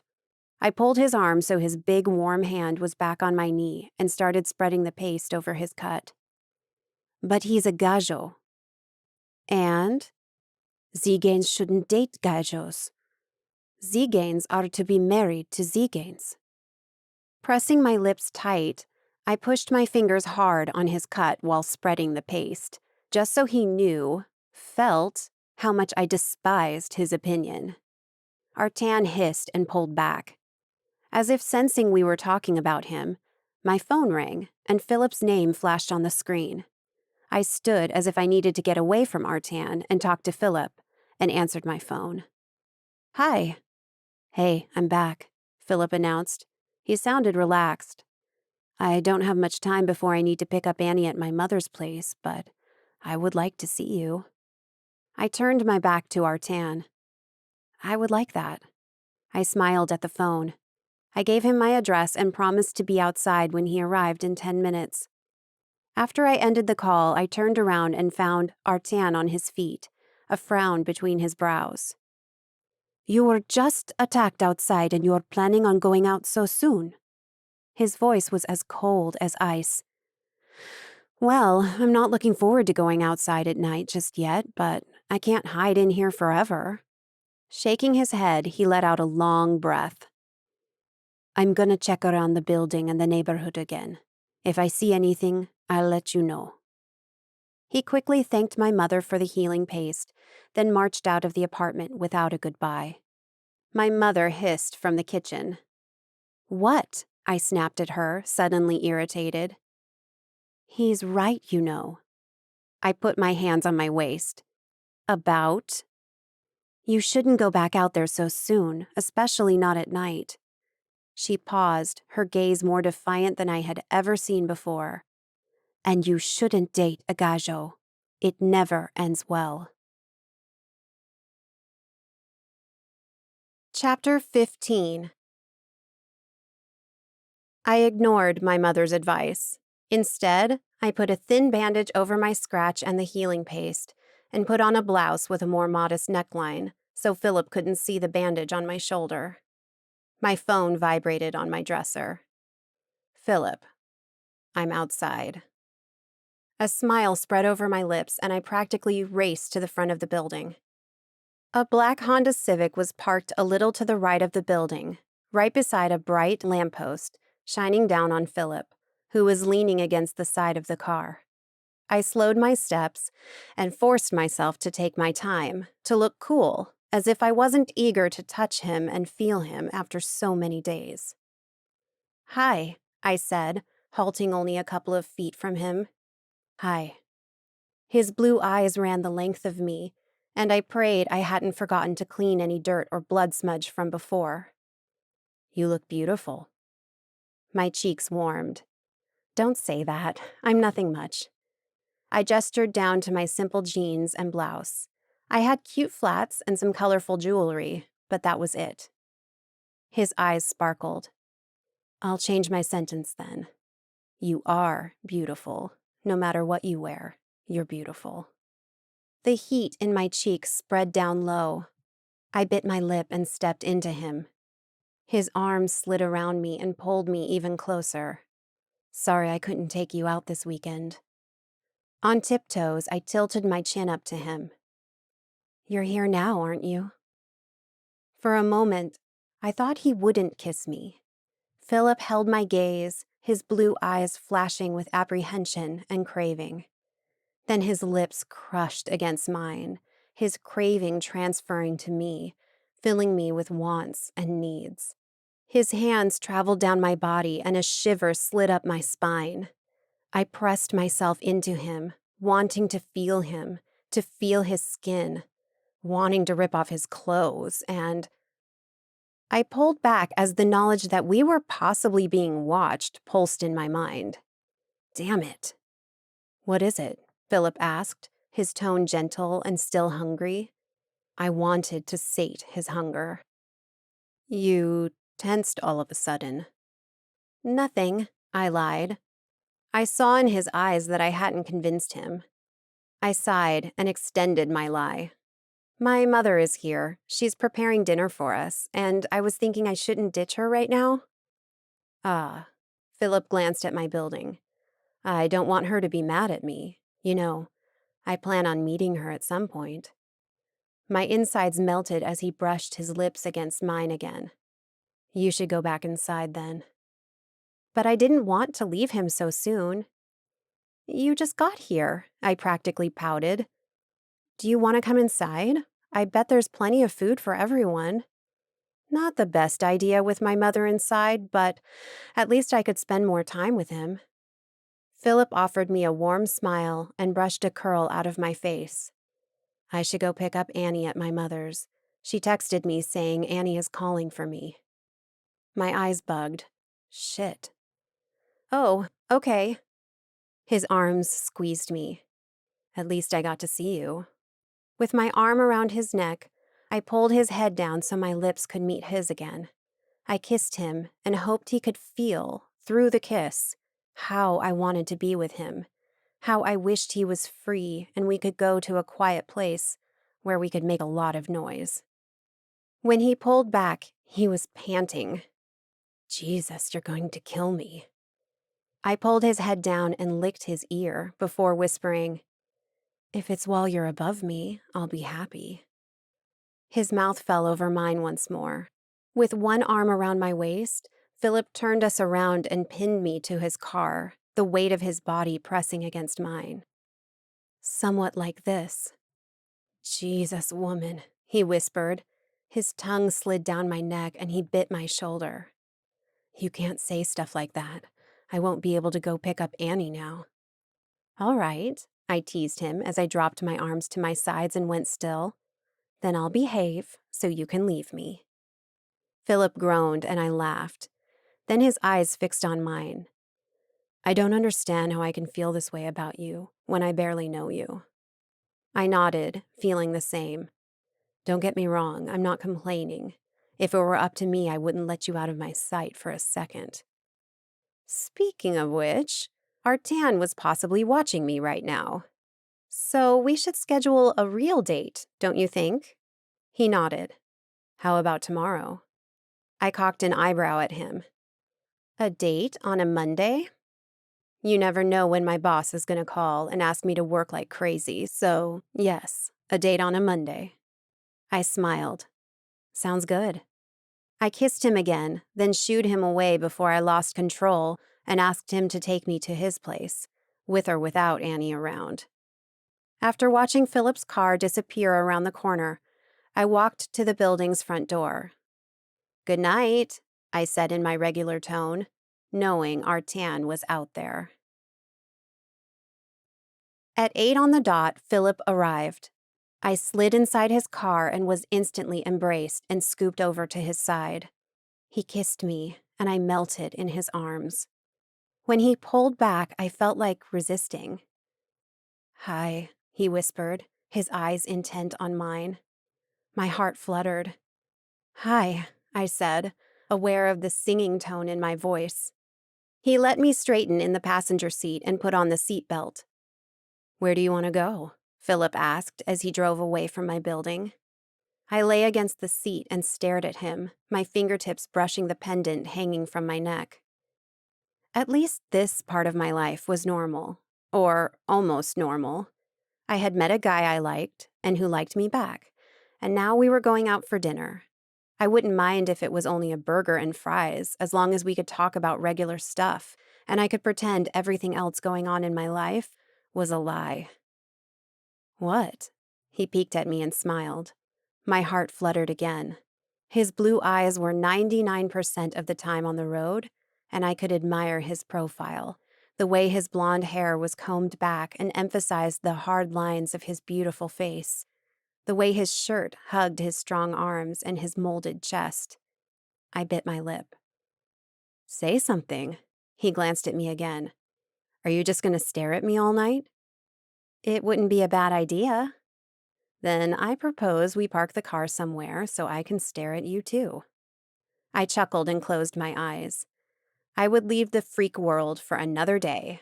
Right now, I needed to feel whatever Philip was feeling. I reached out and put my hand on his leg. He winced in surprise and I smiled, but didn't open my eyes. The walls melted away and my senses swam around. It was happening faster now, stronger, like it improved with practice. My senses, the colored beam's interpretation of them, floated toward Philip and disappeared inside him. Then they came back, clashing against me, and I gasped. Philip was hungry, and it wasn't for food. He wanted me. Really wanted me. He was also tired, seeing as he had had a long, busy day, but that wouldn't keep him away from me, and that made me happy. Mirella, what are you doing?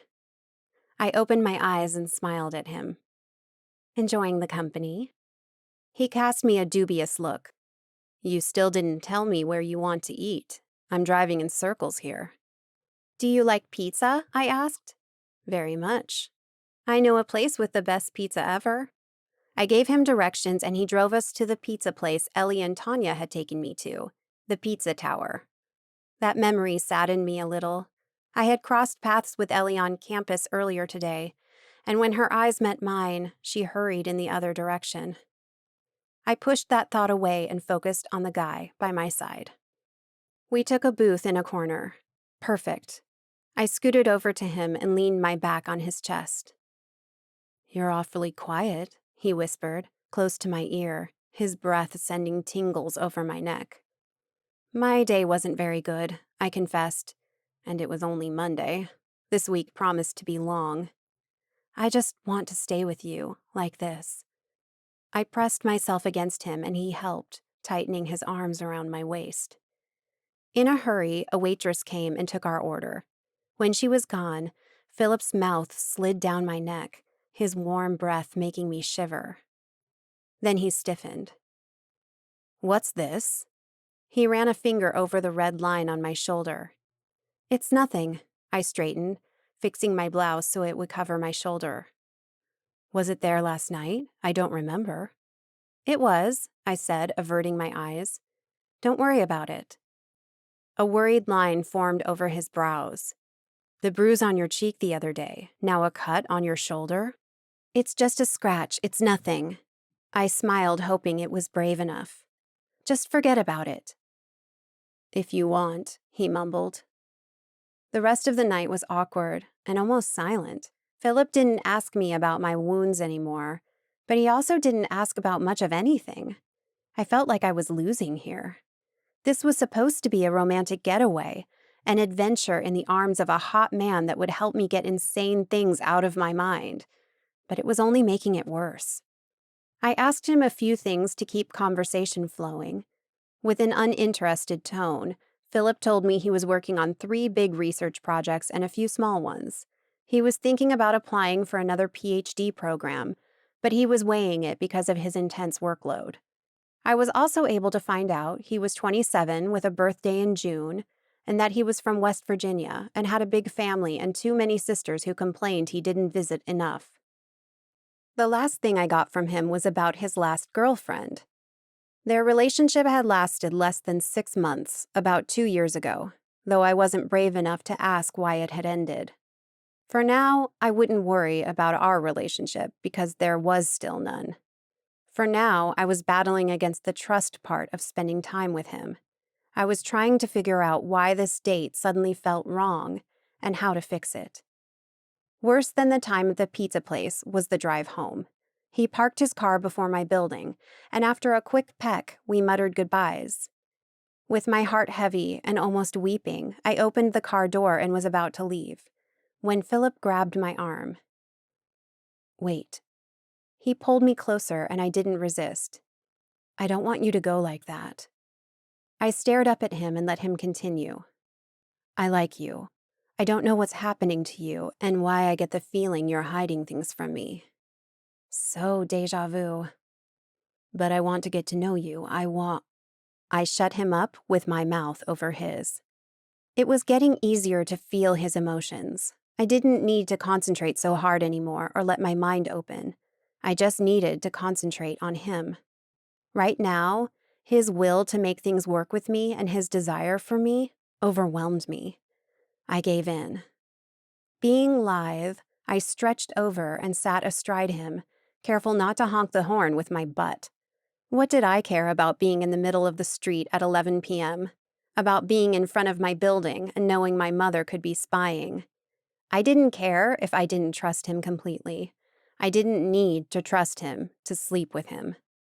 I slipped my tongue inside his mouth and my hands slid under his shirt. He moaned and clutched my thighs, shifting his weight so he could brush the growing lump in his pants against me. I bit his lip and moved my hips, increasing the contact area between our legs and spreading heat down my body. "Don't provoke me," he whispered as his hand slid to my butt. "Or what?" I licked his lips. His arms pulled me closer, and I felt his heart beating as fast as mine. His mouth claimed mine with pure desire, and I responded by moving my hips again. "You're killing me here." "Good," I whispered against his mouth. His hands slipped over my blouse, and his fingertips grazed up and down my back, sending shivers up my spine. The sharp squeal of tires startled me. I jumped and ended up sitting on the wheel and honking the damn horn. "Shit," I muttered and glanced to my building in the dark. If the braking tires didn't wake the entire building, the freaking horn did. Philip stared past me to the street. "Almost an accident." He pointed behind me, and I turned to see what he was talking about. In the street ahead, perpendicular to the one we were on, 2 cars were blocking traffic, the drivers out of their cars, shouting at each other. What a nice bucket of cold water. What was I doing? What had I almost done? Slowly, I stretched over and sat on the passenger seat. "Where are you going?" Philip asked. His hands reached out to me and tried to pull me back to him. I let him embrace and kiss me, but not more than that. Noticing my change, Philip pulled back a little to stare at me. "I know you like me," I began. The heat in my body moved up to my cheeks. "And I like you too. But we're going too fast." My words sounded like a teenager's, and I almost regretted them. Just because we aren't kids anymore doesn't mean I'm easy and go around sleeping with guys. Besides, this was the first time I could feel what a guy was feeling, and the knowledge that he wanted to make our relationship work was overwhelming. It filled me with hope that I could learn how to trust someone, that I could trust Philip. His lips curled up in a grin. Shit, I wanted to kiss him and forget my speech. "Thank God you don't." His hand cupped my face. "We can go a little slower," he whispered. "Though I can't promise I'll be able to resist you much longer. Being with you and not having you is killing me." His lips closed on mine and I shivered, the thoughts in my mind swirling. Damn, why did I have to play the good girl now? Before I changed my mind, I disentangled myself from him and left his car. He promised to call me the next day so we could do something together. I liked that idea. I halted at the front steps and watched as he drove away. A smile spread over my lips. The tingling in my head started and I glanced up. Like before, the sensation that someone was watching me was back and strong. And I didn't like it. I entered the building, raced up to my apartment, and locked the door, hoping whoever was outside would stay out. Chapter 16. I had been feeling off, like something wasn't right, but I couldn't put my finger on it. As I was walking to campus for my 2 classes on Wednesday after lunch, I didn't feel like sitting through boring lectures. So I called Theron, and he promptly came to pick me up for a training session with his grandmother. "Take a deep breath," Sheila instructed, "and send your senses out." I complied. The first thing I felt was the warm grass under my crossed legs. Why did it have to be so hot this afternoon? And why did we have to practice outside? It was so cool inside the house and... "Focus," she chided. If my eyes were open, I would have rolled them at her. But I focused and forgot about the feel of the grass on my legs. I focused on the feel of its life. The grass pulsed with life, and my senses felt it as far as the ranch went, spreading for miles and miles. "Further," Sheila added. "I can't go further. I don't know how." "Just let it happen. Feel each inch of the earth, of the air. Grab for it. Pull it. Reach for the rest." I gritted my teeth and pushed my senses out. Slowly, they reached farther and farther, inch by inch. I pushed it out and felt the life within the ground past the ranch. Into the road, into the neighbors' lands, into the far interstate. Good. Now come back and focus on the feelings of the things or people you encounter. Trees and little animals, like squirrels and birds, were the first I made contact with. Nothing much to report there, other than the life and energy running through them. Pulling my senses a little, I felt a couple parked beside a road. I couldn't make out shapes, colors, or faces. I just sensed them there. I felt the anger coming from the energy of their bodies. "They seem to be arguing," Sheila explained. Damn, how could the woman know that much? "Focus," she chided, and I willed my mind to go back to the couple. Anger was the only thing I sensed around them, nothing more. I couldn't know what they were saying, if they were saying anything, let alone know if they were arguing. Irritated, I moved on and found a deer and a few rabbits. I didn't bother reading their feelings. I didn't think there was anything they could think that would interest me. Sheila's exasperated sigh reached my ears, and I continued. Next, I sensed another car and its occupants moving up the road, away from the ranch. My mind was failing, or I was too tired, because I tried to read their feelings, getting hold of their life energy. But I couldn't. Zeganes are trained to protect their mind and body, Sheila explained. Cora, Rai, and Brinna are taking the kids out. My eyes shot open. Isn't that dangerous? To take the kids out? What if alchemists find them? A warm but faint smile appeared on Sheila's strong features. We can't live in hiding, not all the time. We go out and take the kids out sometimes. We can't let the alchemists win.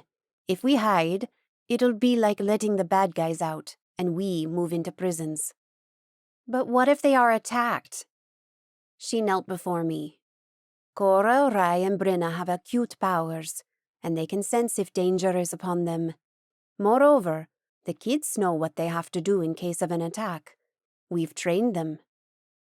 That's normal for us. If we don't teach them how to defend themselves, who will? Yes, they are young, but it's necessary. No argument there. I understood where she was coming from, but imagining little kids fighting or running from alchemists sent a chill up my spine. I really hoped they didn't encounter any problems during their outing. What now, Mirella? Sheila's smile widened. Are you worried about the Zeganes? I thought you didn't care much for our kind. A sudden warmth took over my cheeks. That's not it. What could I say to her? Perhaps I shouldn't say anything. Don't worry, she patted my hand. I thought a lot about you after your first visit. I understand. She gestured around us, to the house and stables and the lush lawn. But she didn't mean the land. She meant the way of living, the tradition. It is a little overwhelming since you only found out about your heritage a few weeks ago, and that's the most valid reason for why you need to practice and learn to protect yourself. You're out there, unprotected, an easy target, and our enemies do seem to like you. Yes, they do, I agreed in a low, sad tone. Now, back to practicing. Right. I closed my eyes and focused on where I had left off. The car with Cora, Shay, and Brinna, and the kids was already out of my reach. Since I was supposed to come all the way back, I pulled my senses closer.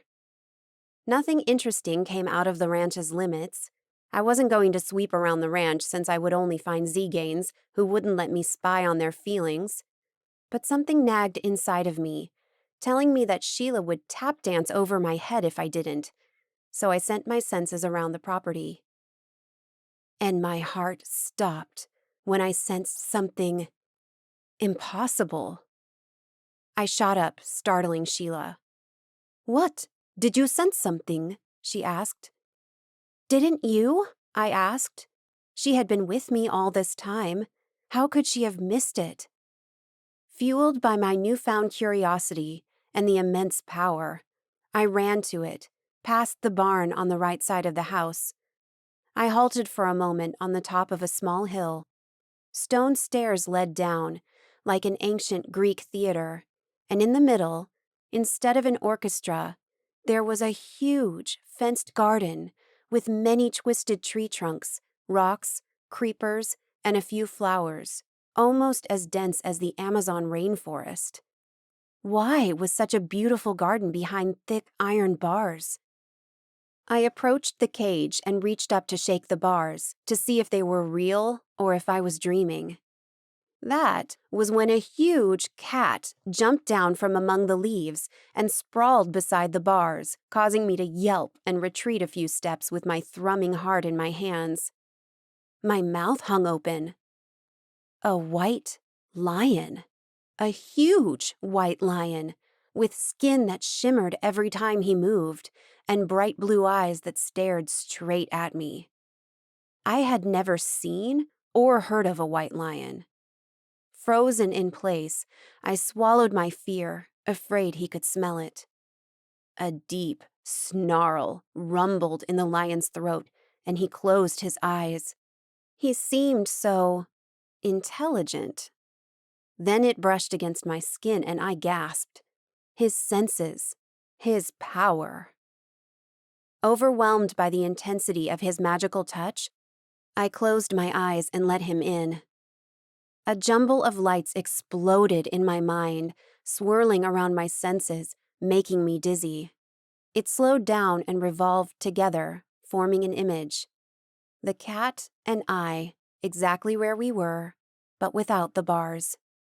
I opened my eyes when I withdrew my sense, feeling suddenly so small and weak.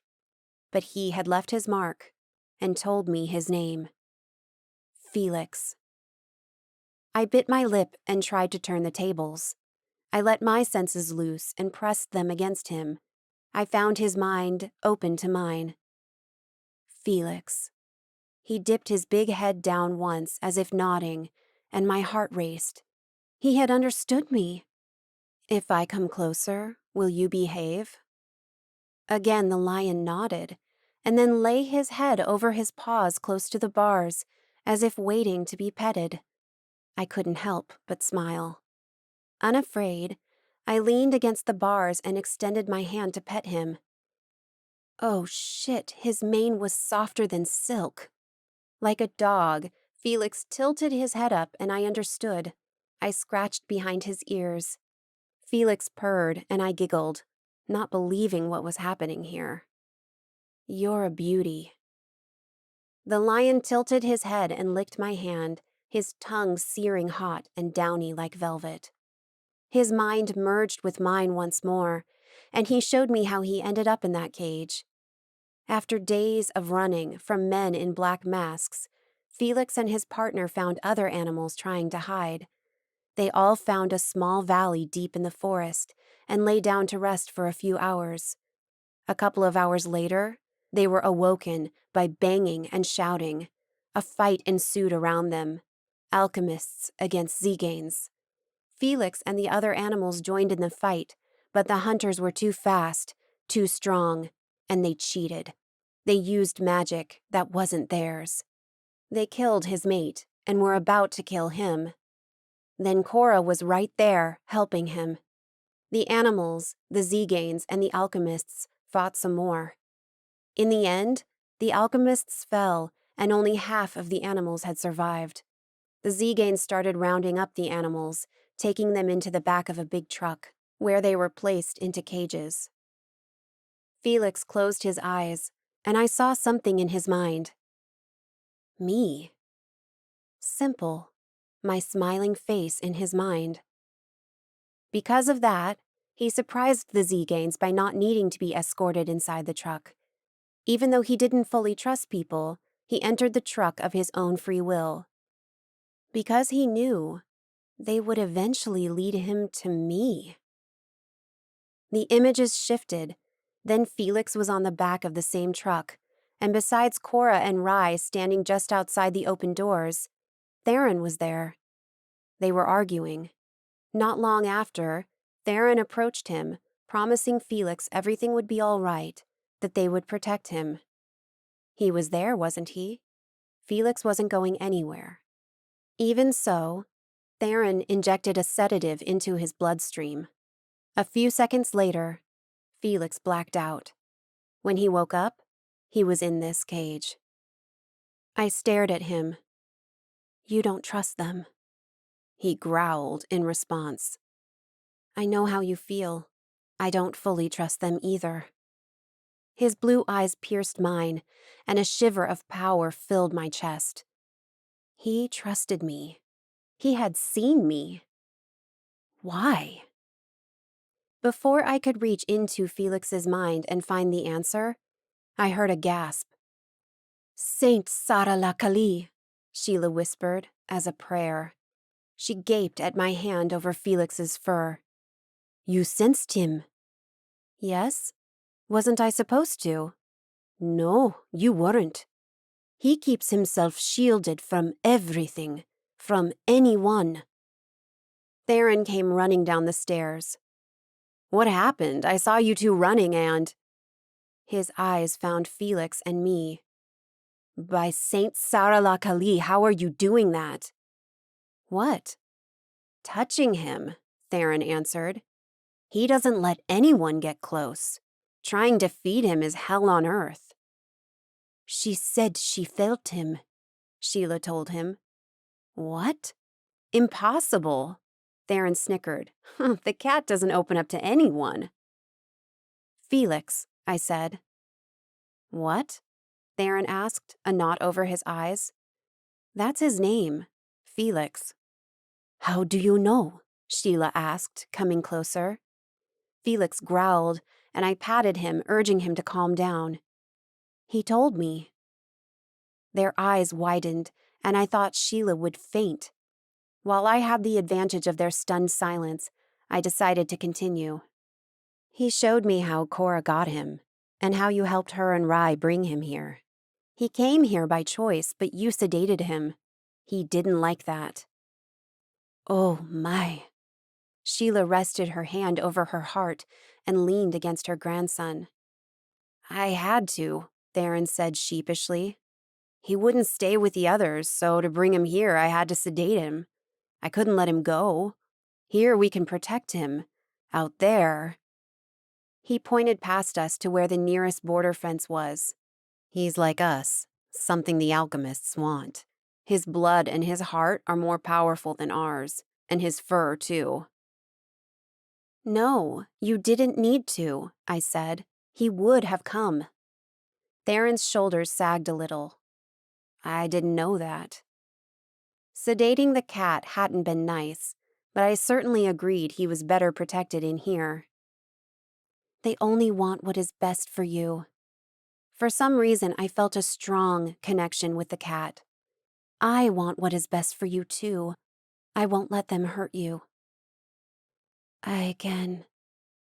I can feel you talking to the cat, Sheila whispered. She was still in shock. And? That's never happened before, Theron explained. Your powers must be strong, Sheila added. Or Felix just likes me. To prove my point, Felix licked my hand again. The gleam in Sheila's eyes gave me goosebumps. Could be.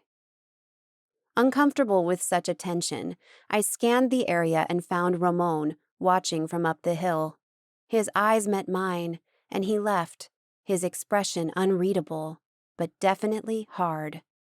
Felix purred, and I gave my attention back to him. In a flash, the cat opened his huge mouth and closed it around my forearm. Sheila yelped, and Theron ran over to me. But I only laughed. Felix's teeth barely grazed my skin as he tugged me closer and played with my hand. Theron tisked, his eyes shining with fascination over the scene. Now that's something you don't see every day. Chapter 17. There was nothing special about me. To Sheila's dismay, I wasn't as powerful as she thought I was. I stayed with Felix for a while, and then she urged me to go back to training. After a few failed exercises, it was crystal clear. Apparently, Felix had chosen me to be his friend. Just that. I don't understand, Sheila whispered somewhere around me. Seated on the grass with my eyes closed, I wasn't allowed to sense any nearby presences for this exercise. But I was also failing at it. What peridage? Theron asked, somewhere to my right. I hadn't sensed him, but I could hear from where his strong voice was coming. Mirella talked to the cat, Sheila continued. He wouldn't choose a weak Zegane, or even a regular one to talk to. Sighing, I opened my eyes. I'm not as strong as you first thought. To be honest, I think I'm much weaker than all of you. Sheila halted before me. You're supposed to be meditating with your eyes closed. We're talking, not practicing. Her lips pursed in a tight line. Fine. Now tell me why you think you're weaker than us. I glanced at the grass under me and brushed my fingertips on a green, sharp blade. I don't know. I just feel like it. Her voice softened as she said, Explain to me what you feel. It would help us understand your limitations. I stood and wiped the loose grass from my butt. I'm weaker than a regular Zegane. Perhaps it has something to do with my bloodline? Perhaps my mother isn't a strong Zegane, and my father, whoever he was even worse. I shrugged. It's a possibility, Sheila whispered. The way she spoke, with her mind elsewhere and glassy eyes, raised goosebumps on my arms. Still, the cat's willingness to open up to you. That's strange. As if being a Zegane wasn't strange. At least she dropped the subject and gave up practicing for the day. We agreed to meet again on Sunday. On the way home, Theron whistled and bumped the wheel, along with the reggaeton playing through the radio of his open-top Jeep, without talking to me. Not even a single word. Nothing. Not even a quick glance. What was up with him? Was he hiding something too? Did he know something I didn't? It didn't matter, I wasn't curious. Or so I told myself. But I shouldn't be. I wasn't learning more about my powers so I could become a Zegane. I was learning so I could use them to defend myself should the need arise. That was all. Theron parked his Jeep in front of my building, then promptly twisted around in his seat, looking around, even up to the trees lining the parking lot. What are you doing? Looking for Artan, he said, a teasing tone in his voice. He's always here, and I enjoy arguing with him. Enjoy? He turned a lopsided grin to me. Yeah, it's like being a warrior and like fighting, you know? Not that violence is a good thing. I just mean enjoying when you can beat the crap out of your opponent and you're winning the fight. Just like that. I shook my head. You're crazy. He shrugged. If you say so. Theron was fun. Spending time with him was freeing. I barely knew him, and yet I felt like I could relax and be myself, without any fear of judgment or being misinterpreted. I felt like we could talk about anything. Theron, I have a question. He twisted in his seat, facing me. Shoot. Do you know the Romani who go on Sundays to the South End neighborhood? He nodded. Are they regular Romani? He nodded again. Yeah, they are the real Romani, you know, because their kind came before ours. But yeah, they are the real thing. They live in caravans just outside of town, moving around from town to town, but never going too far away. Then they come back. So, they are regular Romani, no powers. Their sixth sense is much more acute than Gajo's, and a rare few have some abilities, like communicating telepathically or foreseeing the future. So, their palm readings and fortune-telling... He tilted his head at me, visibly curious. I bet they say pretty things to enchant their clientele, but yes, I think some of them are being truthful. I sucked in a sharp breath. Crap. Why? Should I tell him what the Romani woman said? Death is coming for you. If I told him, there was a high probability that he and the other warriors from Belleville would check on me more often. In turn, that would make Artan curious about why Belleville was so interested in me, and he and his band of warriors would start popping up more and more. No thanks.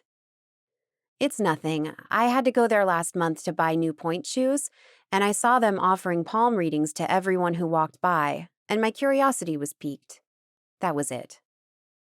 Theron didn't look convinced, but he didn't push it either, and for that, I was thankful.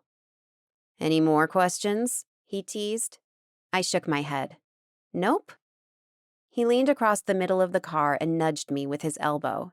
Then get out of here. It's late, and I know you have ballet classes tomorrow morning. It was still shocking that he, and Artan, knew my schedule by heart. Smiling at him, I opened the Jeep's door. See you Sunday. How about this one? I pressed play on a silly song. I shook my arms and legs, making faces as if I couldn't control my body. The little girls laughed and joined me, dancing silly too. All of them except for Annie, who had stared at me with huge eyes during the entire class and had barely participated.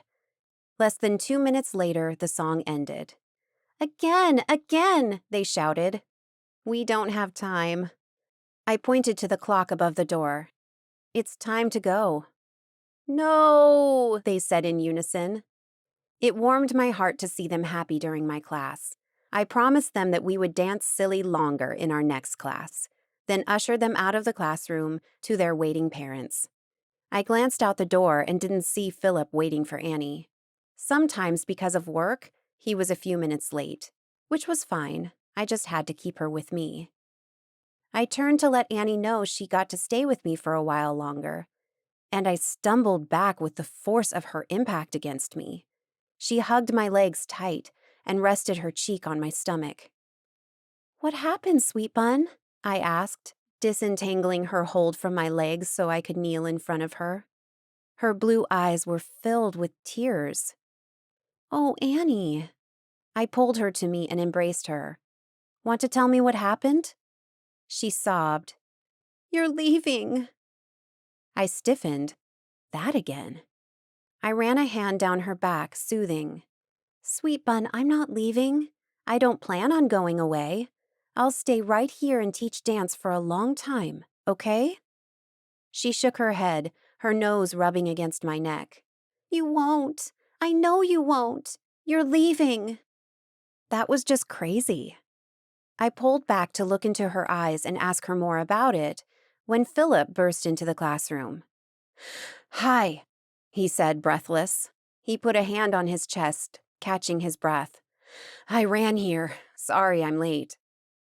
A frown marred his brow as he took in his daughter crying.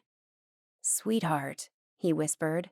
He approached us and picked her up in his arms. She wound her arms around his neck and buried her head on his shoulder. "We talked about this, Annie. It's just a nightmare. Please don't bother Miss Reyes with it, okay?"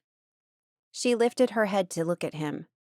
"But—" "No buts." His tone was firm but full of concern. My heart squeezed. He set her down. "Now, go grab your bag and put on your shoes." With trembling lips, Annie stomped her feet to the cubbies and benches along the hallway, where students left their shoes and bags. I stood. "Is she okay?" He turned to me. "She has been acting normal, a little shy but happy. But—" He ran a hand through his hair. "She has been waking up early in the morning, yelling that you're leaving. I think it's a recurring nightmare. I tried talking to her, explaining to her it's just a dream and she shouldn't worry." He glanced to the door. "I don't know. Maybe I should talk to the therapist at her school, see if it's some other unseen problem that has arisen." I reached for him and took his hand in mine. "Hey." He turned his blue eyes to me. "I'm here for you two. You know that, right? If you need help with her, let me know." He smiled at me. "Thank you." He leaned toward me, then paused. "Am I allowed to kiss you here?" I smiled. "Probably not." But I grabbed the collar of his shirt anyway and tugged him to me. Just a brush of my lips on his, and that seemed to be enough. Enough to waken the desire I felt for him and wish for more. More time, more privacy, just more. His gaze slid down my throat. He lifted his hand and brushed his fingertip over the necklace he had given me. "I like to see you wearing it." His fingers traced the thin chain up my neck, his skin grazing mine. I shivered. "I never take it off." "Good." He leaned into me and placed a quick peck over my lips. Then he pulled away and straightened. "I should take her home." "Right." He turned to leave, then halted and faced me again. "Oh, I hate to do this, but I'm going on a business trip again tomorrow." "What?" He pressed his lips tight. "Sorry, there are certain things in my line of work that I can't control, and meeting with clients when they want is one of them. I should be back Sunday afternoon. I'll call you, okay?" My shoulders sagged. "Okay." From the classroom's door, I watched as Philip picked up a sad Annie, and after another wave of his hand, they left. I sighed, a little disappointed with Philip and his work schedule, but also a little worried about Annie.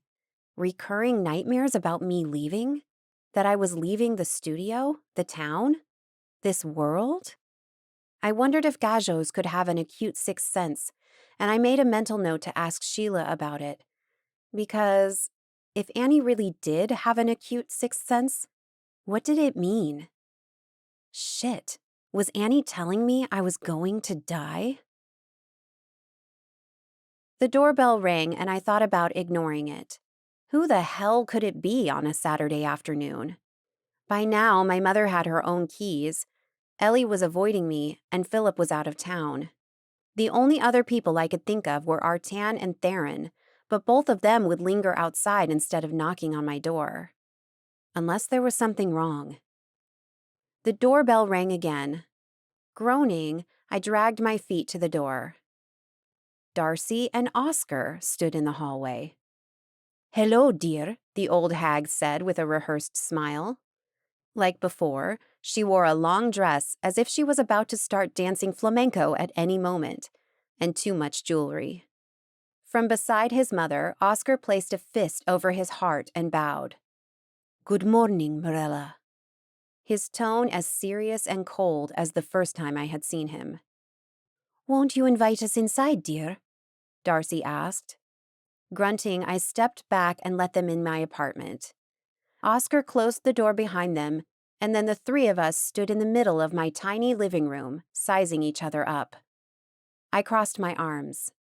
"What are you doing here?" Both of them exchanged a brief glance.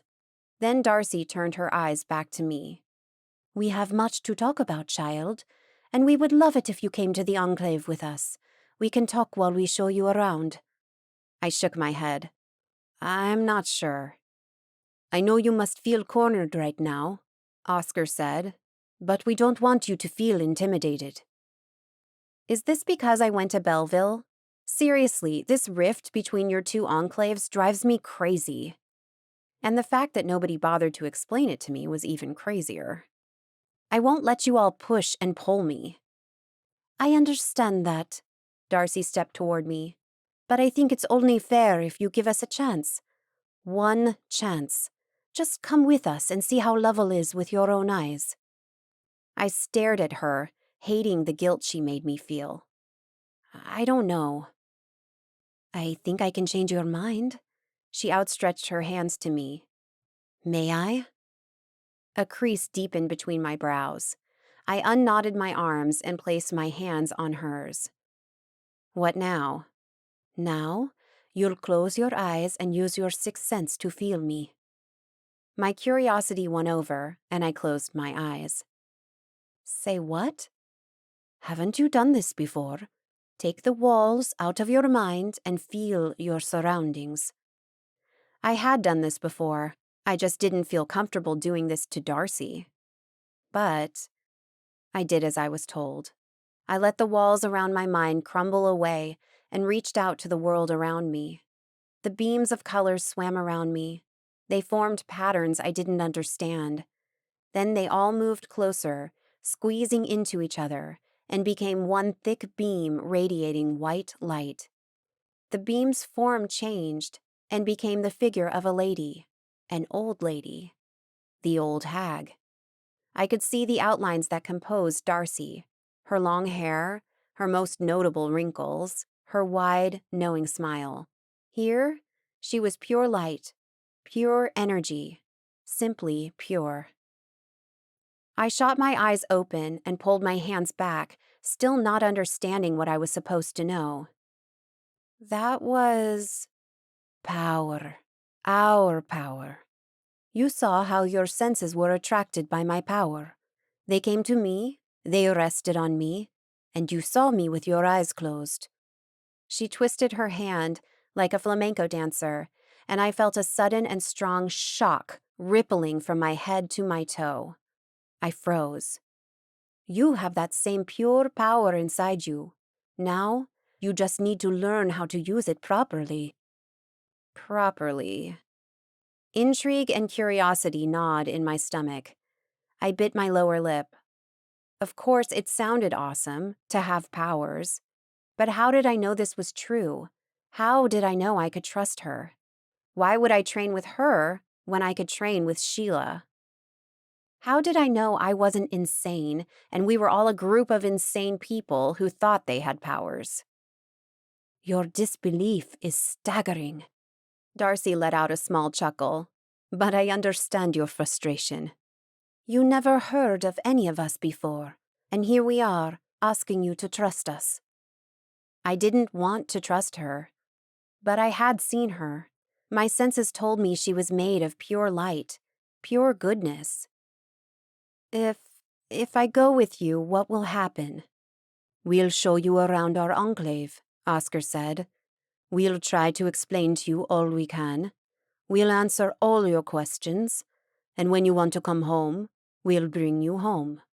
He placed his fist over his heart again. That is a promise. I opened up my senses to him too.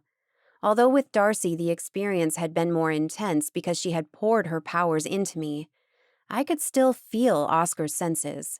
And right now, it all rang true. Okay, I whispered. I'll go with you. Chapter 18. Give me a couple of minutes to get my things and I'll meet you outside, I said before closing the door in Darcy's and Oscar's faces. That was probably rude, but I wasn't worried. I just didn't want them free around my apartment while I was inside my bedroom. I picked up my phone and shot my mother a text. Me. Darcy and Oscar are here, but you probably knew that. I changed my tank top for a short, loose dress, put on flat sandals, and put my bag across my shoulders. Something was missing. I picked up a dark green shawl with lots of fringe and wrapped it around my shoulders. Now I liked that. I was brushing my hair when a text came through. Mom. Yes, I told them you've been going to Belleville. They are worried about your safety. As I am. Me. I'm fine. I applied lip gloss and decided to tell her more. Me. I'm going to their enclave. My phone rang, the word Mom flashing on the screen. What is it? I answered. This is big, Mirella, she said, her voice in a revered tone. Think of them like royalty when dealing with them. I know I was banished, but they are good and true. Respect them, even when you don't want to. Speaking of which, aren't you worried they will tell me about your banishment? Silence. Do you want to tell me your version before they do? They won't say anything. Well, they can join your club. She went quiet. Mom?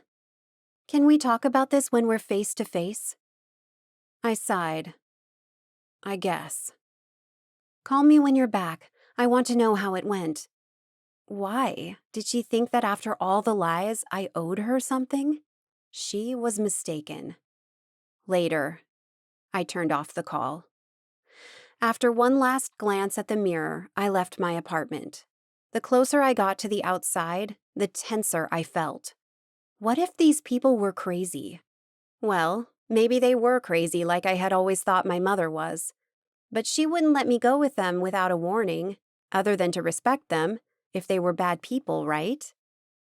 Closing my hand tight around the strap of my bag, I climbed down the stairs and exited my building. Artan and another young man, one I had seen before, stood in front of the blue SUV. Artan tilted his head. You remember Sloan? Yes, I said, recalling him from the club, and during the first attack in the parking garage. Artan alone was intimidating, but the two warriors side by side, they emanated power and control and seemed as stoic as marble statues. He's my cousin, Artan said. Sloan grinned at me like a cat ready to pounce. Hi there. He was a couple of inches shorter than his cousin, but a little bit wider. What did these guys eat? Or was it all just a lot of training? Hey, I said, my voice low. The dark back window from the SUV lowered. Darcy peeked out. We should go. Artan nodded to her. Of course, Puridaj. Sloan gestured to the car. Come on, Mirella. I'll show you to your seat. Swallowing hard, I followed Sloane and Artan to the other side of the SUV. Sloane hopped in first and went directly to the third row. He patted the seat in front of him, right beside Darcy. She smiled at me as I slid in. While I put on my seatbelt, Artan took the driver's seat. His father was in the passenger seat in front. "Everyone ready?" Artan asked. Once more, wariness at being surrounded by strangers hit me. I had done something similar before. I had gone to Belleville with strangers, and now they weren't strangers anymore. In fact, I would like to think that at least Theron and Sheila were my friends now. The only ones I was allowed to have. And to be honest, Artan wasn't really a stranger. Not anymore. "Yes, we're ready," Darcy answered. Artan took the SUV out of my building's parking lot and onto the road. Outside the SUV, the sun shone high and a few clouds dotted the blue sky. It seemed like a pleasant summer day. However, inside the SUV, the ride to the enclave was quiet and tense. Everyone seemed lost in thought. Darcy looked out the window as if the interstate was an interesting view. At that moment, Sloane peeked his head between the seats and glanced at me. "So, how is being a Zegane so far?" I snorted. "Confusing." He nodded. "I bet it's strange, huh? I can't imagine not knowing we're different, special, that we have powers. I can't imagine not living by our traditions." Traditions. I glanced from Sloane to Artan, or the back of his head. Zeganes got married early. Artan and Sloane were probably 25. They were both probably married by now. For some reason, that idea didn't sit well with me. "Well, right now, I can't imagine living by your traditions." "Our traditions," Darcy corrected me. Why did everyone feel the need to hear me say our? I didn't want to be a part of their enclave. They were crazy if they thought taking me to see their place would change my mind. It hadn't worked with Belleville, and wouldn't work now either. Sloane patted the back of my seat. "Don't worry, you'll love Lovell." Couldn't we all just be good acquaintances and leave it at that? I shook my head and glanced out the window. "I'm probably going crazy," I muttered. "The entire world is crazy, child," Darcy said. "We just have to decide which crazy side we'll stand with." I gulped. Was she talking about me? Asking me which side I would choose? Lovell or Belleville? Gah, when wouldn't someone ask me about that? Couldn't I choose a third one? A neutral one? All I wanted was to go back to the time when I didn't know anything, when I was a gajo, ignorant that I was more than a simple Romani woman. 30 minutes later, Artan made a right off the interstate and kept driving down a narrow road for another 10 minutes.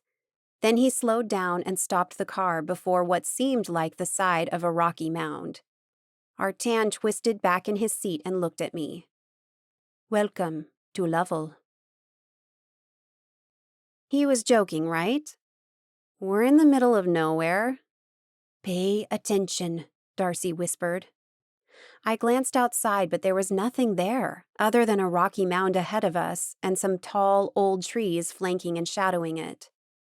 My jaw dropped when 6 men jumped down from nowhere and landed before the SUV, dressed in dark brown suede pants and vests, swords in their hands, bows on their back, and deadly stares. The warriors formed a line in front of the rocky wall and waited, swords in hands. Artan got out of the SUV and halted among them. The warriors bowed to Artan, positioning their swords across their upper body, then stepped aside, forming a corridor through which Artan walked, going toward the mound wall. "What is he doing?" I asked.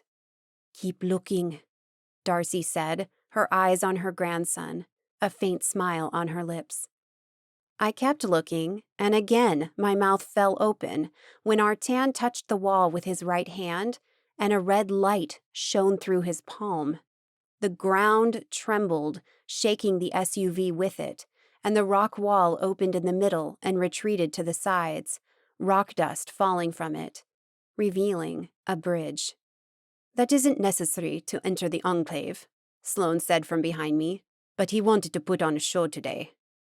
Artan came back to the SUV and drove past the warriors and the entrance, and over the bridge. It was made of rust-colored stones, wide enough for 2 cars. Small gray parallelepipeds formed the pavement. Under it, I could see a shallow stream and lots of green. The curve of the bridge hit its apex, and I finally could see what was on the other side.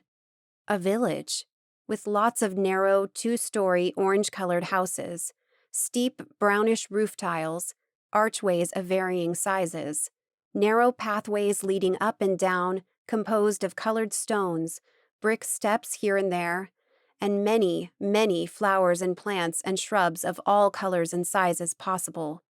Just like a traditional Spanish village. Artan drove the SUV to the left and parked it in what seemed to be the community parking garage. It was 4 stories high, with orange stone walls like the rest of the village, and many vehicles. Trucks, vans, SUVs, sedans, coupes packed the place. Another group of warriors approached as we got out of the SUV. Oscar, Artan, and Sloane left with them, and Darcy took me to the main house, which was located between the bridge and the parking garage. "This is the entrance point for visiting enclaves or strangers," Darcy said, opening her arms wide across the room. "We come here to receive them." The main house was much like a clubhouse of an apartment subdivision. A large living room, a small open-plan kitchen, a fireplace, and a back porch with a privileged view of the rest of the village, all decorated with rustic wooden furniture, colorful fabrics, tapestries, clay bowls, and plates. Okay, I said, not understanding why she was showing me this. As if reading my mind, she said, "I promised I would show you everything." Then she snatched my wrist and pulled me to the back porch. "Let's go." The old hag guided me through a narrow, deserted street. The strong scent of sweet wildflowers hovered in the air. We crossed a tall archway and stood in a large square. Colorful pavement, wooden benches, pergolas, a large stone fountain in the center, a few ornamental wagons spread throughout. Some houses and buildings faced the square, colored fabric covering their decorated terraces, creeper dangling from the rails. Kids ran around and played with soccer balls, dolls, bubbles, and balloons. Men stood beside the fountain playing flamenco songs with guitar and harmonica, talking and playing cards. Women sat together on benches, knitting, gossiping, laughing, dancing. They struck me as sensual and strong women, and their colorful dresses and skirts, bright jewelry, high-heeled boots, and makeup made me conscious of my simple dress and sandals. I had only a pair of earrings, Philip's necklace, a couple of bracelets, 1 ring, and a light lip gloss. These women were gorgeous, and I felt like a nobody stuck somewhere I shouldn't be. I was about to bolt to the main house and hide when some people noticed my presence, and in a matter of seconds, everyone went quiet. The men stopped playing, the women stopped dancing, and the kids stopped running. Every set of eyes fell on me. Shit. The heat of embarrassment crept up my cheeks, and I tugged on my shawl as if it could cover all of me. "Be strong," Darcy whispered. "They're just curious. After all, you're the reason they are under curfew." "Curfew?" "Yes. With more alchemists loose in town, we established a curfew so our Zeganes won't stay outside our walls for long." The 2 men came into the square, pushing a heavy and elaborate wooden wagon. "What's that wagon for?" "Verdun," Darcy said, her sight on the wagon. "Say what?" "We call it Verdun. Wagon is a Gajo word." And I learned something new every day. I felt stupid and out of place. This enclave was beautiful and alive, bigger than Belleville, with a different kind of energy. But I felt like an outsider. At least in Belleville, I felt like I belonged among so many misfits. A girl stepped out of the group of women gathering and strolled toward Darcy and me. It took me a couple of seconds to recognize her. It was Ryan, Artan's sister. "Sastimos, Peridaj," she said upon meeting her grandmother. She bowed and Darcy kissed her forehead. Was I the only one who had no idea what Ryan had said? She pivoted toward me, elegant like a ballet dancer. "Hello, Mirella. It's nice to finally meet you." "Hi," I said, with a brusque wave of my hand. Darcy caught her granddaughter's hands. "Ryan, I would like you to stay with Mirella while I go check on the event details." "Of course," she said. Before I knew it, Darcy was gone, and I was left with Ryan in a square full of strangers, who looked at me as if I were some sort of bug under a microscope. Ryan linked her arm to mine. "Don't worry, they're just curious." "That's what your grandmother said." She smiled down at me. Damn, she was almost as tall as her brother. "She's wise." Her voice resonated with pride. "Come." She tugged my arm and pulled me into the crowd. "I'll show you around." Chapter 19. It was hard to ignore the stares as Ryan and I strolled around the square, painfully slow. "Your grandmother said something about an event?" I asked, my voice low. When I was being brought here, nobody had mentioned an event. "Oh yes, it's just a small gathering," she smiled at me. "We always have a feast when guests come to visit us." I stopped dead in my tracks. "Are you telling me there's a celebration for me?" "Don't think you're that special," she said in a sing-song voice, and for some reason, I didn't believe her words. "We do this for all our guests." She tugged on my arm, pulling me forward, making me walk again, and she started on my tour. She showed me the 2-story orange building where the Rombaro's office and Elders' Council was located. Then there was the library, the dance studio. The second one caught my attention, but Ryan didn't stop long enough for me to examine it closer. And right beside it all was the school, a similar building to all the others, but the tallest with 3 floors. Though I had never asked Sheila about it, I knew the kids were homeschooled in Belleville. "It's forbidden for the kids to study at a regular school?" "This is a regular school." Ryan gestured to the building we walked by. "It isn't forbidden, but discouraged. Kids and teenagers go to school here inside the enclave. It's safer this way." "So no one goes out to study?" "When necessary, to learn a new trade or bring in a new skill we need. Then someone will go to college. Usually a warrior is chosen since he's the best candidate to defend himself out there." There were still so many things I didn't know about this culture. It all made my head spin. "And there," she pointed to a long path winding down a hill, "are the training grounds. Besides individual homes, I showed you all the different buildings and services." Meanwhile, the square had filled up some more. As if they had done it 1,000 times, the men and women, young and old, worked to bring the place alive. Colorful fabrics were stretched from wooden pillars strategically located around the square, creating open-side tents. Lanterns were hung from the fabric. Men brought out long tables and chairs and benches, and women brought big trays with food and drinks. Ryan followed my line of sight and smiled at me. "It's almost ready." "Hi there." A young man appeared in front of us. He smiled at me, his dark brown eyes shining. "We haven't been properly introduced. I'm Stefano Pina." He placed his fist over his heart and bowed to me. I glanced at Ryan, and she rolled her eyes. "Just ignore him," she whispered. He then reached for my hand. "It's so nice to meet you." He leaned down and placed a kiss on the back of my hand. I pulled my hand away.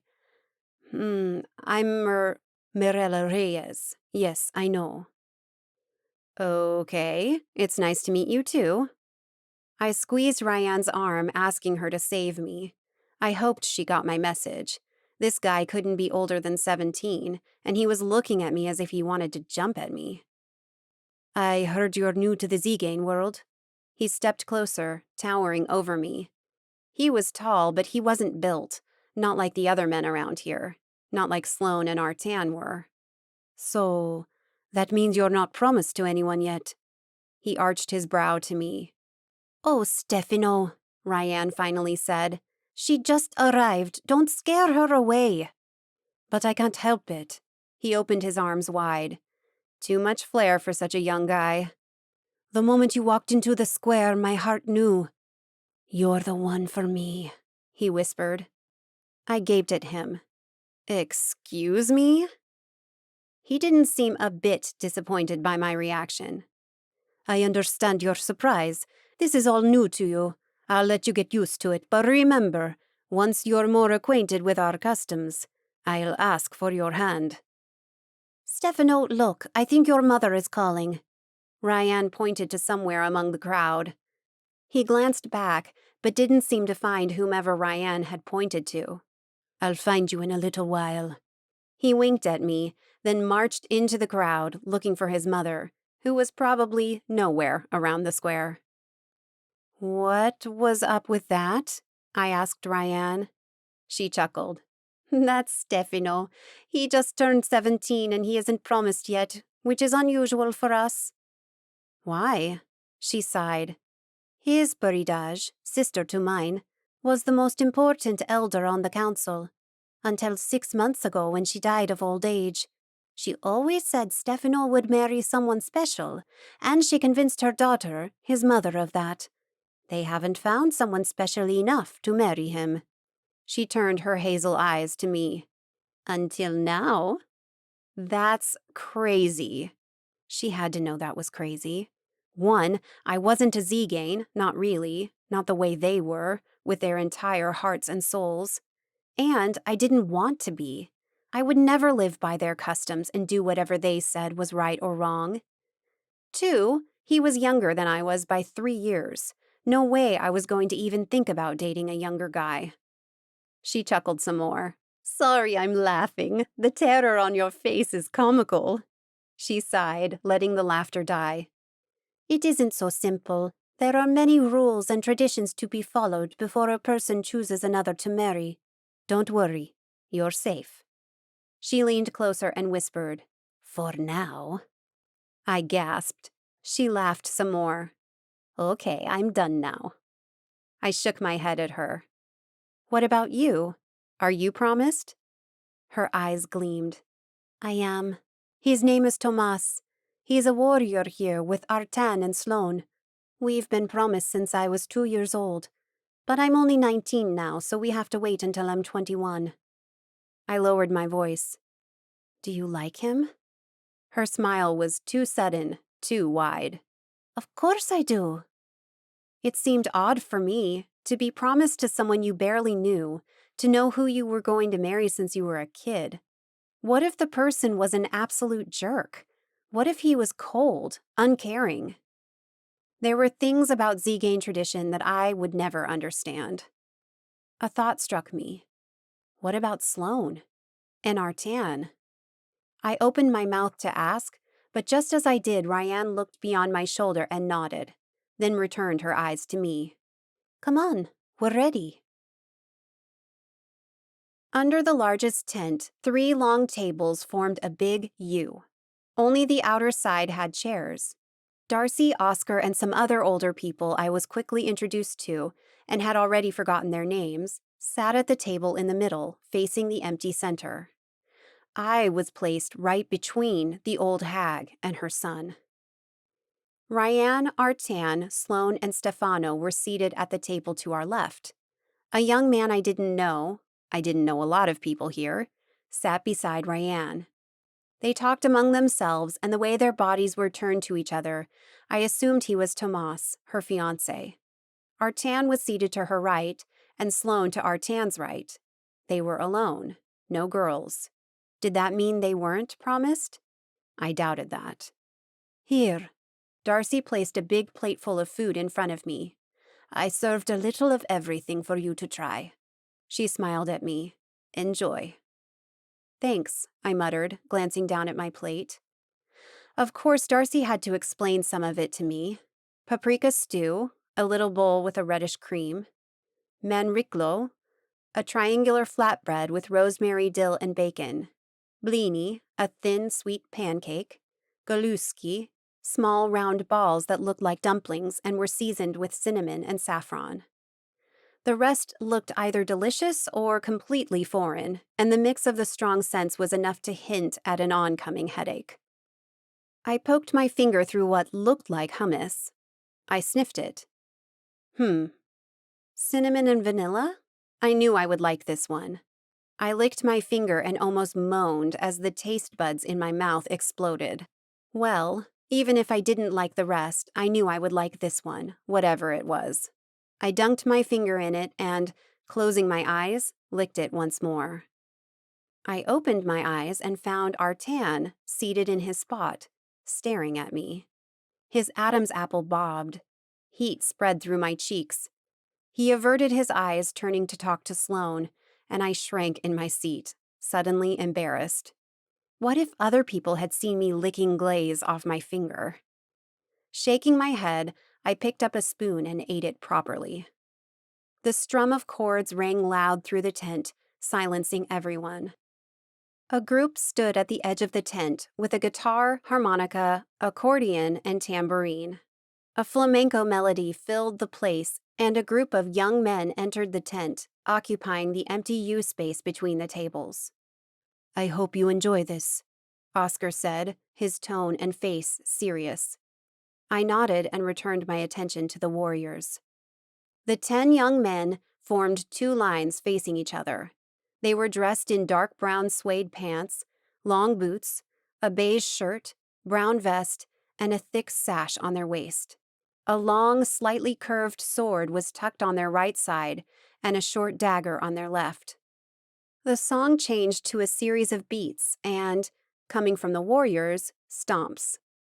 The crowd followed suit, clapping with the rhythm, while the warriors enacted a fight, first with punches and kicks and dodges and incredible jumps, next with their swords. The first clank of metal on metal so close to me made me jump, and I almost fell off my chair. "It's safe, dear," Darcy whispered to me. "They know what they are doing."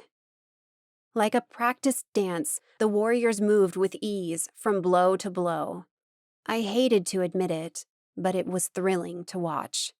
And, as the sun set and the lanterns filled the place with a magical glow, I found myself entranced.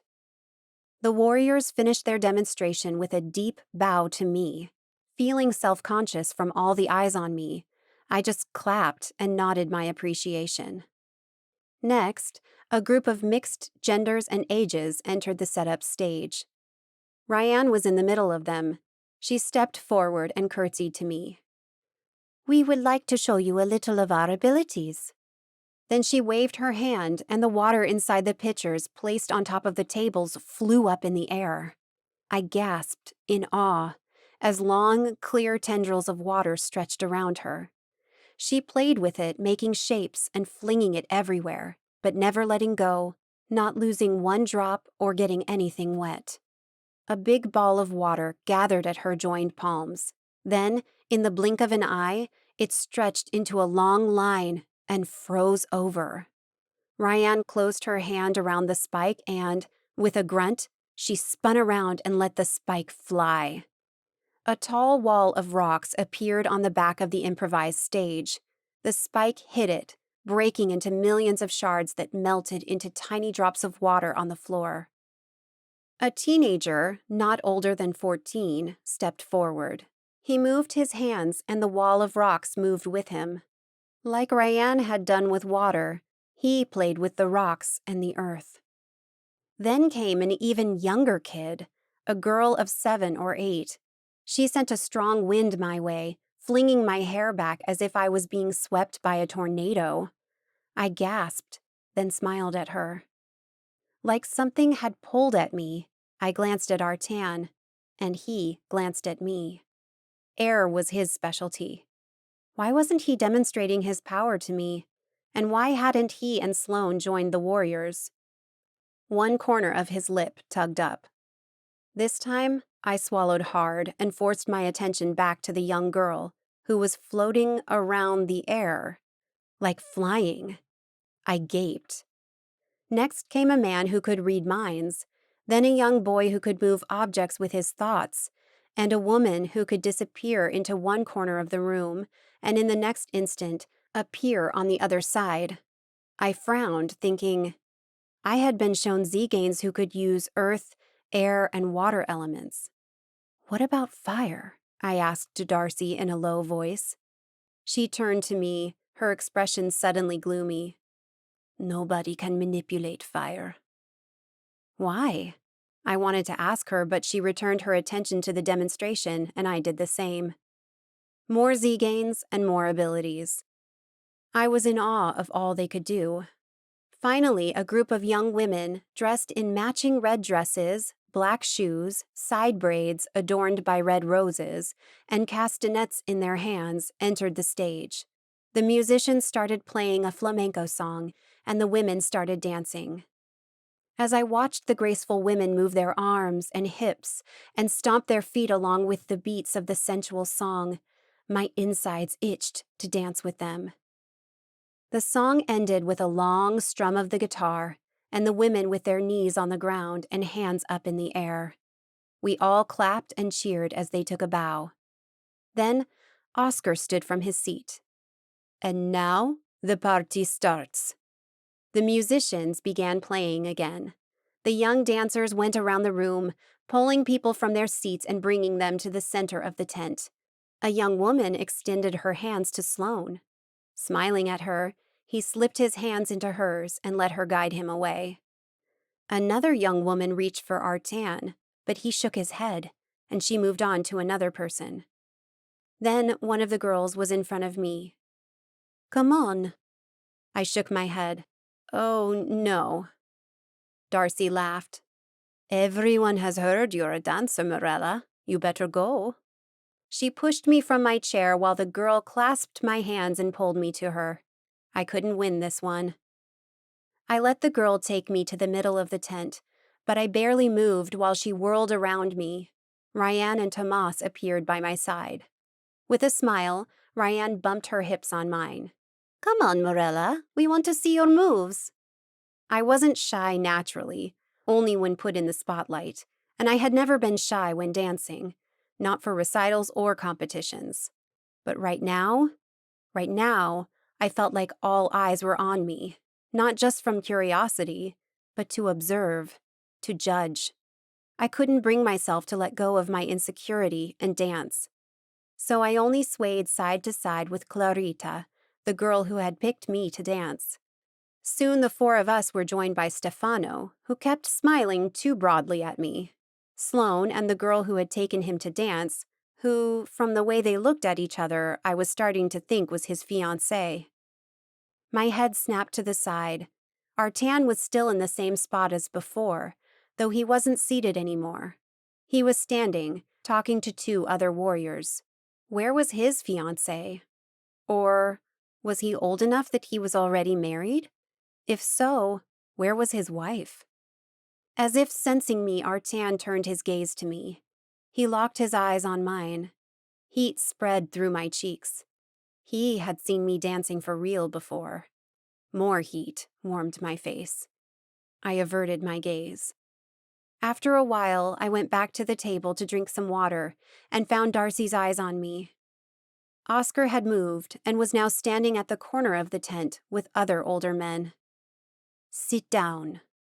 The old hag's tone was serious. Frowning, I took the seat beside her again. Is there a problem? She glanced out to the crowd dancing in front of us. Your mother was banished because she was promised to a Zegane and got pregnant by a Gajo. I gasped. No, I wasn't supposed to hear this. Not yet. My mother assured me they wouldn't tell me about it. That she would. Are you saying my father is a Gajo? Darcy turned cold, brown eyes at me. Yes, Your mother disgraced us, not only by forfeiting her betrothal, but also by doing so with a gajo." I didn't know what to say, other than, "I'm only half Zegane." "Yes, and I can't explain why I feel your senses, your power's so strong. Having only half of our blood, and without nurture, your powers should be weak." "They are weak," I said. "I know everybody keeps saying my powers are strong, but they aren't." My cheeks heated because I felt awkward talking about it with Darcy. "I've trained with Sheila, and I'm hopeless." Darcy's brows creased. "About that, I would like you to come train with me instead." I shouldn't have to, but I'll point out why. 1. This was your mother's enclave, and thus your enclave. Yes, your mother was banished, but we would be willing to take you, to train you, and to involve you in our community. But not my mother. She shook her head once. That would be complicated. I won't say never, but right now, no. She sighed. 2. Look around. Our community, our lifestyle, our tradition, our safety. It's all better here than in Belleville. And 3, I'm stronger than Sheila. I can train you and figure out why we keep sensing a strong power coming from you." I had said it once to Artan, and here it was again. The way his grandmother wanted to control everything. The way she put others down and glorified Lovell, and herself, as the best in the world. That was the reason for my answer. I locked my eyes with Darcy's, determined and unflinching. No. I only got a brief glance of her wide, shocked eyes before I stood and went to find Artan so he could take me home. Chapter 20. The drive back was a little less tense than the one coming to Lovell. I credited that to the fact that Darcy and Oscar weren't in the car, and Sloane too. Though I wouldn't have minded his company, since during the party, Sloane had been a little more open to me. But he was still a fierce warrior. It was only Artan and me in the SUV, and I felt like a wall of concrete was driving the car. We had just entered Broken Hill when he finally said something. "You're taking all of this better than I imagined." I frowned. "How did you imagine I would take it?" One corner of his lips tugged up. "Not you. I mean, an outsider. I guess I never stopped to think a Zegane could not know about his or her origins. So I've been trying to imagine how it would be, to be oblivious to my culture and way of life and suddenly find out about it." I glanced out the window. "You can start by imagining how upset you would be with the person who lied to you for so many years." Silence. "I guess that must be pretty hard." "You have no idea," I whispered. There was only blackness out on the interstate. He didn't prod for more. I didn't take Artan to be curious, or if he was curious, he wasn't nosy and kept it all to himself. However, I was curious. I turned my gaze back to him. "You said you can control air. Why didn't you participate in the demonstration?" He scoffed. "That's not my thing." So, he really was the quiet kind. The kind who stayed to the shadows, observing, learning, gathering information. For what? Artan had been like that all night. For the almost 2 hours that I danced with his sister and cousin and friends, and even with Stefano, who swore his love to me again, he had barely moved from his initial position, his gaze 99% of the time on us. On me. At some points, he had narrowed his eyes and his brow furrowed, as if he had been analyzing me, considering how much of a nuisance or a threat I was. Even so, I had been able to let go and move a little more and dance, not just sway side to side. Nothing like that afternoon he had seen me at the studio, but it had been nice. All night, young women had gone to Artan and asked him to dance. He always declined, which made me more curious about him, about his love life. In the safe darkness of the car, I stared at him. Even with the poor light coming from the night sky, I could see the shadows playing on the sharp angles of his face. He was handsome. That was a fact no one could deny. Then why wasn't he married yet? Or, I swallowed a gasp. Or he had been married and his wife had been taken by alchemists, just like Theron's fiancé had been killed? I opened my mouth to ask about it, gently. But suddenly, only 10 minutes from my building, Artan turned onto a different street and started driving away. I tensed. "You're going the wrong way." He continued, staring at the road. "No, I'm going the right way." "But my place is that way," I pointed back. "Where are you taking me?" "To where I was instructed to take you." "What the hell does that mean?" I kept asking about it, but Artan didn't answer. A few minutes later, he entered a nice townhouse subdivision and pulled in front of a house with golden shrubs around the lot's perimeter. An annoyed sigh escaped from my throat. "Please, Artan, I won't stay here." "It's safer," I groaned. "Think of someone you can't stand, or you're mad at, or someone who hurt you and now you have to be around this person, but all you want to do is run." His brows curled down. "Being with her is all that for me. I know deep down that I love her. She's my mother, after all. But I need my privacy. I need my space. I need space from her." Desperate, I reached over and placed my hand on his arm. The sleeve of his shirt was folded to his elbow, and my finger grazed the warm skin of his forearm. He went utterly still, and his gaze dipped to my hand on his arm. Shit, what had I done? I quickly pulled my hand away and whispered, "Sorry." Artan sucked in a sharp breath, then nodded once. "Okay, but don't make me regret this." I smiled at him. "Thanks." He stared at me for a moment too long, his brows knitting again. "You're welcome." Then he turned the car around and drove me home. He parked in front of my building, and I stared out the window to the golden shrubs peppered around the perimeter. "I'll repeat just once. Please, don't make me regret this. Stay inside. You should be safe then." I tilted my head. "Are you saying alchemists wouldn't come inside?" He groaned. "Oh, they would, but the golden horehound shrubs should make it hard to track you here." I nodded. "Thanks for the ride." I opened the door and started moving out. "Wait." Artan grabbed my wrist. I froze, looking at him.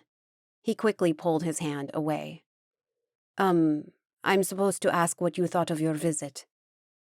A soft smile spread over my lips. "Were those orders?" One corner of his lips tugged up. "Something like that." I could just say it was fine, but for his sake, I decided to elaborate. "It was different.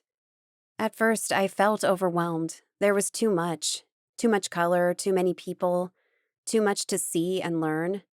Your sister was patient with me when showing me around." "Don't let her sweet talk rope you in. She can be a pain in the ass." I smiled at him, imagining Artan and Ryan bickering. That I wanted to see. Again, his gaze flicked to my smile, to my mouth. I cleared my throat and continued. "The food was delicious, and the demonstrations were over the top, but I'm grateful. Please, thank your grandmother and everyone who had a hand in the feast for me." After saying no to Darcy's offer, I hadn't had the stomach to face her again and thank her. And even though I thought she was an old hag, she had been a good host, up until the end. He nodded. "I will." I hopped out of the SUV. "Good night, Artan." "Good night." I closed the door and climbed the couple of steps to the front door. Using my keys, I unlocked the door and pushed inside. Once my entire body was inside, I turned and waved at him, showing him I was already inside. The car started moving away. I closed the door and took a deep breath. I didn't have time to think of anything as a figure appeared from beside the stairs. The guy, dressed all in black with his hoodie pulled low. He saw me and lifted his chin. "Hey, it's you." He stumbled toward me. "I need to talk to you." I swallowed a scream and, not looking back, raced up the stairs and entered my apartment. I locked the door and leaned against it, willing my heartbeat and my breathing to slow down. The woman didn't give up. Sheila kept pushing my limitations, hoping I would burst in power and prove Felix right in choosing me to open up to. To be honest, I thought she was mad, even though she assured me she wasn't, that I had gone to Lovell yesterday and had spent a few hours with them. Now she was making me pay by squeezing all the energy out of me. Before practice, I had asked her about gajos and sixth sense, and she said a few had enhanced ones, but I had no idea how to use or control it. Although a handful of gajos had the rare gift of foreseeing a few glimpses of the future. Not the answer I wanted to hear, since that meant Annie was probably foreseeing my death. However, during practice, Sheila didn't give me a second free to worry about my future or my past. At least it kept my mind busy and away from the recent upsetting events. "Okay, let's try something different," Sheila said, gesturing for Cora to come closer. She had been standing beside Rye, Theron, and Ramon on the porch, observing the ongoing training. "Sit down before Mirella." With an easy smile, Cora sat down on the ground and crossed her legs. "Mirella, try to enter Cora's mind. Cora, shields up." Taking a long breath, I closed my eyes and sent my senses toward Cora's mind. They bounced back after hitting a concrete-like wall. Shit, this was going to be hard. I pushed further, with every nerve of my tense body and every inch of power I could find. My senses became thin beams of power, and I sent them around Cora's mind, searching for a soft spot. Around they went, and found nothing. I shot my eyes open. "I can't." "You're not trying hard enough," Sheila said in her cold instructor tone. "Again." Sighing, I closed my eyes and tried again. And again, and again, and again. I was even weaker than I first believed, or Cora was too strong for someone like me, or both. "It's impossible," I snapped. Sheila turned her expressionless eyes at me. "No, it isn't." She waved at the group watching us. "I need another volunteer." "I'll go," Theron said, jumping off the porch. Cora stood, brushing the grass from her pants, and with his usual cocky grin, Theron took her place. "What now?" He wiggled his eyebrows, and I rolled my eyes. "Same exercise," Sheila said. "Mirella will try to enter your mind, and you'll fight back." "You're telling them not to let me in," I complained. "Of course I won't break in." Sheila stared at me. "I'm telling them to do what they would when facing alchemists, to keep their shields up, and you, as a powerful Zegane, should be able to break in." "I'm not powerful," I mumbled under my breath. "You can enter the lion's mind," she reminded me. "Because he lets me in." I was an inch from losing my patience. "I'm not powerful," I repeated louder this time.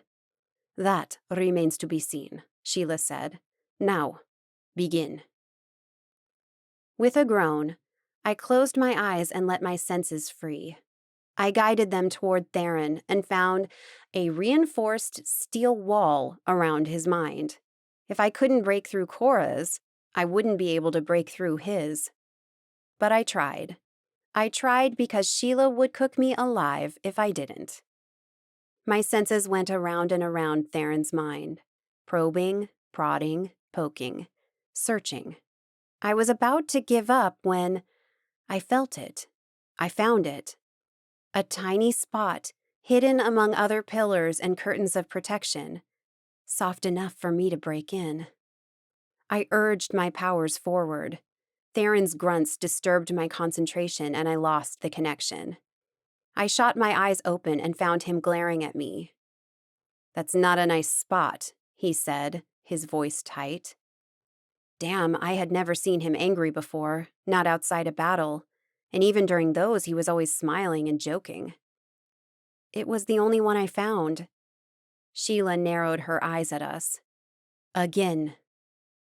Not desiring Theron's rage, I sent my senses hunting for another spot.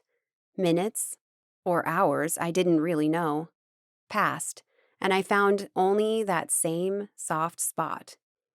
Damn, I had to try this. He could forgive me later. I pushed my power into it. Theron pushed them back. "Peridage," he interrupted, making me lose the connection again. "She's getting in." Sheila looked down at her grandson.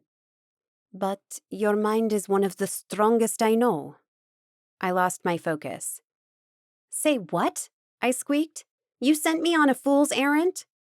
She didn't look sorry. "You have to learn. If you can't do it against the strongest mind, then it won't matter." I groaned. Again. "How about if Ramon does it now?" Theron's chin pointed to his brother, who, after hearing his name, raised his hands and walked into the house. "Chicken." "Come on, Theron," Sheila insisted. "You'll survive." After a few curses under his breath, Theron closed his eyes and let me proceed. This time, I went directly to that spot and pushed into it. He resisted at first, but then I went through. Everything around me, or my mind, exploded. I saw many images, felt many things, but none of it was mine. It was like a fast film, flashes of moments rushing before my eyes.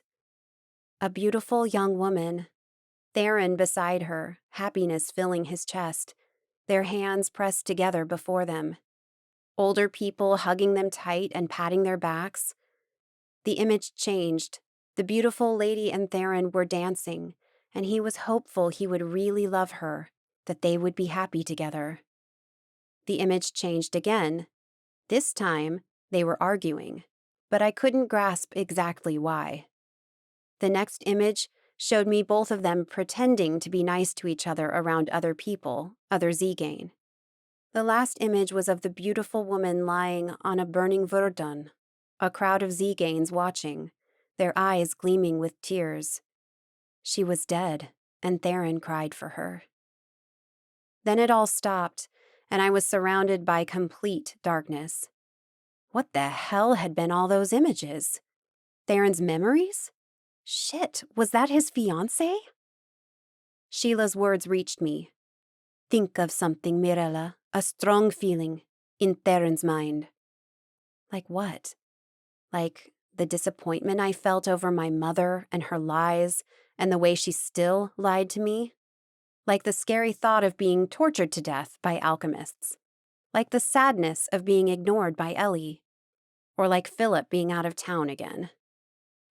"Whoa, calm down," Theron said. "Too much. Only one feeling is fine." His walls grew tall around me and pushed me away. My eyes fluttered open. I expected to see his cocky grin while he congratulated me for being able to do it. But Theron wasn't looking at me. "I'm sorry," I whispered. Sheila squeezed my shoulder. "Good, good." Theron shot up. "Can I go now, Peridage?" She gave him one curt nod, and then she turned to me. "All right, enough for today." Sheila offered her hand and helped me up. My eyes followed as Theron rushed inside the house. "I have something to show you." I snapped my attention back to her.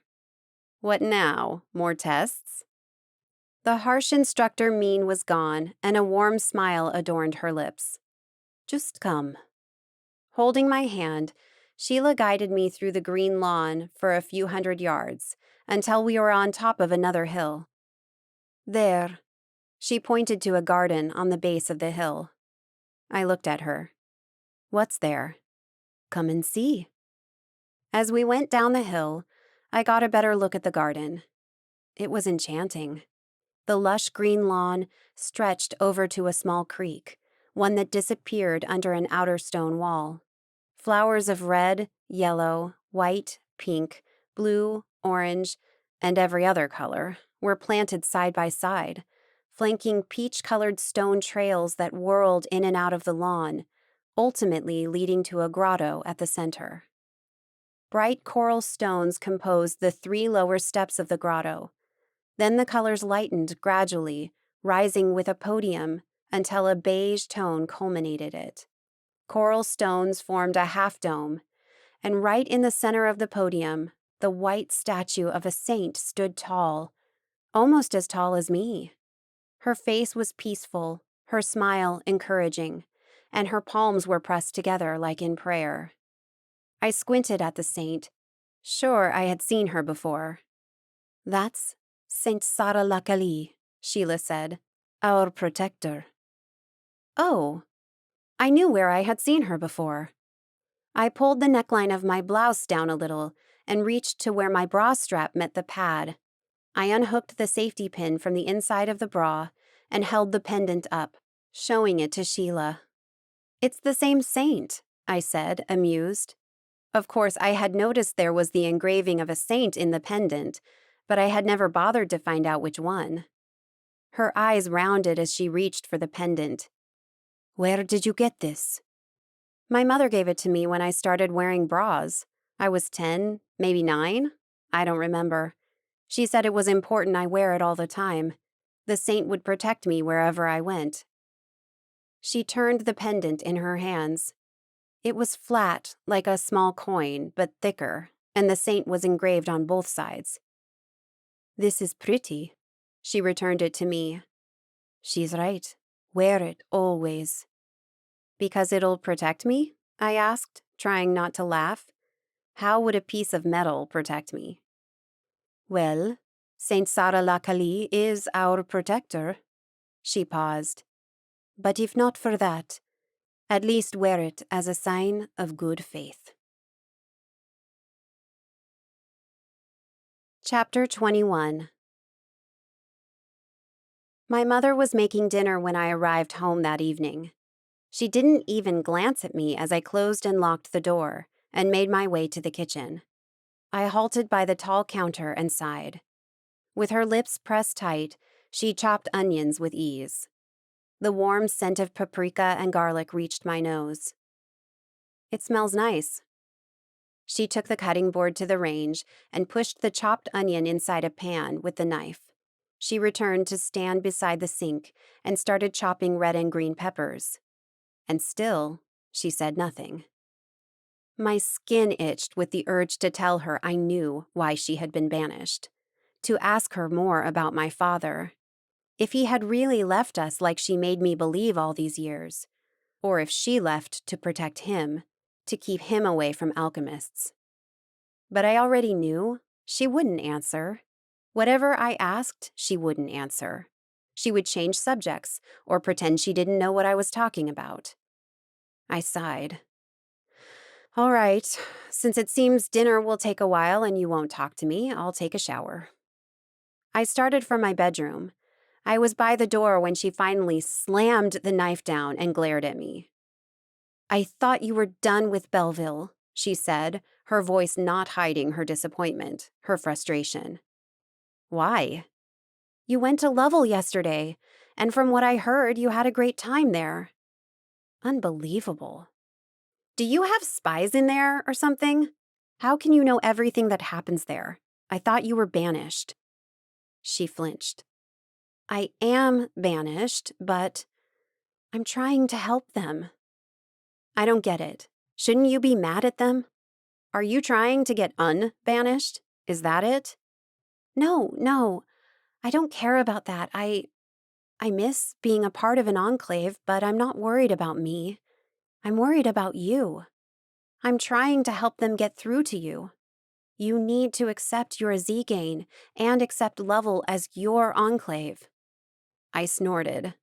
You're trying to help them get through to me? How, if not even you can? In fact, you don't even try. You do a great job avoiding talking to me, telling me anything.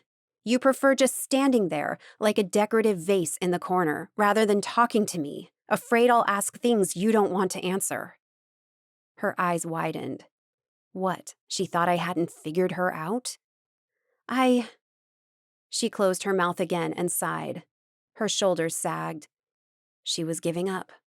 Once more, she would just let it go. Dinner will be ready in 20 minutes, she muttered, turning to the kitchen. I watched her for a minute. She moved around the kitchen, chopping, mixing, simmering, as if there was nothing wrong out there, as if there was nothing wrong in here. She was a coward, and right now, I was ashamed of her. With a sigh, I went to my bedroom. I had just taken off my blouse when the doorbell rang. What now? I mumbled to myself, putting my blouse back on. In the living room, I found my mother halfway to the door. I'll get it, I said to her. She halted, looking at me, considering. She probably realized she should check on her food before it burned, so she nodded and returned to the kitchen. I opened the door.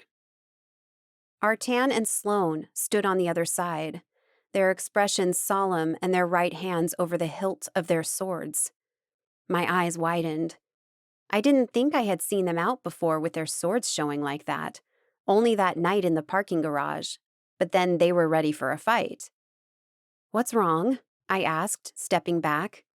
Artan and Sloane entered my apartment, nodded to my mother, then turned to me.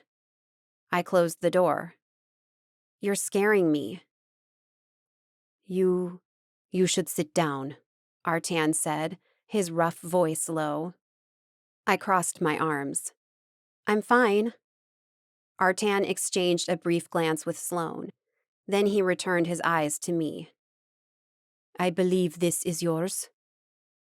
He pulled my green shawl from behind his back, the one I had been wearing yesterday when I went to their enclave. Yes. I remembered taking it off because it got too hot while dancing inside the tents. I placed it over my chair, and then I didn't remember picking it back up. Oh no. I took it from him and pressed it to my chest. What happened? Averting his eyes, Artan shook his head. Sloane cleared his throat. Apparently Stefano found it and wanted to bring it to you. What? Artan lifted his eyes, his gaze hard on mine. He left this morning to surprise you, and alchemists found him. My knees wobbled. No. I looked from Artan to Sloane. You saved him, right? Sloane shook his head. We didn't know where he had gone. We didn't even know he had left until his mother expressed concern since he was gone for a few hours, and he had never done that before, not without letting someone know. Artan took a step toward me, his eyes burning. Now, tell me this is a coincidence. Tell me you have nothing to do with it. I sucked in a sharp breath. I couldn't say that. Not really. I opened my mouth to tell the truth when the doorbell rang again. My heart stopped. What now? Without ceremony, Artan opened the door, his hand tightening around the hilt of his sword. His face blanching, Philip stared at Artan, then me, then Sloane. His gaze dipped to the swords on their waists. What do you want? Artan barked. What's going on? Philip asked, stepping forward. Artan moved, taking up the entire door to stop Philip from entering. You should leave. Not without speaking to Mirella. I stood beside Artan, pushing him away. I'm here. Philip took in my droopy eyes and my weak voice. What happened? He reached for me, but I stepped back. Mirella? There was too much blood and danger around me. Layla, Serena and Amy, Ellie, and now Stefano. I couldn't be near someone without putting them in danger, and I couldn't do that to Philip, to Annie. They deserved to be happy and carefree, and to never have to worry about being attacked by masked men. They had to stay away from me. Trying to find strength within me, I lifted my chin. I'm sorry, Philip, but I don't want to go out with you anymore. I don't want to see you anymore. I clamped my lips shut before my voice broke and gave it away. But his eyes searched my face. I don't understand. Did I do something wrong? I shook my head. He turned his enraged eyes to the wall standing right behind me. It's you, isn't it? I saw you two talking the other day, and now here he's again. He looked at me. Are you going out with him? No, I said lamely. Then what? Philip reached for me, and once more I retreated from his touch. Tell me what it is, Mirella, and I'll fix it. I shook my head. There's nothing to fix. Then give me a good reason. Tell me why, and make it good. Otherwise, I'll repeat what I once said to you. I won't give up that easily. Shit. We didn't have time for that. He had to go, now. He had to go back to Annie and keep her away from me. Oh shit, the dance studio. My college classes. I shook my head, focusing on the problem in front of me. Yes, you're right, I blurted out, clinging to the first idea that popped in my mind. I reached for Artan behind me and hooked my arm around his waist. I'm going out with him. Artan went rigid, and Philip's eyes bulged. I took a deep breath, trying to keep it all in. Artan is my boyfriend. That's right. Artan wound his arm around my shoulder and pulled me closer to him. I felt my hips pressing into his hard legs, my shoulder buried into his packed chest. She's mine. As if I had punched him in the gut, Philip took a step back, his eyes even wider than before, his face paler. Oh my God, this hurt. I couldn't take much more of this. I'm sorry, I said, closing the door in his face. A whimper ripped from my throat, and I sagged. Hey, careful there. Artan caught my arms before I could fall on the floor. He dragged me to the couch, where he pushed me down. My mind was numb, and I barely acknowledged as I sat, and my mother appeared beside me, a tea mug in her hands. Here, she said, it's chamomile. It'll make you feel better. I glanced at the tea. It would make me better? Did it have the answers I was looking for? Could it make me a gajo? Could it bring back Stefano, Layla? Could it fix my friendship with Ellie? Could it erase the words I had just said to Philip? I placed the mug on the coffee table and uncoiled to my feet. I need a minute. I rushed to my bedroom and closed the door. A few sobs racked my body as I opened the top drawer of my dresser, unclasped the necklace Philip had given me, and hid it under my clothes. Then I leaned forward, bracing my hands on the dresser, and cried. It took more than a minute, but eventually I dragged my feet from my bedroom. My mother was in the kitchen, cleaning up after the untouched dinner, while Artan and Sloane were seated on the stools in front of the counter, keeping her company. The warriors stood once they noticed my presence. I'm ready to talk now, I said, my voice still low, still weak. I'll make more tea, my mother muttered to no one, and she made herself busy in the kitchen again. Feeling like a zombie, I sat down on the couch and clasped my hands to stop the shaking that wanted to take over my entire body. Artan and Sloane halted before me, two menacing walls looming over me. I looked up at them. I don't know why. I really have no idea. But alchemists seem to have been following me all my life. My mother knew that. That was why we moved so much, to make sure we were never in the same spot for long, making for an easier target. More things she never told me. I told them everything. I told them about Layla, about Amy and Serena, about the first attack on me, which had been aimed at Ellie, but I was able to send her away before the alchemists got to her. The second attack on me and the second attack on Ellie, and now Stefano. I told them that besides the one attack directly on me that night at the club, all the others happened to other people when they had something that belonged to me. Layla had my gift, Serena and Amy had my bracelets, Ellie had my sweatshirt, then my book, and Stefano had my shawl. I don't know why they keep going after my things instead of me. Tears brimmed in my eyes. But I had known this. I had known the alchemists had been after my things. I had known. Yet, I chose to ignore it. I pushed it down. Because, really? What could they want with my things? It didn't make sense. So I ignored it without meaning to. I brushed it off as a coincidence and never once considered telling anyone about it. Until now. I felt so stupid, so selfish, so immature. I'm a danger to anyone who gets too close to me. A loud clang and splash came from the kitchen. We all looked back, and my mother raised her palms. "Sorry, I just dropped a mug," she said. But I noticed it. I noticed the way her eyes avoided looking at me, how her hands trembled, and how her face was blanched. "Stupid me," she muttered, kneeling down to clean up her mess. With his lips pressed into a frown, Artan sat down on the coffee table right in front of me. "I can't think of anything that could have the alchemists so eager to get to you." "But if they really wanted to get to her, why haven't they done it so far?" Sloane asked, pacing behind the coffee table.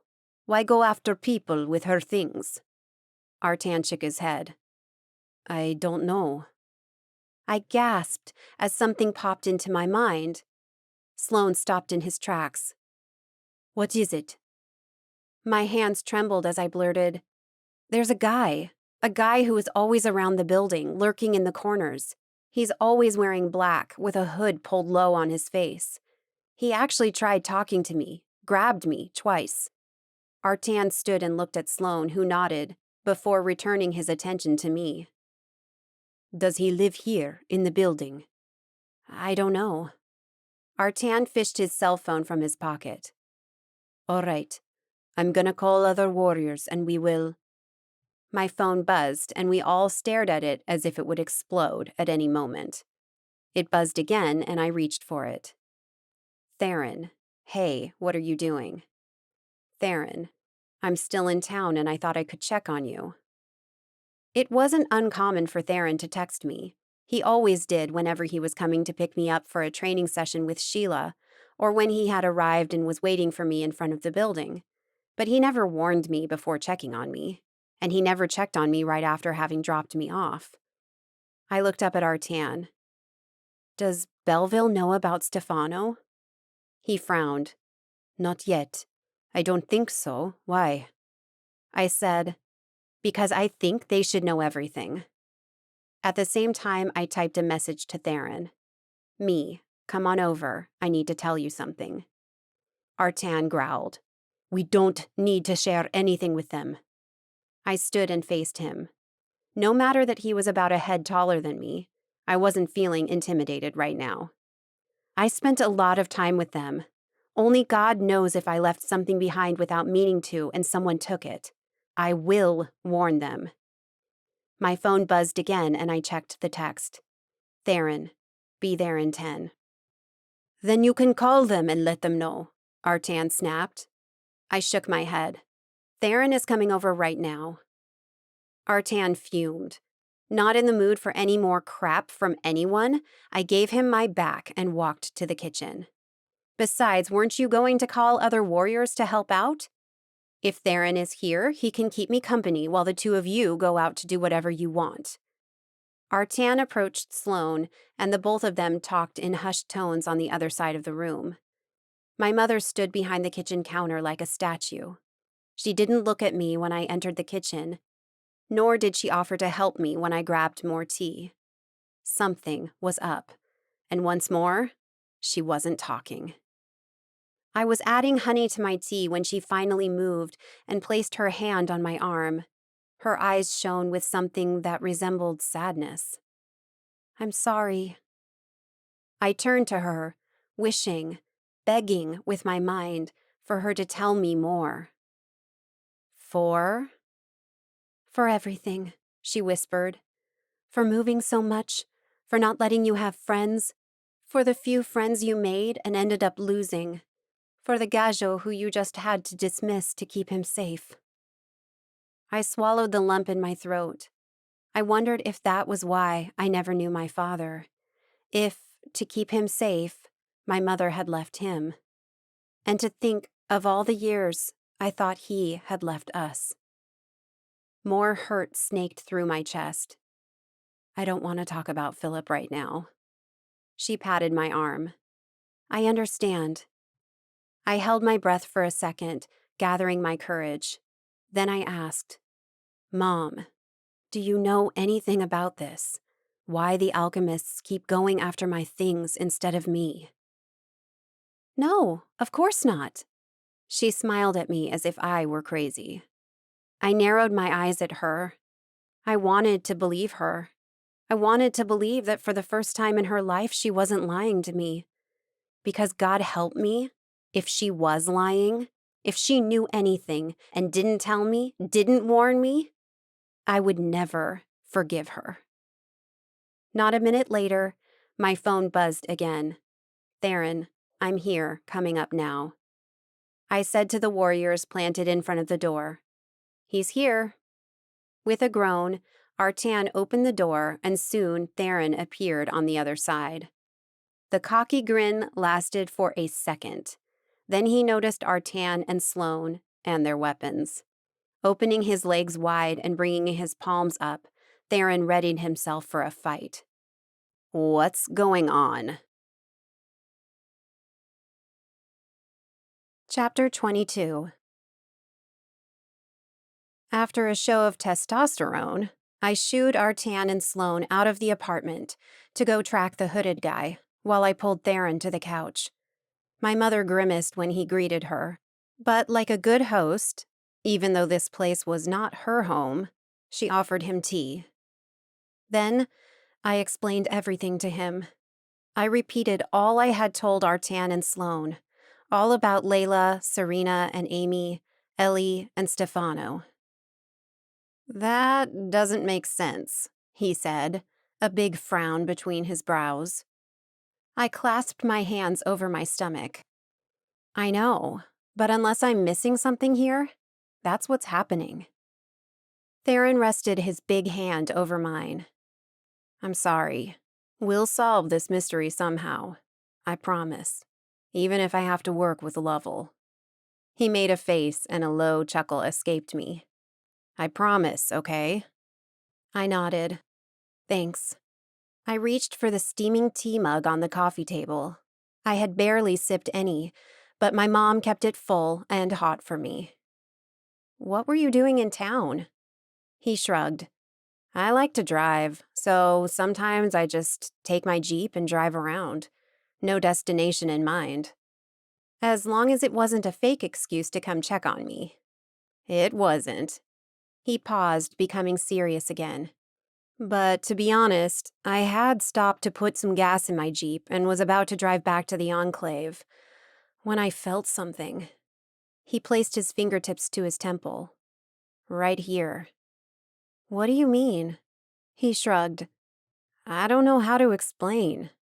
Maybe I sensed you?" A whimper came from the kitchen. I rose halfway from the couch. "Everything okay, Mom?" She stretched over the counter and smiled at me, her grin too wide. "Yes, I just bumped my elbow on the counter. Everything is fine." She disappeared behind the counter again. Frowning, I turned my attention to Theron. "So, you think you sensed me?" "I don't know," he confessed. "Maybe I sensed danger or distress. It's odd. I've never felt anything like that." "Maybe it's because of the training earlier and your mind is still open to mine." He shook his head. "I don't think so. I feel my walls in place. Anyway, I'm glad I texted you. Me too. He glanced at the door. Why are those punks taking so long? Playing babysitter bothers you, I said. Not a question. One corner of his lips tugged up. Depends on the company. I rolled my eyes and he went back to being serious. Yes, being honest, I prefer being in the middle of the action than staying behind. I sighed. Hopefully they already caught the guy and are now squeezing all the information we need from him. Another lopsided grin. Sounds fun. I shook my head.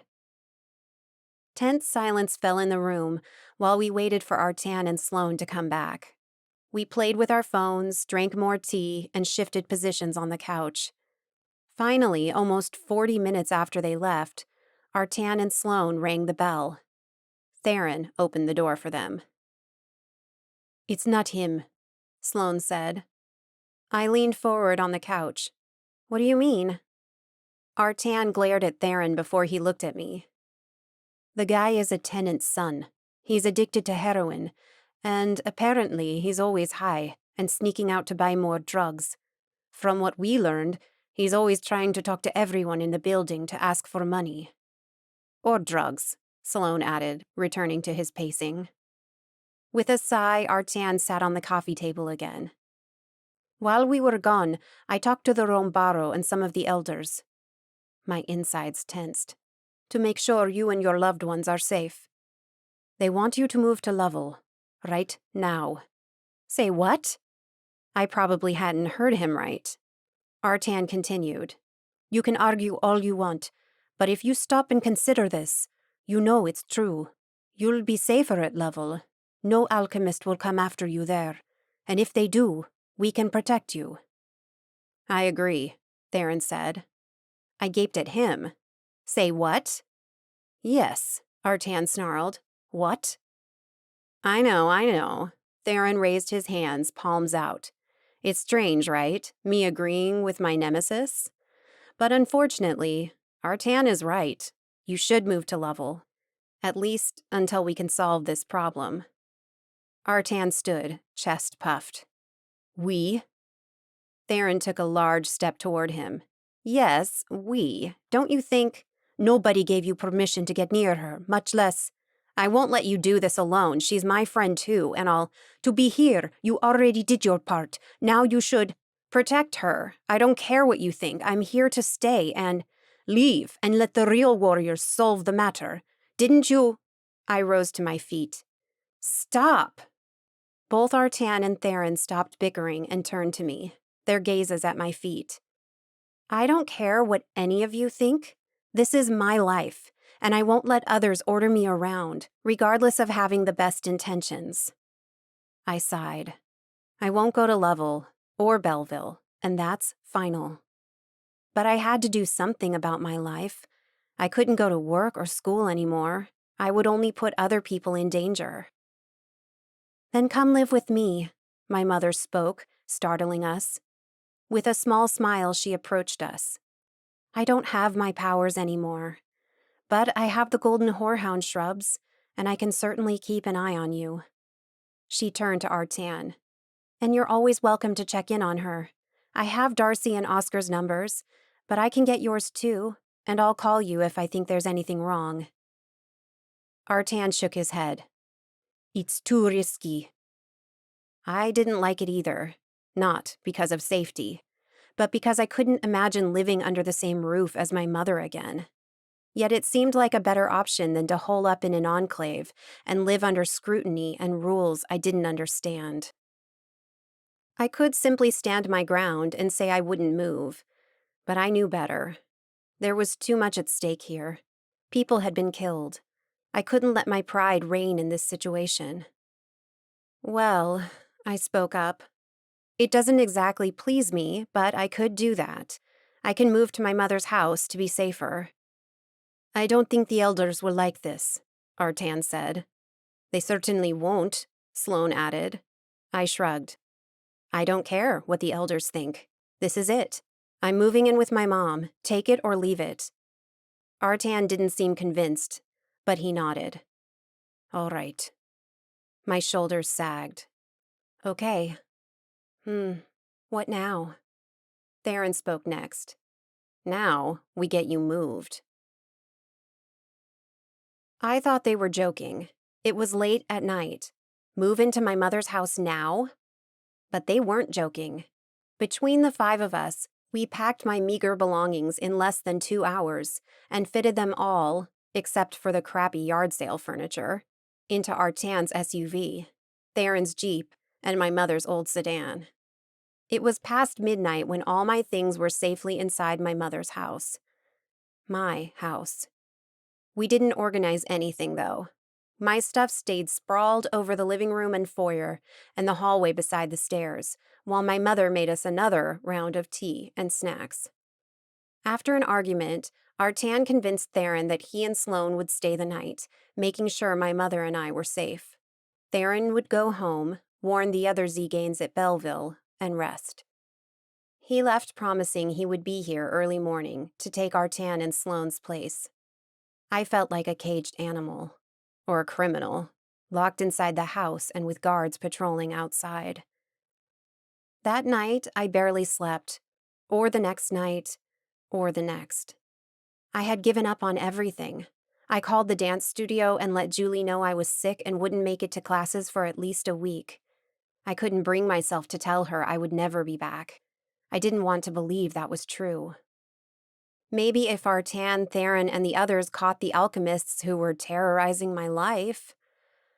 I didn't dare hope. Instead, I emailed my professors with the same lie. I was sick and wouldn't be in class for a week. Some emailed me back offering to send me the classwork through email so I didn't fall behind. I almost cried. Meanwhile, the men had fallen into a schedule, rotating every few hours through who would keep an eye on the house and on me. Artan, Sloane, Tomas, and Leander from Lovell, and Theron, Ramon, Jamie, Shay, Rye, and Cora from Belleville. I hadn't set foot outside since Sunday night. My mother knocked on my door and pushed it open. "Hi, me, sweetie." I was seated on my old bed, staring at the window. The curtains were pulled closed, but a few rays of sunlight peeked from under them. My mother said beside me, "Do you want some tea? Maybe a snack too? What are you hungry for?" "Nothing," I muttered. She rested her hand on my knee. "You have to eat, Mirella. It has been 3 days since you moved here, and you've barely eaten anything. I can see in your cheeks that you've already lost some weight." My life had practically ended. I couldn't do the things I loved. I couldn't be near the people who I had called friends and lover. I couldn't step out of the house without having bodyguards all over me. And she was worried about food? I didn't even feel like dancing, and that showed just how well I was. Her eyes darted around the room, smiling. "Did you miss it?" "My bedroom?" "Yes." I looked around. I wasn't a big woman, but the bed looked so little for me. The decorations were childish, and the furniture outdated. No, I didn't miss it. In fact, if I was going to stay here, I would redecorate. Paint the walls black. Buy a black comforter, a black rug, all black to match my mood. I shot up. "I need some air," I muttered, turning to the door. Standing, my mother wrapped her hand around my wrist. "Mirella, you shouldn't go out." I pulled my arm from her hold. I won't go far. I just need to stretch my legs and breathe in some fresh air."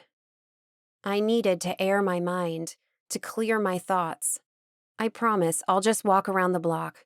Besides, we know whoever is guarding outside will follow me." With a sigh, she let go of my arm, and I rushed out. The moment I climbed down the 2 front steps, Cora appeared by my side. "Where do you think you're going?" she asked. I didn't stop moving. "For a walk." She fell into step with me. "I'm not sure that's wise." I sighed before repeating the words I said to my mother. "I won't go far. And you'll follow me, won't you? I'll be safe." I shoved my hands inside my jeans pockets and trudged along, following the sidewalk around the block. My mother lived in a nice neighborhood, and the sun was high and warm. There were no shadows for monsters to be lurking about, ready to pounce. However, as I walked and inhaled the fresh, warm air of September, my mind raced. I couldn't stop my thoughts as they shifted through everything that happened this last month. If only I could go back in time. Then I wouldn't. What wouldn't I do? I hadn't planned on any of this, and without a warning, it was possible everything would play out the same. I sighed. "I'm sorry," Cora muttered from a couple of steps behind me. I glanced over my shoulder at her. "I know what it is to lose everything." Oh, yes. Her entire enclave had been killed by alchemists 2 years ago. Only Nico, Rai, and she had survived. I did think the things I had lost were important, but Cora, she had lost her parents, her brother, her friends, her home. The pain she had felt, probably still did, was much greater than mine. Yet here she was, looking strong and beautiful and lethal, ready to break out in a flamenco move or stab the next person who crossed our path. "Does it get easier?" I asked in a low voice. "It never stops hurting, and you never forget the despair and the pain and the helplessness. But it does. It gets better. It gets tolerable." I nodded. "I'm sorry for all you had to endure." She nodded at me, too. We walked for a moment longer in silence. Then Cora's phone beeped. She picked it up from her pocket. "It's Theron. He's on the way to switch with Rai and me." I looked at her. "Rai is here?" "Yeah, he's stationed behind the house." She tucked her phone back into her pocket. I slowed my steps. Is there something between you and Rai?"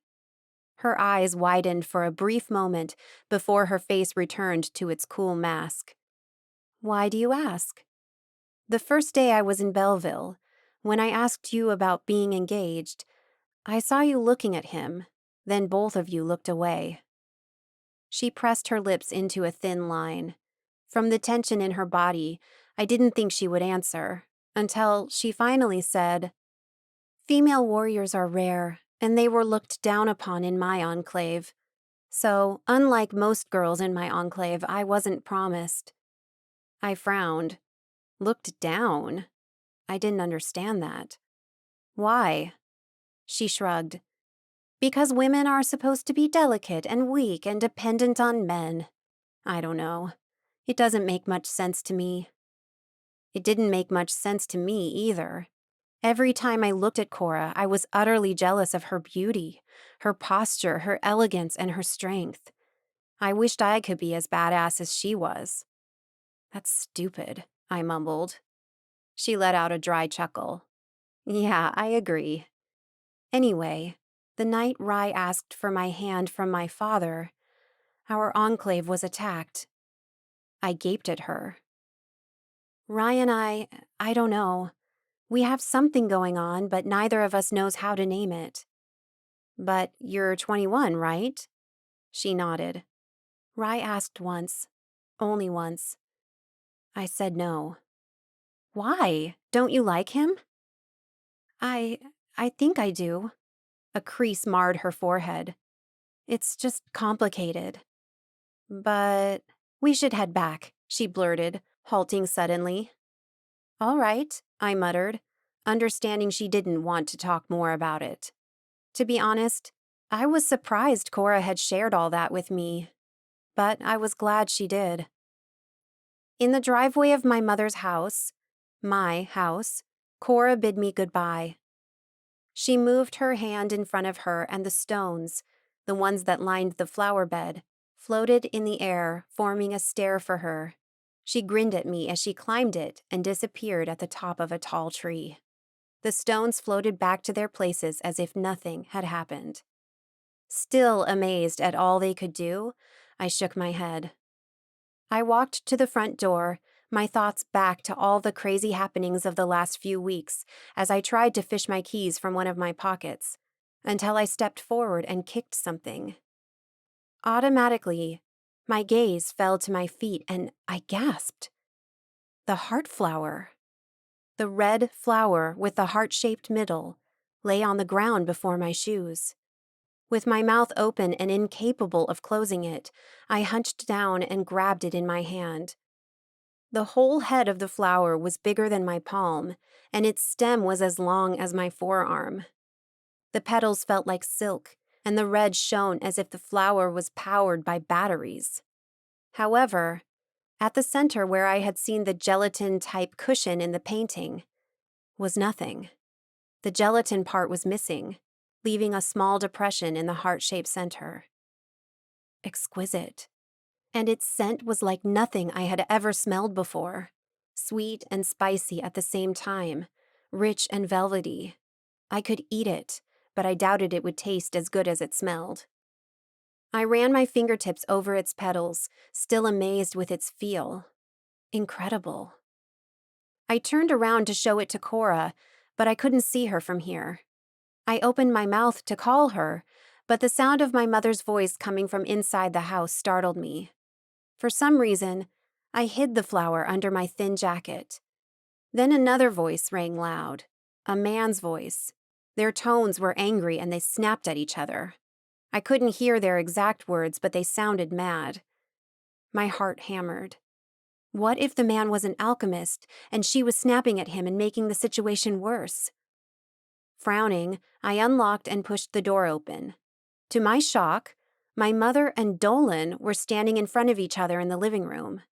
What was Theron's father doing here?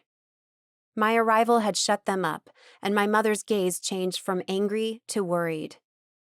"Mirella, you're home." "Yes, I said I wouldn't be gone for very long." I turned to Dolan. "Hi, what's going on?" Dolan opened his mouth to speak, but my mother pushed him toward the door. "He was just leaving." "Risa." The man glanced back to my mother, annoyance printed in his expression. Again that name, Risa. Did he know her from before she had been banished? "Our discussion is finished, Dolan." Immobile, I watched as my mother pushed Dolan out without ceremony. After closing the door behind her, she smiled at me as if nothing had happened. What was Dolan doing here? Her eyes averted mine. Nothing. That didn't seem like nothing. I thought I would break her. I thought she would spill what was going on. But once more, she let me down. Without looking at me, she walked away to the kitchen. She mumbled something about cooking dinner for us, but I barely listened. I was too stunned to listen. Damn it. Everything was falling apart around me. Here I thought coming back to my mother's house would help. Maybe deep down I had been hoping she would finally open up to me, talk to me, stop lying, and make everything clear. Clearer. Who was I kidding? Why did I have such hope my own family, my own mother, would become someone I could trust? She had never given me reason to. Chapter 23. My life sucked. At the moment, I had more than a plate full of problems and no energy to deal with it all. Trust issues with my mother, alchemists after me, not talking to Ellie, heartbroken over Philip and Annie. I couldn't go to the dance studio or to my classes. Theron and Artan looked like two mother hens instead of just guarding the house or me. Darcy had come to visit me yesterday, and once more her two wide grins made me think she really was an old hag, giving me chills every time I denied her something. This time, it was about moving to Lovell. My busy mind and my problems were taking all the breath out of me. I was really trying to get by, to go on, live a day at a time. But damn, it was hard when all I could do was sit here and do nothing. And I had been at this for 5 days now. It was enough to drive a person crazy. "Are you okay, Mirella?" my mother asked me as she sat beside me, handing me a cup of tea. I had been alone in the backyard, seated on the porch steps, thinking about the shit exploding around me, until my mother arrived with tea, her signal for wanting to talk, or trying to. I sipped from my tea, as well as I can be. "It'll all work out," she patted my knee. "What were you just daydreaming about?" Daydreaming? I was crying on the inside, trying to figure out how to solve all my problems. But no, to my mother, I was simply sitting here enjoying the warmth of the sun before it set, as if there was nothing wrong. I bit my tongue, forcing the argument to stay bottled up. Damn, I was tired of fighting. "I don't want to talk about it," was all I managed to say. After another pat on my knee, she stood and went back inside the house. I took a long breath, as if the air around me had been stuffy with her so close. But my relief was short-lived. A minute after my mother left, Artan, using his air powers, landed on the lawn in front of me. With the orange sun shining behind him, his hair looked more golden than amber, and the skin of his lower arms and neck and face seemed more tanned. Bright light reflected from the small hoop on his ear. Standing like this, tall and strong and framed by sunlight, Artan looked like a god ready for battle. He sat beside me, his solemn amber eyes on me. "What's your plan?" "What do you mean?" He shrugged. "You'll just stay inside this house without going anywhere, with us watching out for you for the rest of your life?" I glared at him. "Well, I would leave if I could. I want to go to the dance studio and school, but you know I shouldn't." I looked down at my feet. I can't go anywhere. Not without putting others at risk.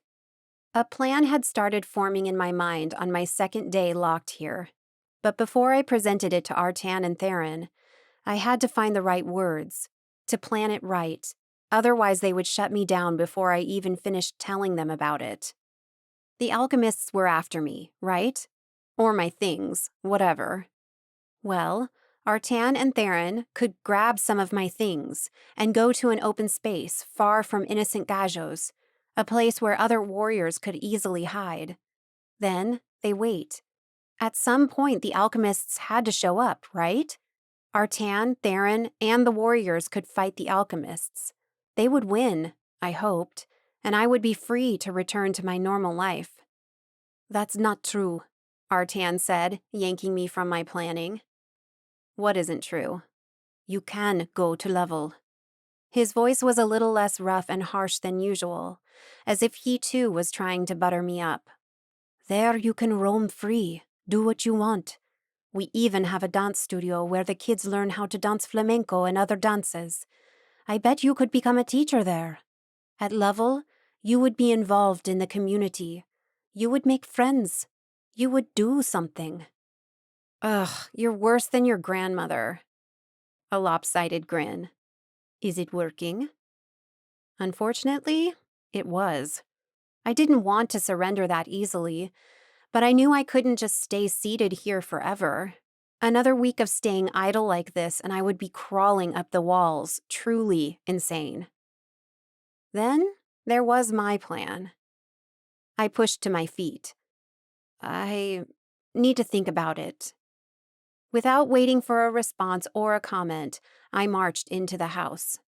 I threw the cup of tea into the sink, wishing it would break and release some of my stress. But it didn't. And I had to live with the lump in my chest, getting bigger and bigger. I was walking to my room to sulk or cry or break everything when my cell phone rang. It was probably Theron checking on me. He did that whenever he wasn't here. I fished my phone from my pocket and stared at the screen, freezing in place. Ellie. My hands started shaking. I rushed into my bedroom and leaned on my closed door. "Hello?" I answered. Through deep breaths, I willed my voice to a normal level and tone. "Hey, it's me," she said, her voice small. I was thinking we could talk. I paused. I'm listening. Oh, no, not through the phone. I would rather see you. Damn it. I can't, Ellie. I've got some. Please, it's important. Her sweet, begging tone, it gutted me. I can't right now, I repeated. What if I come to you? I glanced over my shoulder, to the closed door, as if I could see through it, through the walls, to wherever my mother was. Then there were my bodyguards. There were always 2 of them at a time. If Artan was here, it meant Sloane was here too. I'm not sure that's a good idea. You see, I moved into my mother's house and she's always all over me. Then I'll just park in the driveway and you can come to my car. We can just drive around the neighborhood while we talk if you want, or even around the block, whatever works for you. I shouldn't talk to her. It was best for her if she stayed far away from me. It was safer. It's better not. Please, me, I really need to talk to you. Please. When she put that please in there, I couldn't take it. My will was crumbling, my strength fading. No, I couldn't see her, talk to her. I shouldn't. But I missed my friend. I missed her easy laughs, her contagious smile, her happy personality. And if my plan worked, soon I would be free to be her true friend again. A good, real friend like she deserved. It wouldn't be so bad though, right? Technically, it would be like my walks around the block. But instead of walking alone and being followed by the warriors, I would be in Ellie's car. It would be safe, as long as it didn't take too long. I glanced at the closed door again, a plan forming in my mind. Come over at 9. You're looking better, my mother said when I came to the kitchen a few minutes later. I am.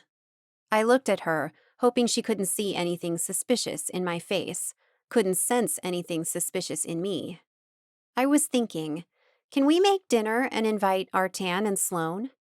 She smiled at me, probably thinking I was finally choosing Lovell. Of course. For the next hour, I helped her make a hearty salad, a rich garlic rice and chicken bake, and potatoes au gratin to go with it. And we had ice cream for dessert. When it was almost ready, I went out to the back porch and called them. Artan jumped down from a big tree in the backyard, his air power softening his landing, and Sloane appeared from the side of the house. We made dinner for you, I told them, gesturing for them to come inside the house. Usually, my mother brought snacks, water and juice to whoever was outside every few hours, but we hadn't invited them to eat inside yet. Artan and Sloane exchanged a look. We shouldn't, Artan said first. Yeah, we should stay outside watching out, Sloane added. I rolled my eyes. You can eat fast then if you have to, but come on, nothing is going to happen in 10 minutes. Artan sighed. I don't know. I put my hands on my waist. Look, I just cooked dinner for you, and you will come inside and eat. I'm not taking a no. After another shared look between the 2 of them, Artan nodded. But it'll be quick. I shrugged. That's fine. 2 minutes later, we were seated around the kitchen table, the food on trivets in between us. My mother had wanted to dine in the dining room with her best cloth and china, but I told her the guys wouldn't want anything formal. All part of my plan. Sloane took a big lungful. This smells good. Wait until you try it, my mother said, rather proud. I could see the wheels turning in her mind, thinking that Artan and Sloane would go back to Lovell and sing her praises.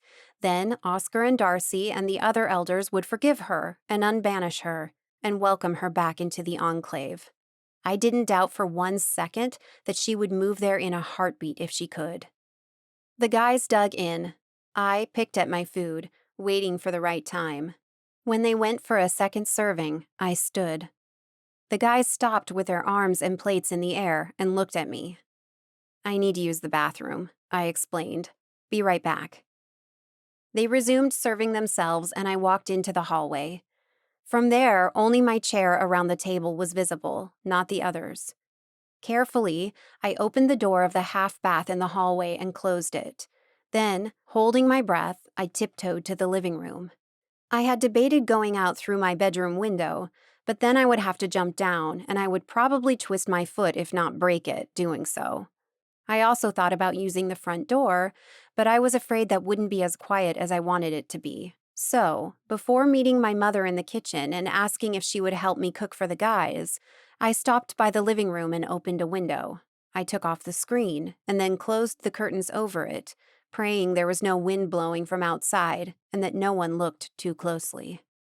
I slipped my flip-flops off, picked up the ballet flats I had hidden behind the couch, and quickly ducked under the window, stepping on the porch as quietly as I could.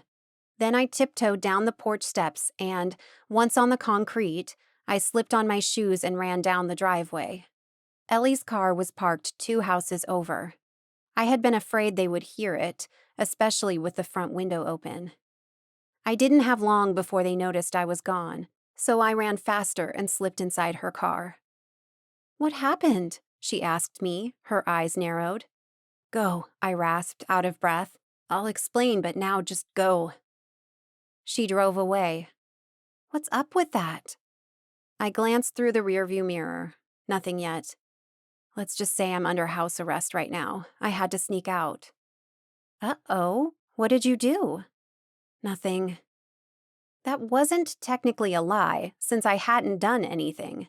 The alchemists were the problem. "You're under house arrest and you did nothing? That doesn't sound right." She turned right on the first road, going around the block like she said she would. Artan and Sloane would soon realize I wasn't there. They would start scouting everywhere, and they would find me in a matter of minutes. "You can leave the subdivision. That way it'll be harder for them to find me." "Them? Who is looking for you?" I shook my head. "It's a long story." Then I stared at her. "Let's talk about you first. Why the sudden change of heart?" Her hands tightening around the wheel, Ellie drove past the subdivision's entrance and into a busy road. "Can you hold this, please?" She showed me her closed fist. On instinct, I placed my hand under hers. "What is it?" She opened her hand, and a green stone the size of my thumb fell into my palms. The moment it touched my skin, nausea revolved in my stomach. My vision blurred, and my head felt like it was filled with cotton balls, like I had drunk all the tequila in the bar. "What's happening?" I asked, but the words were slurred. I tried lifting my arms, dropping the stone, but my body couldn't move. "What's happening?" I rasped. I didn't know what happened. I didn't know if Ellie answered or not. I didn't know if she was still driving. With my body numb and my vision blurred and even my hearing impaired, I didn't know anything. Panic threatened to explode in me. I sent out my senses. I couldn't. My senses were as numb as my body. Panic flared in me. I didn't know how long I had been a prisoner inside my own body and mind, but finally, the stone was snatched from my hand and I could see again. I could hear again. I could move again. Before I could take in what was happening, a heavy, clammy hand closed around my wrist and tugged me out of the car. "What?" I gasped. The big man who hauled me out of Ellie's car was wearing only black, had a bald head, and a mask covering the lower part of his face. My knees gave out. My heart froze. Another alchemist as big as the first one appeared by my side, and they both held on to my arms. I jerked against their hold, but they were at least 3 times my size, and there were 2 of them. I could do nothing to get free. They started dragging me forward, and that was when I looked up. A huge house spread in front of me. 4 stories, reddish brick walls, balconies, large windows covered by beige curtains. Then, as if this was all normal, Ellie marched past me, past the brutes. She climbed the front steps as the double doors opened. A man with a shaved head but no mask stepped out. He was too thin and too pale, and his lips dark, almost black. I shuddered, like a mummy. Ellie halted in front of him. The man didn't acknowledge her. Instead, he stared at me. He opened his arms wide, a big smile spreading over his lips. "Dear Mirella, welcome to my home." Chapter 24.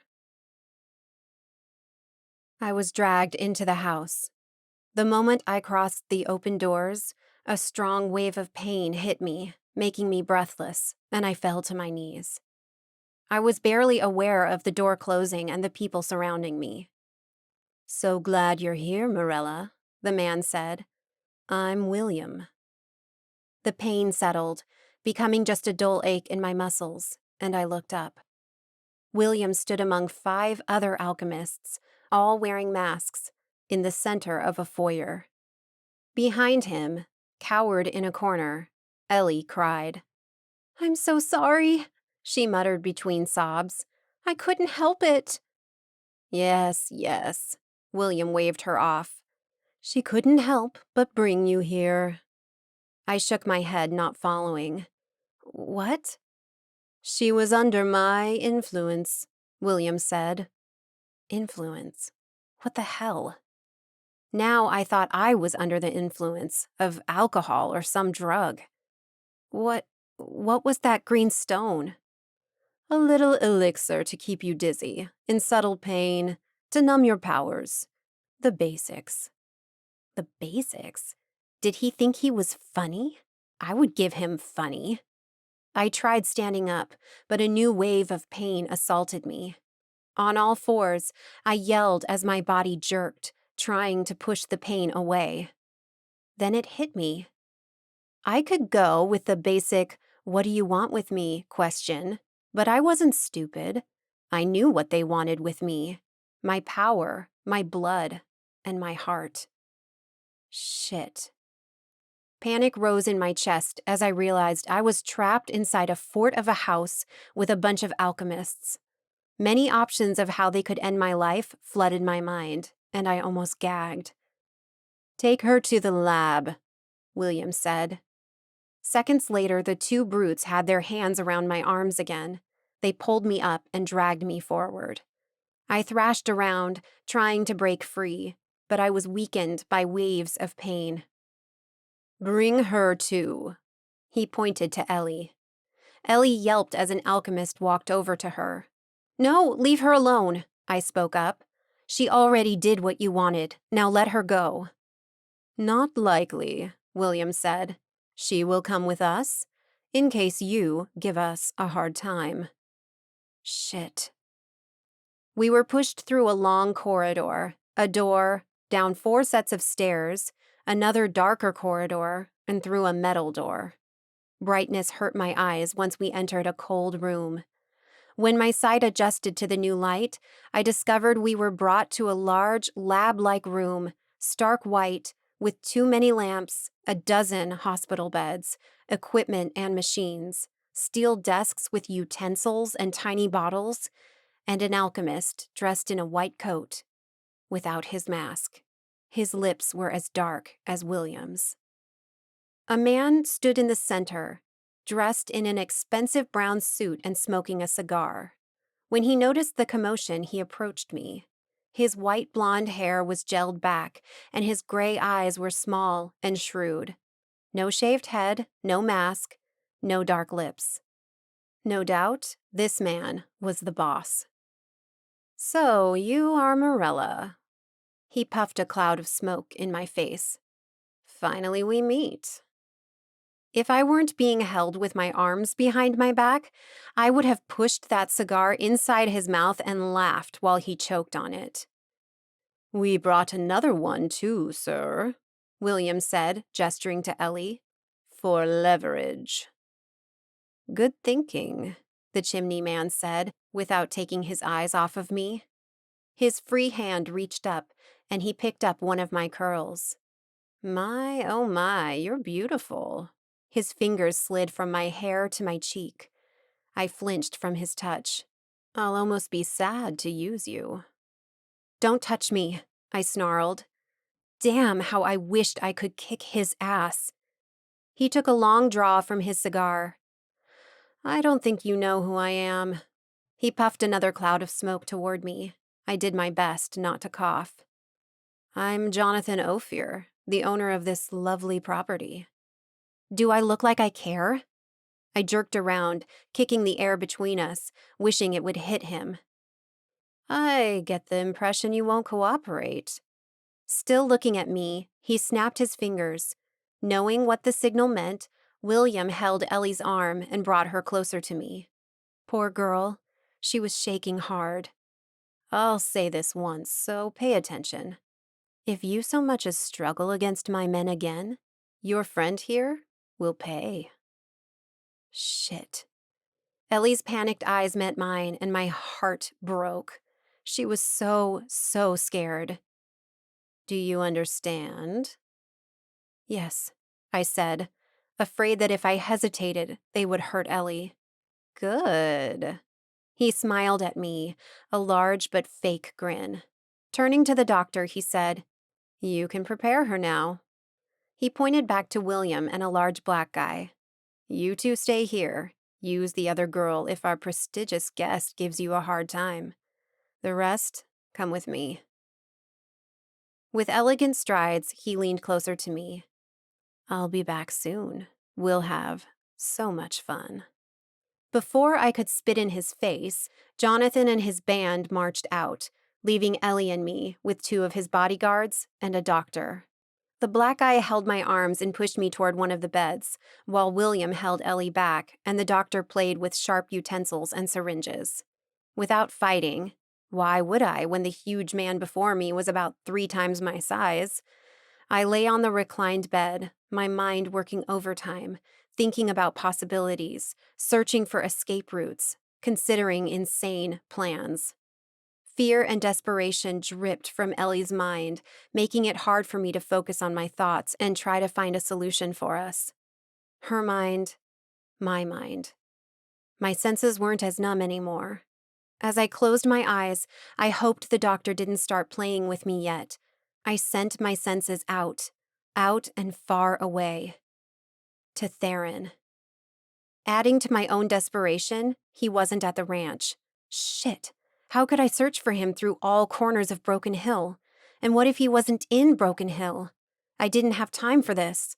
I took a deep breath and thought where he could have gone. A hunch told me I knew where he was, and with whom. My lucky guess was right, and I found him in front of my house. I felt the presence of more Zeganes, but I couldn't tell who they were. I only knew Theron's mind well. Not wasting any more of my precious seconds, I burst inside his mind and tried to flood him with my agony and helplessness. A second later, his worry assaulted me, and I was shocked by how strong this feeling was. A cold prickling in my arm brought me back to the lab room. The doctor was rubbing a wet cotton ball on my arm. When Zeganes close their eyes, they're trying to reach out, find help, he said, a European accent to his words. He now wore a white doctor's mask, covering his dark lips. But you see, this place is secured and charmed. No Zegane can reach out. Say what? How had I reached out then? I couldn't worry about that yet. Now that Theron knew I was in danger, I had to buy time until he figured out where I was and arrived with the cavalry. When the doctor went back to the steel table and held up a syringe, a wave of cold ran through my body. Shit. So, I started, want to tell me what preparing me entails?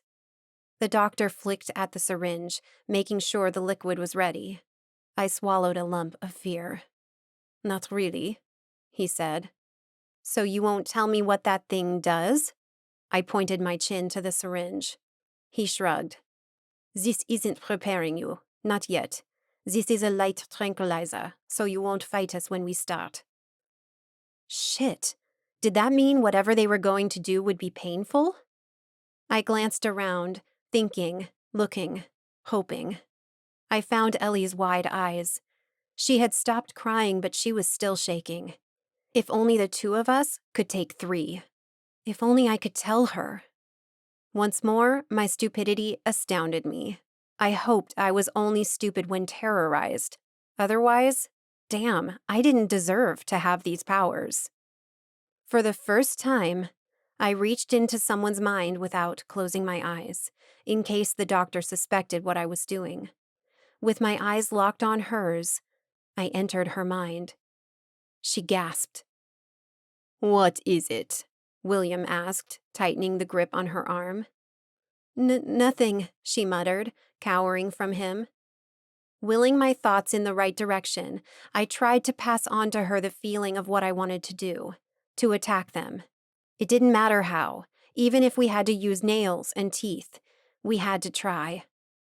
When she gave me the slightest nod, I almost cried in relief. She had understood me. She was on my side. The doctor's hand on my arm made me jump. Instantly, the black guy glared at me, his fists ready for service. The doctor waved him off and extended my arm. "Are you sure that's necessary?" I asked. I had made Ellie agree to attack, but I had no idea how and when. Well, it had to be now, before the doctor drugged me.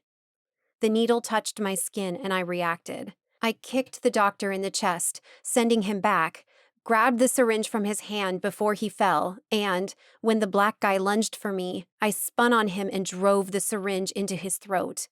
He fell on his knees, and I didn't know if it was from the stab or from the tranquilizer. William threw Ellie on the floor and charged at me.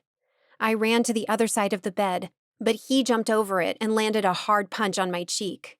I stumbled sideways, cringing in pain as stars blinded me for a moment. Shit, it hurt. I leaned against the steel table, trying to recover fast as he came for me again. I retreated, putting the table before me. That was when I saw them. Steel utensils on a tray, including scalpels. I grabbed one and charged him. He prepared for a punch, but his hand met the scalpel. William howled, his huge eyes fixed on his bleeding hand. I pulled the scalpel back and stabbed him again, this time in the stomach. He doubled over, his good hand over the new wound. Shit! How many times did I need to stab him before he fainted? Ellie appeared by my side, a silver tray in her hands. She slammed it down on William's head and he fell on the floor, out cold. "Good one," I said. She nodded, still shaking. We turned to the doctor, who had crawled into a corner behind a table. "Please, don't kill me," he begged, his tone shaken. On one of the tables, I found the tranquilizer liquid. I pulled a new syringe from the table drawer, filled it with the liquid, and gave it to him. "Inject that into your vein," I ordered, the scalpel still in my hand, poised to stab him if necessary. As he hesitated, I picked up another scalpel and pointed it at him. "Do it or you'll end up like the others." With shaking hands, he injected the tranquilizer into his arm. Soon his body relaxed and he slid to the floor. "Light tranquilizer?" Ellie asked, disdain marking her trembling voice. "We should go." I grabbed her hand and we darted out of the lab. "Let's be careful," I whispered to her once we were out into the dark corridor. "We don't know how many there are and where they are." In the darkness, we tiptoed our way up the stairs without complications. However, once out the other corridor, we heard voices. Shit. Pressing ourselves to the wall, we tiptoed to the door that led to the ample foyer and waited behind the door, spying on what was happening. A man arrived. He looked confident, followed by a little girl. She looked terrified. And I knew them both. Philip and Annie. Chapter 25. My heart stopped for a long beat, then went into overdrive. What the hell were they doing here? No, no, no. "Just in time," Jonathan said before greeting Philip. "Good," he answered, his voice cold, detached, a far cry from the one I remembered. "I don't want to miss this event." "I know, none of us want to miss it." He moved to greet Annie, who recoiled behind her father's leg. Still wary, child? Yes, Philip answered for her. To keep her calm, I have to give her lots of elixirs. Elixirs? To Annie? What the hell was going on?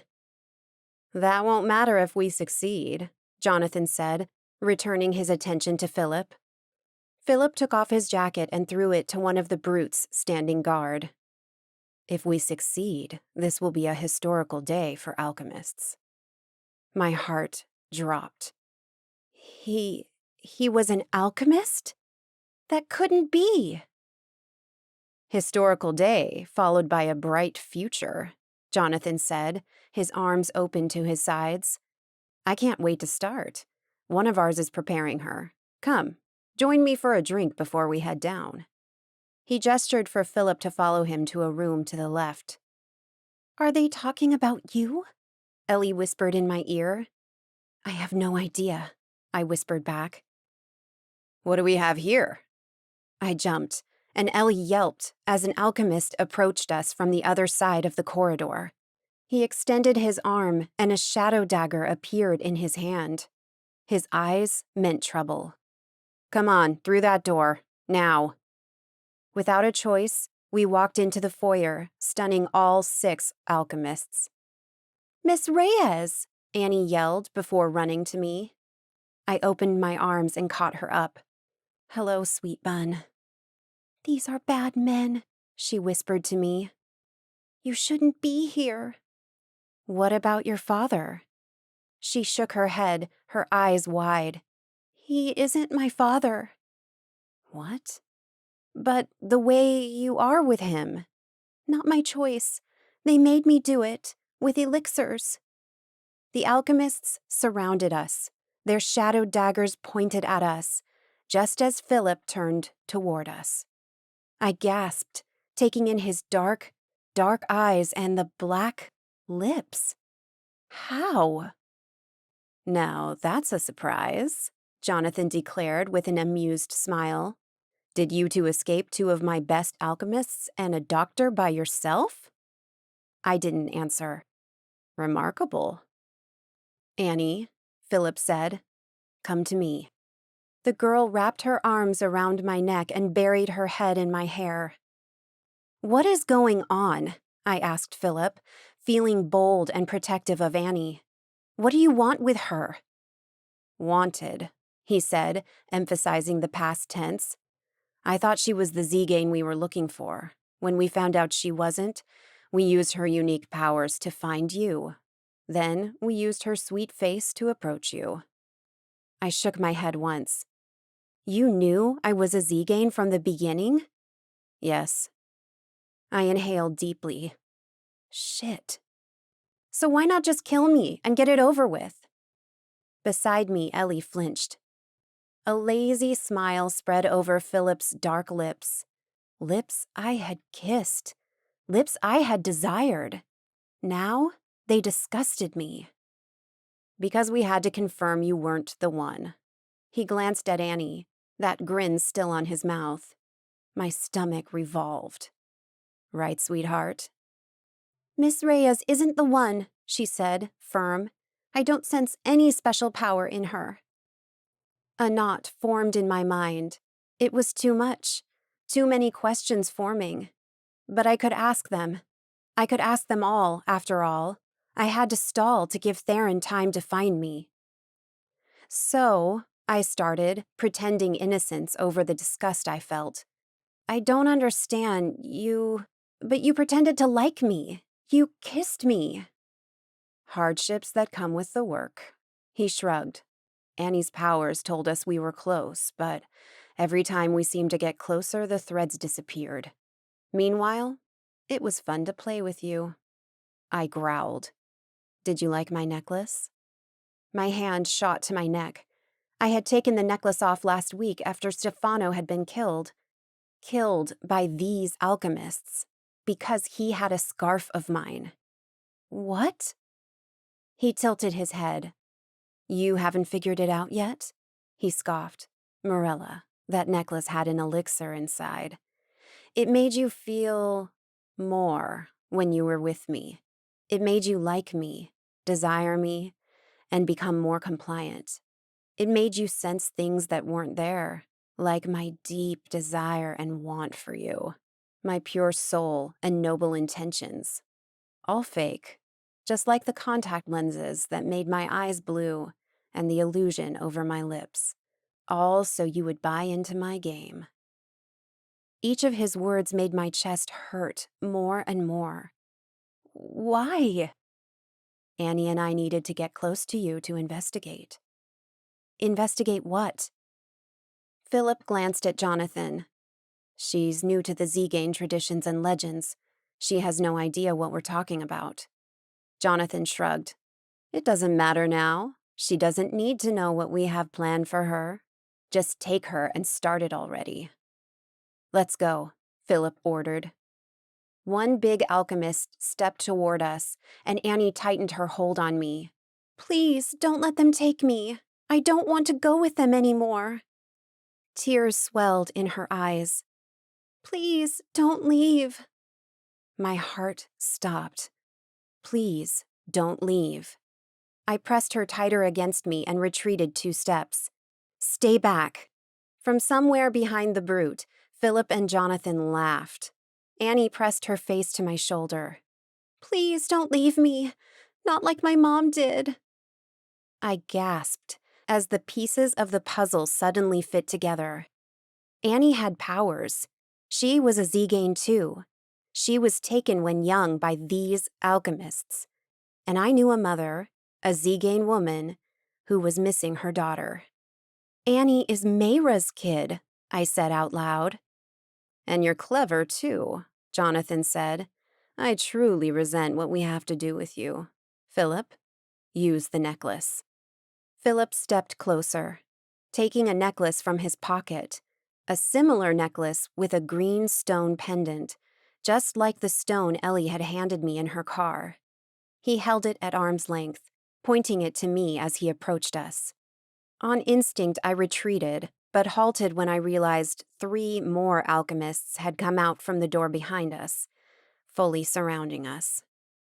You have nowhere to go, Philip said, only 3 feet from us. A jolt ran through my arm, then another, and another. Ticklish at first, painful later. The jolts sent spasms through my shoulders, into my chest. I crouched, letting Annie slide from my arms, my mind spinning as my insides melted into boiling goo.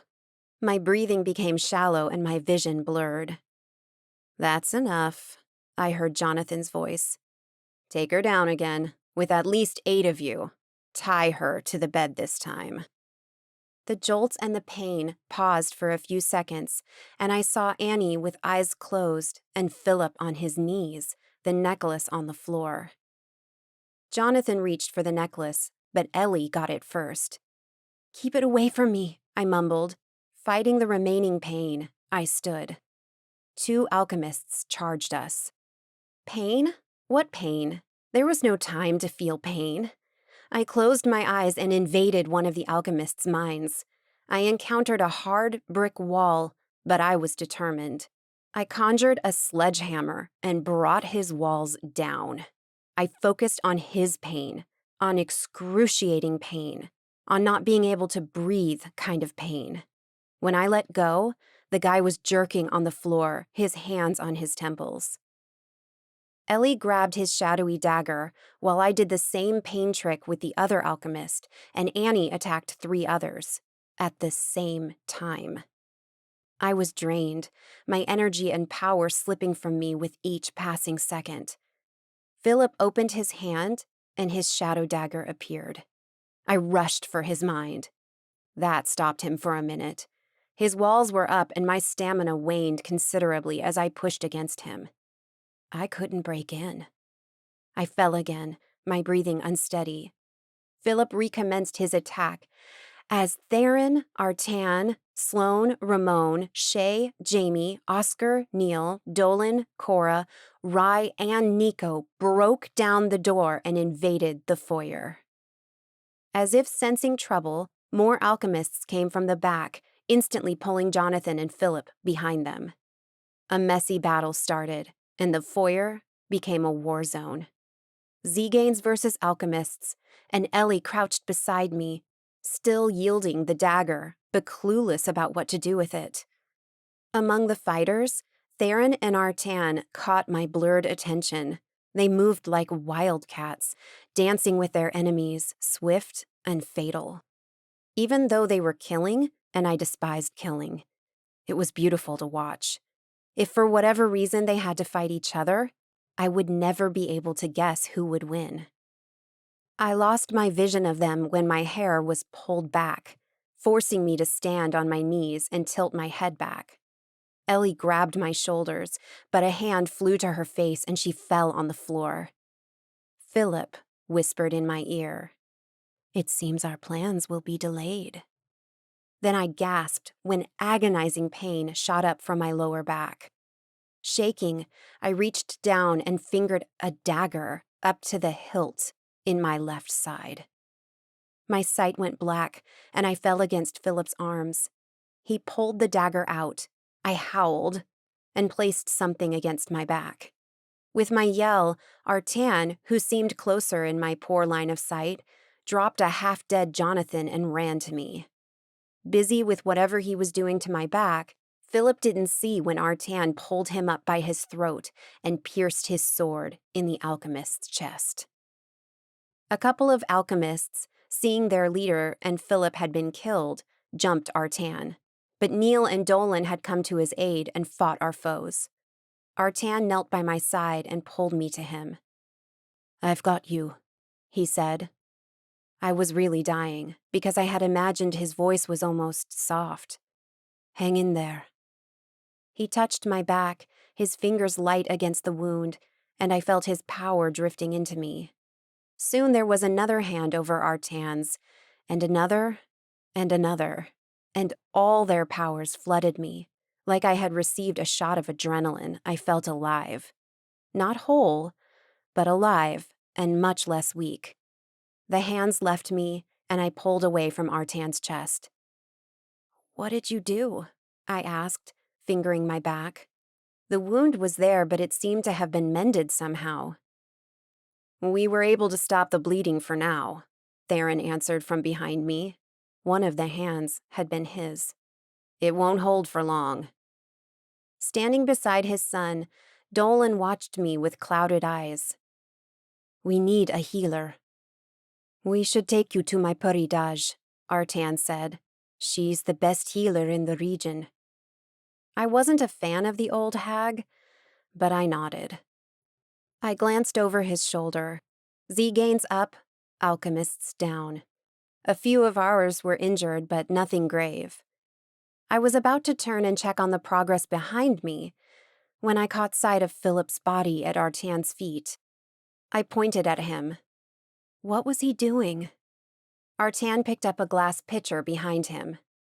"This." It was filled with blood. My blood. I felt sick. Before I could gag, a burnt smell made my nose wrinkle, and I looked for the source. To my right, Annie, with her arms raised over her head and her blue eyes turned white, had 4 alchemists held in a circle of fire. Besides controlling the closing fire, she had the men's mind too. They writhed on the floor as if she was consuming their organs.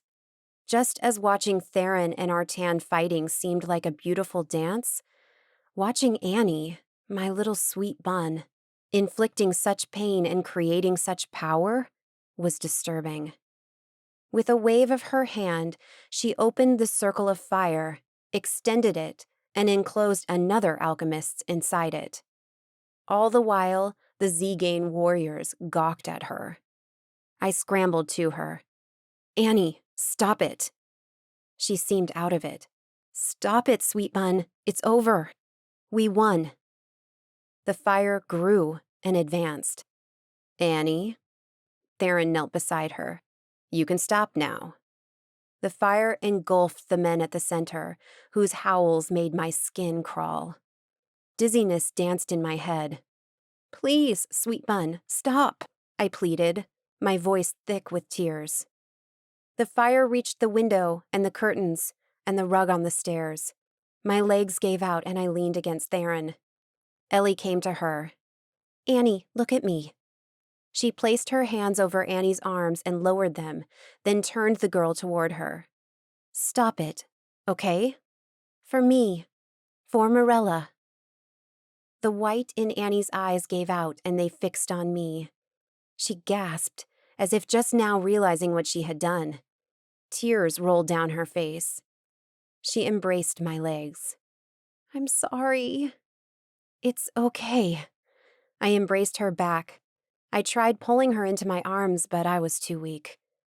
Noticing my state, Theron examined my wound. "It's holding up." He passed one of my arms around his waist and supported me. "We need to go." Ellie picked Annie up, and with the other Zeganes, we left the burning mansion. Chapter 26. Thank goodness, Theron was the one to carry me out of the alchemist's house. Even under Artan and Oscar's protests, he didn't let go of me until we were in my house, with my mother freaking out over me. This way, Darcy had to come to me.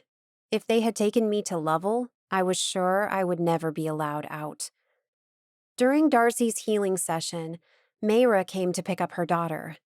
I cried with them when Annie ran to her mother's arms and they hugged. Darcy, though, remained still and cold, like an old hag. "This will do," Darcy said, rubbing off the smelly paste she used on the wound on my back.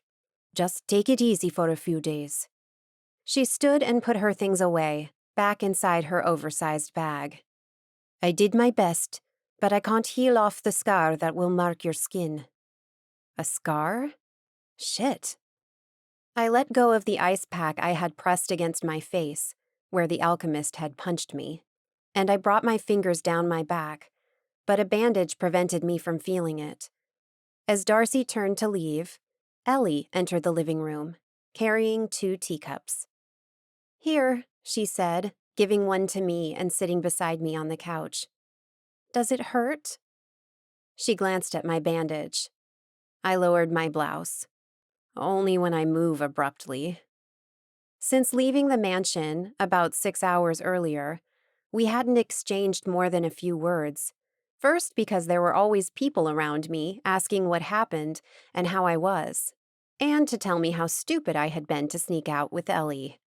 Artan and Theron had been the most vocal of all, expressing their discontent loudly. Second, because I was scared Ellie would freak out and ignore me again. So, I sipped from my tea, itching against the silent tension in the room. "I'm so sorry," she whispered after a long while. "I had no control over my actions." Her eyes gleamed with tears. "I was leaving the library yesterday afternoon when that guy, William, approached me asking directions to the bookstore. I didn't think much of it until he put me under a spell. I tried fighting it, but it was impossible. It was like I was locked inside my own mind." I took her hand. "It's okay. And I'm sorry, too. You wouldn't be in this mess if it weren't for me. If I had been able to stay away from you." She shook her head as tears spilled from her eyes. I passed my arms over her shoulders and pulled her close. "You still think I'm a freak?" A hollow chuckle slipped between her sobs. "A little, but I guess I can get used to this freak." She bumped her elbow into my ribs and I winced in pain. Sorry. She pulled back and examined the bandage on my back. "Did I hurt you?" "I'm fine. I'll be fine. At least, I hoped I would." When we finished our tea, Ellie went to the kitchen to refill our cups. That was when Theron entered the room with Mayra and Annie, closely secured in her mother's arms. My heart warmed each time I saw them together. "Theron is going to take us home," Mayra said. "I just wanted to thank you." "Please, there's nothing to thank me for. I didn't do anything." I tried getting up, but a prickling of pain sent me back to the couch. Theron tisked. Just stay quiet, woman. You need to rest. Anyway, Mayra continued, thank you. I guess I'll see you tomorrow night at the ritual. I glanced to Theron. What ritual? Yeah, sure. When Mayra stepped toward the door, Annie disentangled herself from her mother's arms and ran to me. I did my best to stifle a yell when her weight crushed me against the seat and pain shot through my back. Thank you, the girl whispered in my ear. Thank you for not leaving. My heart warmed. I kissed her cheek and she ran out with her mother. Alone with Theron, I didn't waste time. What ritual? It was just decided, he said, his arms up in truce. During the fight, Annie demonstrated a great display of power, much more than she should be able to do at her age, much more than any of us are able to do. He shifted his weight, a little uncomfortable. Both Rombaros and the elders from Level talked, and they all think Annie is the next Heart Maiden. Say what? I wasn't following. What's the Heart Maiden? Theron sat beside me. Once upon a time, a girl from a Romani enclave found a special flower, the heart flower. The Romani made a tea with the petals of this flower and gained powers. They became the first Zeganes. And this girl was named the Heart Maiden because only she could find the flowers. Hundreds of years passed, the Zegane population grew, and for some reason, no one knows why, one enclave decided they would stop searching for the heart flower. Slowly, their powers lessened, until they disappeared, and soon after, everyone in the enclave was sick and dying. But why? It's said that our blood, our soul, became one with the powers the flower gave us. Without feeding that power, we become sick and die. I gasped. Theron went on. Each time a Heart Maiden died, another would show up, normally at a different enclave. However, for almost 200 years, there has been no Heart Maiden. Why? We don't know. Damara, the girl from that tapestry you saw at Belleville, was the last Heart Maiden. She died young, and there has never been another Heart Maiden. It's nearly impossible to track where the heart flower will show up next without the Heart Maiden's powers. And Annie is this Heart Maiden? We think so. She was able to create fire with her mind. No other Zegane can do that other than the Heart Maiden. It's not known in our thousands-year-old history. And the ritual tomorrow night? What's it about? To test Annie and see if she really is the Heart Maiden. And if she is, we celebrate. He was serious for once. You have no idea how important this is for us. I'm trying to understand how important it is. I mean, if they didn't have it, they would die. It seemed important. A question popped in my mind. For these last 200 years, how did the enclaves survive without the flower? We go out every once in a while and just search for it. I gaped. What do you mean? Exactly that. We get some warriors ready and go out in the forest and look for it. And you just find it? He shook his head. 99% of the time we don't. We have been living with a minimum of power for a long time. That was crazy. To me, the Zeganes were already powerful. But turned out what I had seen wasn't their full capacity? With this flower, they would be unstoppable. Another question surged into my mind. And how is Lovell about it? After all, Mayra is a Belleville Zegane, meaning Annie was now headed to Belleville. Well, Theron stiffened. They asked for a truce. The ceremony will be held at their enclave. Won't they try to hold Annie there? They promised they won't, but they asked to be included in our activities. In return, they will help us and protect us when needed. He stood. We're still working out the details. So tomorrow we'll go to Lovell? Yup. He walked to the front door, from where he stopped and looked at me. You know, Damara was a member of Lovell. Her death was what broke us in 2 enclaves, almost 200 years ago. Say what? Now that was interesting. Not that I think my enclave needs Lovell, but it would be nice to have peace within the Zeganes again. Maybe Annie as the new Heart Maiden can unify us again. Then he offered me a small smile. See you tomorrow. And he left. Sinking back on the couch, I tried to wrap my mind around everything. Despite all the things swimming in my head, one topic tugged stronger than the others. It was done. The alchemists following me, attacking my friends, attacking me. It was done. They had all been eliminated last night. I let out a long, relieved breath. I could go back to school and the dance studio and reconnect with Ellie now.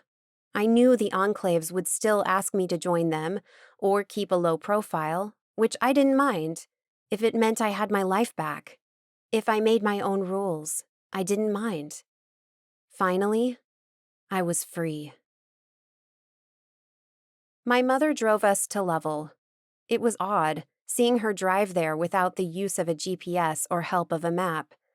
She hadn't set foot in this place for over 20 years, and yet the serene smile on her lips told me she was content. To her, it was like coming home.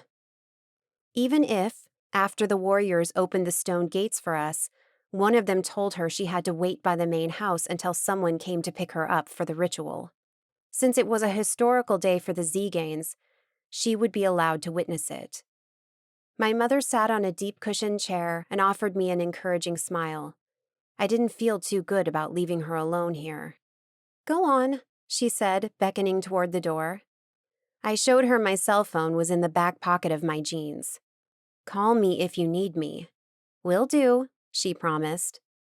I walked out the main house as Ryan was coming up the stairs. Like before, she was pure Zegane, with a long skirt, a blouse with lace details, and lots of jewelry.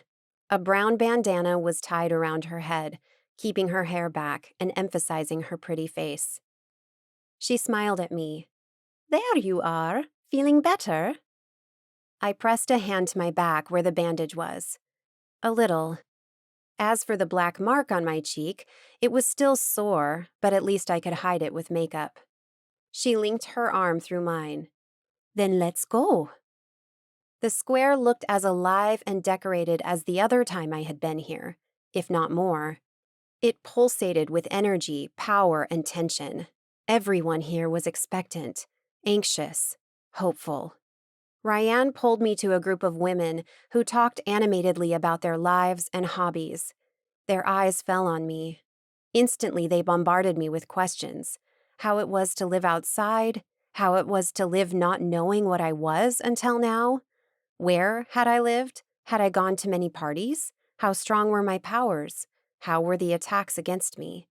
And finally, what had happened at the alchemist's mansion? My voice kept breaking down while I tried to tell them a little about it all. Beside us, Ryan had gone silent and still. I followed her gaze and saw Artan and Oscar crossing an arch into the square. A long, polished wooden box rested in Oscar's hands. More people arrived in the square, and everyone formed a circle around the open back verdon that had been parked in the middle of the square. Finally, the Belleville clan arrived. Neil, Sheila, Dolan, Theron, Ramon, Jamie, Shay, Nico, Cora, and Rye stood in the back, their backs straight, their chins high. Annie, in Mayra's arms, looked like a mini Greek goddess, with a simple but elegant white dress and white flowers in her hair. Her eyes were huge, a little scared and expectant.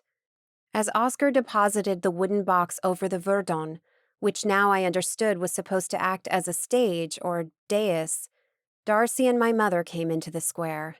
They stood in the back, as if my mother was still not welcomed here.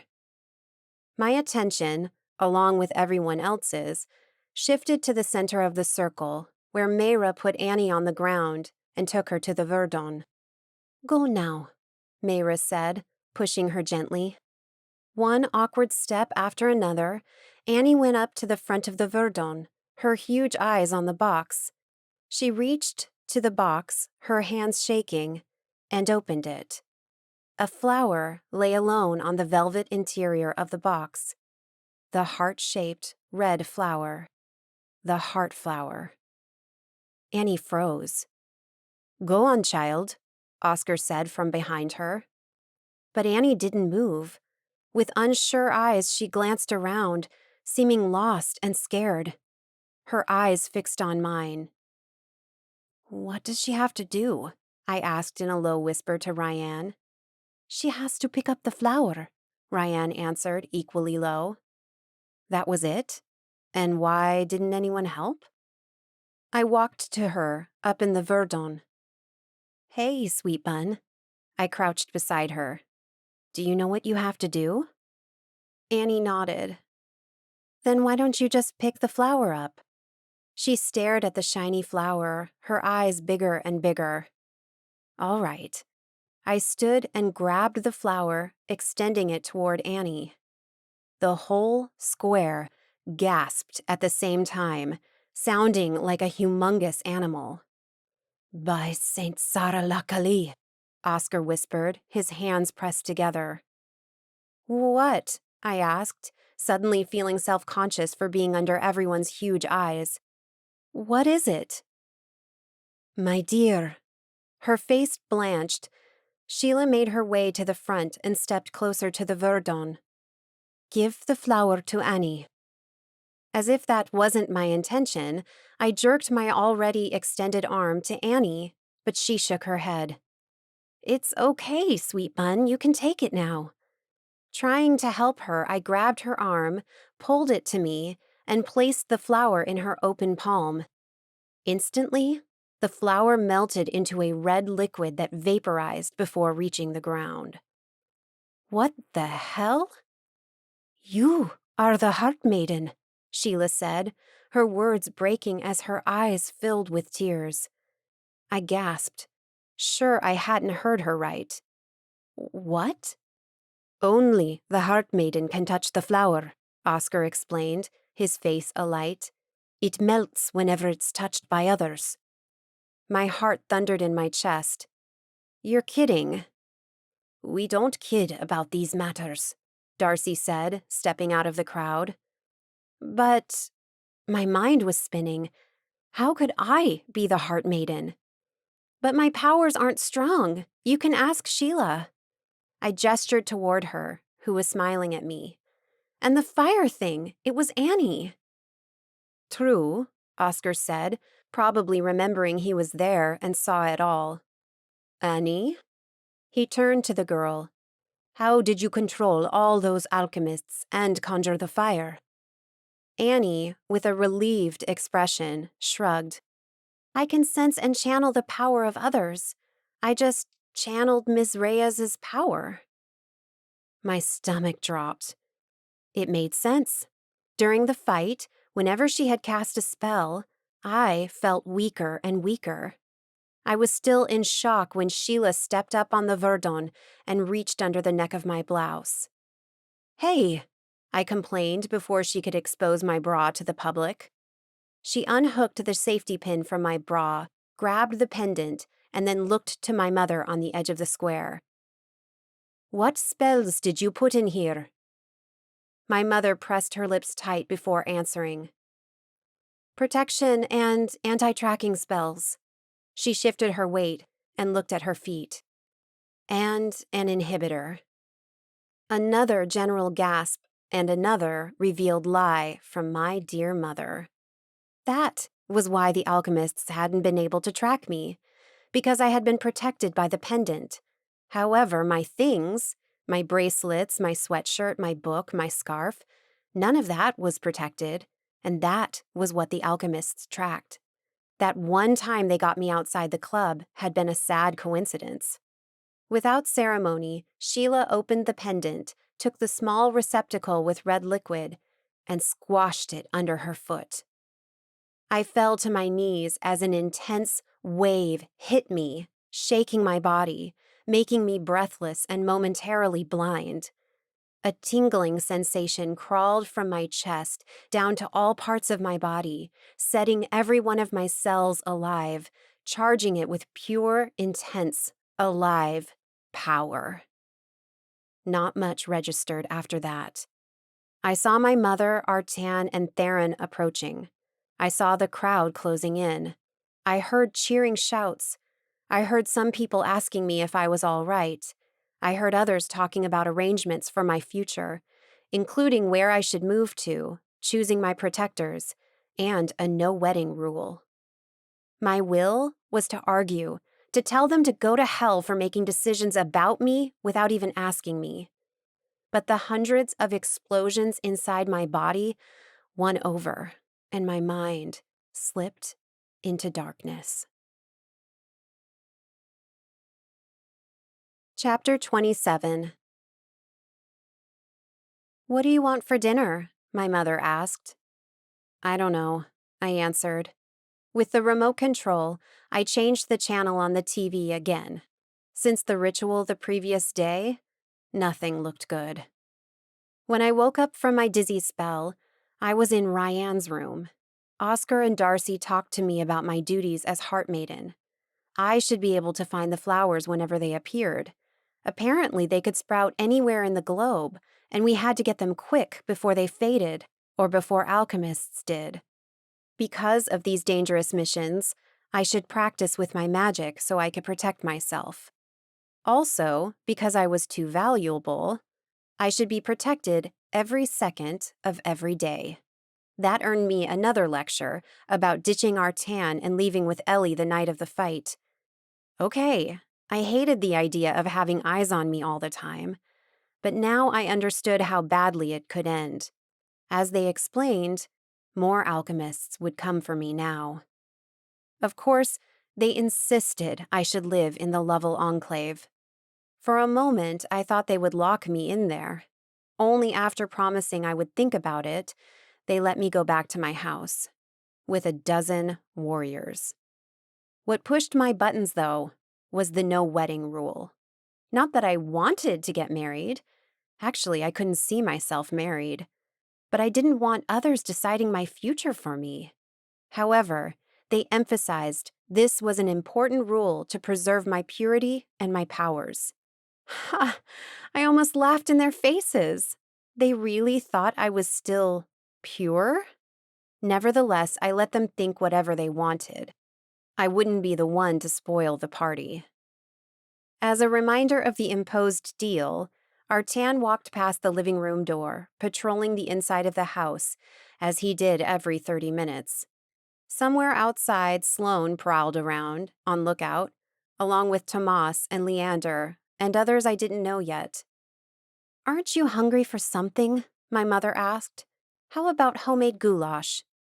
She wouldn't leave me alone if I didn't agree to something. Okay. Good. She slipped off the couch and scurried to the kitchen. Relieved at being left alone, even if for a few seconds, I sprawled on the couch and closed my eyes. If only my powers could erase everything, go back in time, to the day I was oblivious to all of this, back to my old life.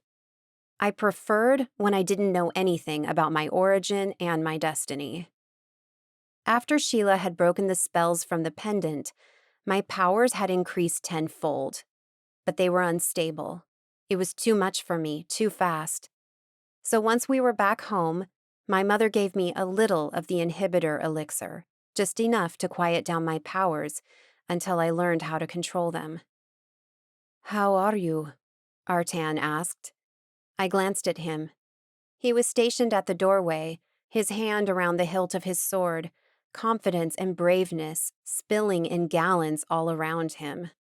I flipped the channel again, ignoring his question, since the answer should be stamped on my face. He took a step closer, then another. "Mirella?" The urgency in his tone grabbed my attention, and I sat up on the couch looking at him again. "What?" He stared at me with those depthless eyes, so hard and so serious, for a long moment. I probably imagined the tone of his voice before. He cleared his throat. "Is there anything I can do for you?" "Tell me about Belleville and Lovell's separation." With a frown, Artan took the armchair beside the couch. "How much do you know?" "I just know Damara was the last Heart Maiden, and that her death, over 200 years ago, was what caused the separation." He nodded. "You know about the no-wedding rule, right?" I gritted my teeth. "Yes." "Damara was proclaimed Heart Maiden when she was still a child. She grew up to be a beautiful woman, one who caused all the men of the enclave to turn their heads and stare at her. She knew about the no-wedding rule, and in the beginning she was okay with that. She didn't want to be tied down to any male." He looked out the window to the sun setting. "But then she fell in love with a fellow Zegane from the enclave, and despite being promised to another girl, he fell in love with her. Damara tried to convince the elders that she should be able to marry, that she could, but they wouldn't allow it. And Emilian's wedding day was fast approaching. So, desperate, Damara and Emilian decided to run away. But they were found out. For his punishment, the elders decided Emilian should be executed." I gasped. "What? They can do that?" He nodded. "They can. I haven't heard of another situation since then, but yes, they can. And they did. To serve as an example, Emilian was killed, and Damara lost it. She went crazy and killed herself." "Oh my." Revolted, Emilian's family left the enclave, thus later creating Belleville. Wow. So the elders had the power to sentence a Zegane to death because they fell in love with the wrong person. That was crazy. Falling in love wasn't like picking one's outfit for the day. It wasn't a conscious choice, one that I didn't have anymore. I have no words." "I know, it's not a pretty story." He paused. "And I'm sure the elders of that time regretted their decision." Of course they did. They lost their beloved Heart Maiden because of it. If only they knew the Zeganes would spend 200 years without one. And here a new one was, ready to be leashed and commanded by the elders. I stared at my hands, realizing they would soon claim my body and soul too, and not even my hands would be mine anymore. Something cracked in my chest. Just a couple of days ago, I thought I was free. A tear ran down my cheek. "You'll be all right," Artan said, his voice less harsh than usual. "You know that, right? You're our esteemed Heart Maiden. We won't let anything happen to you."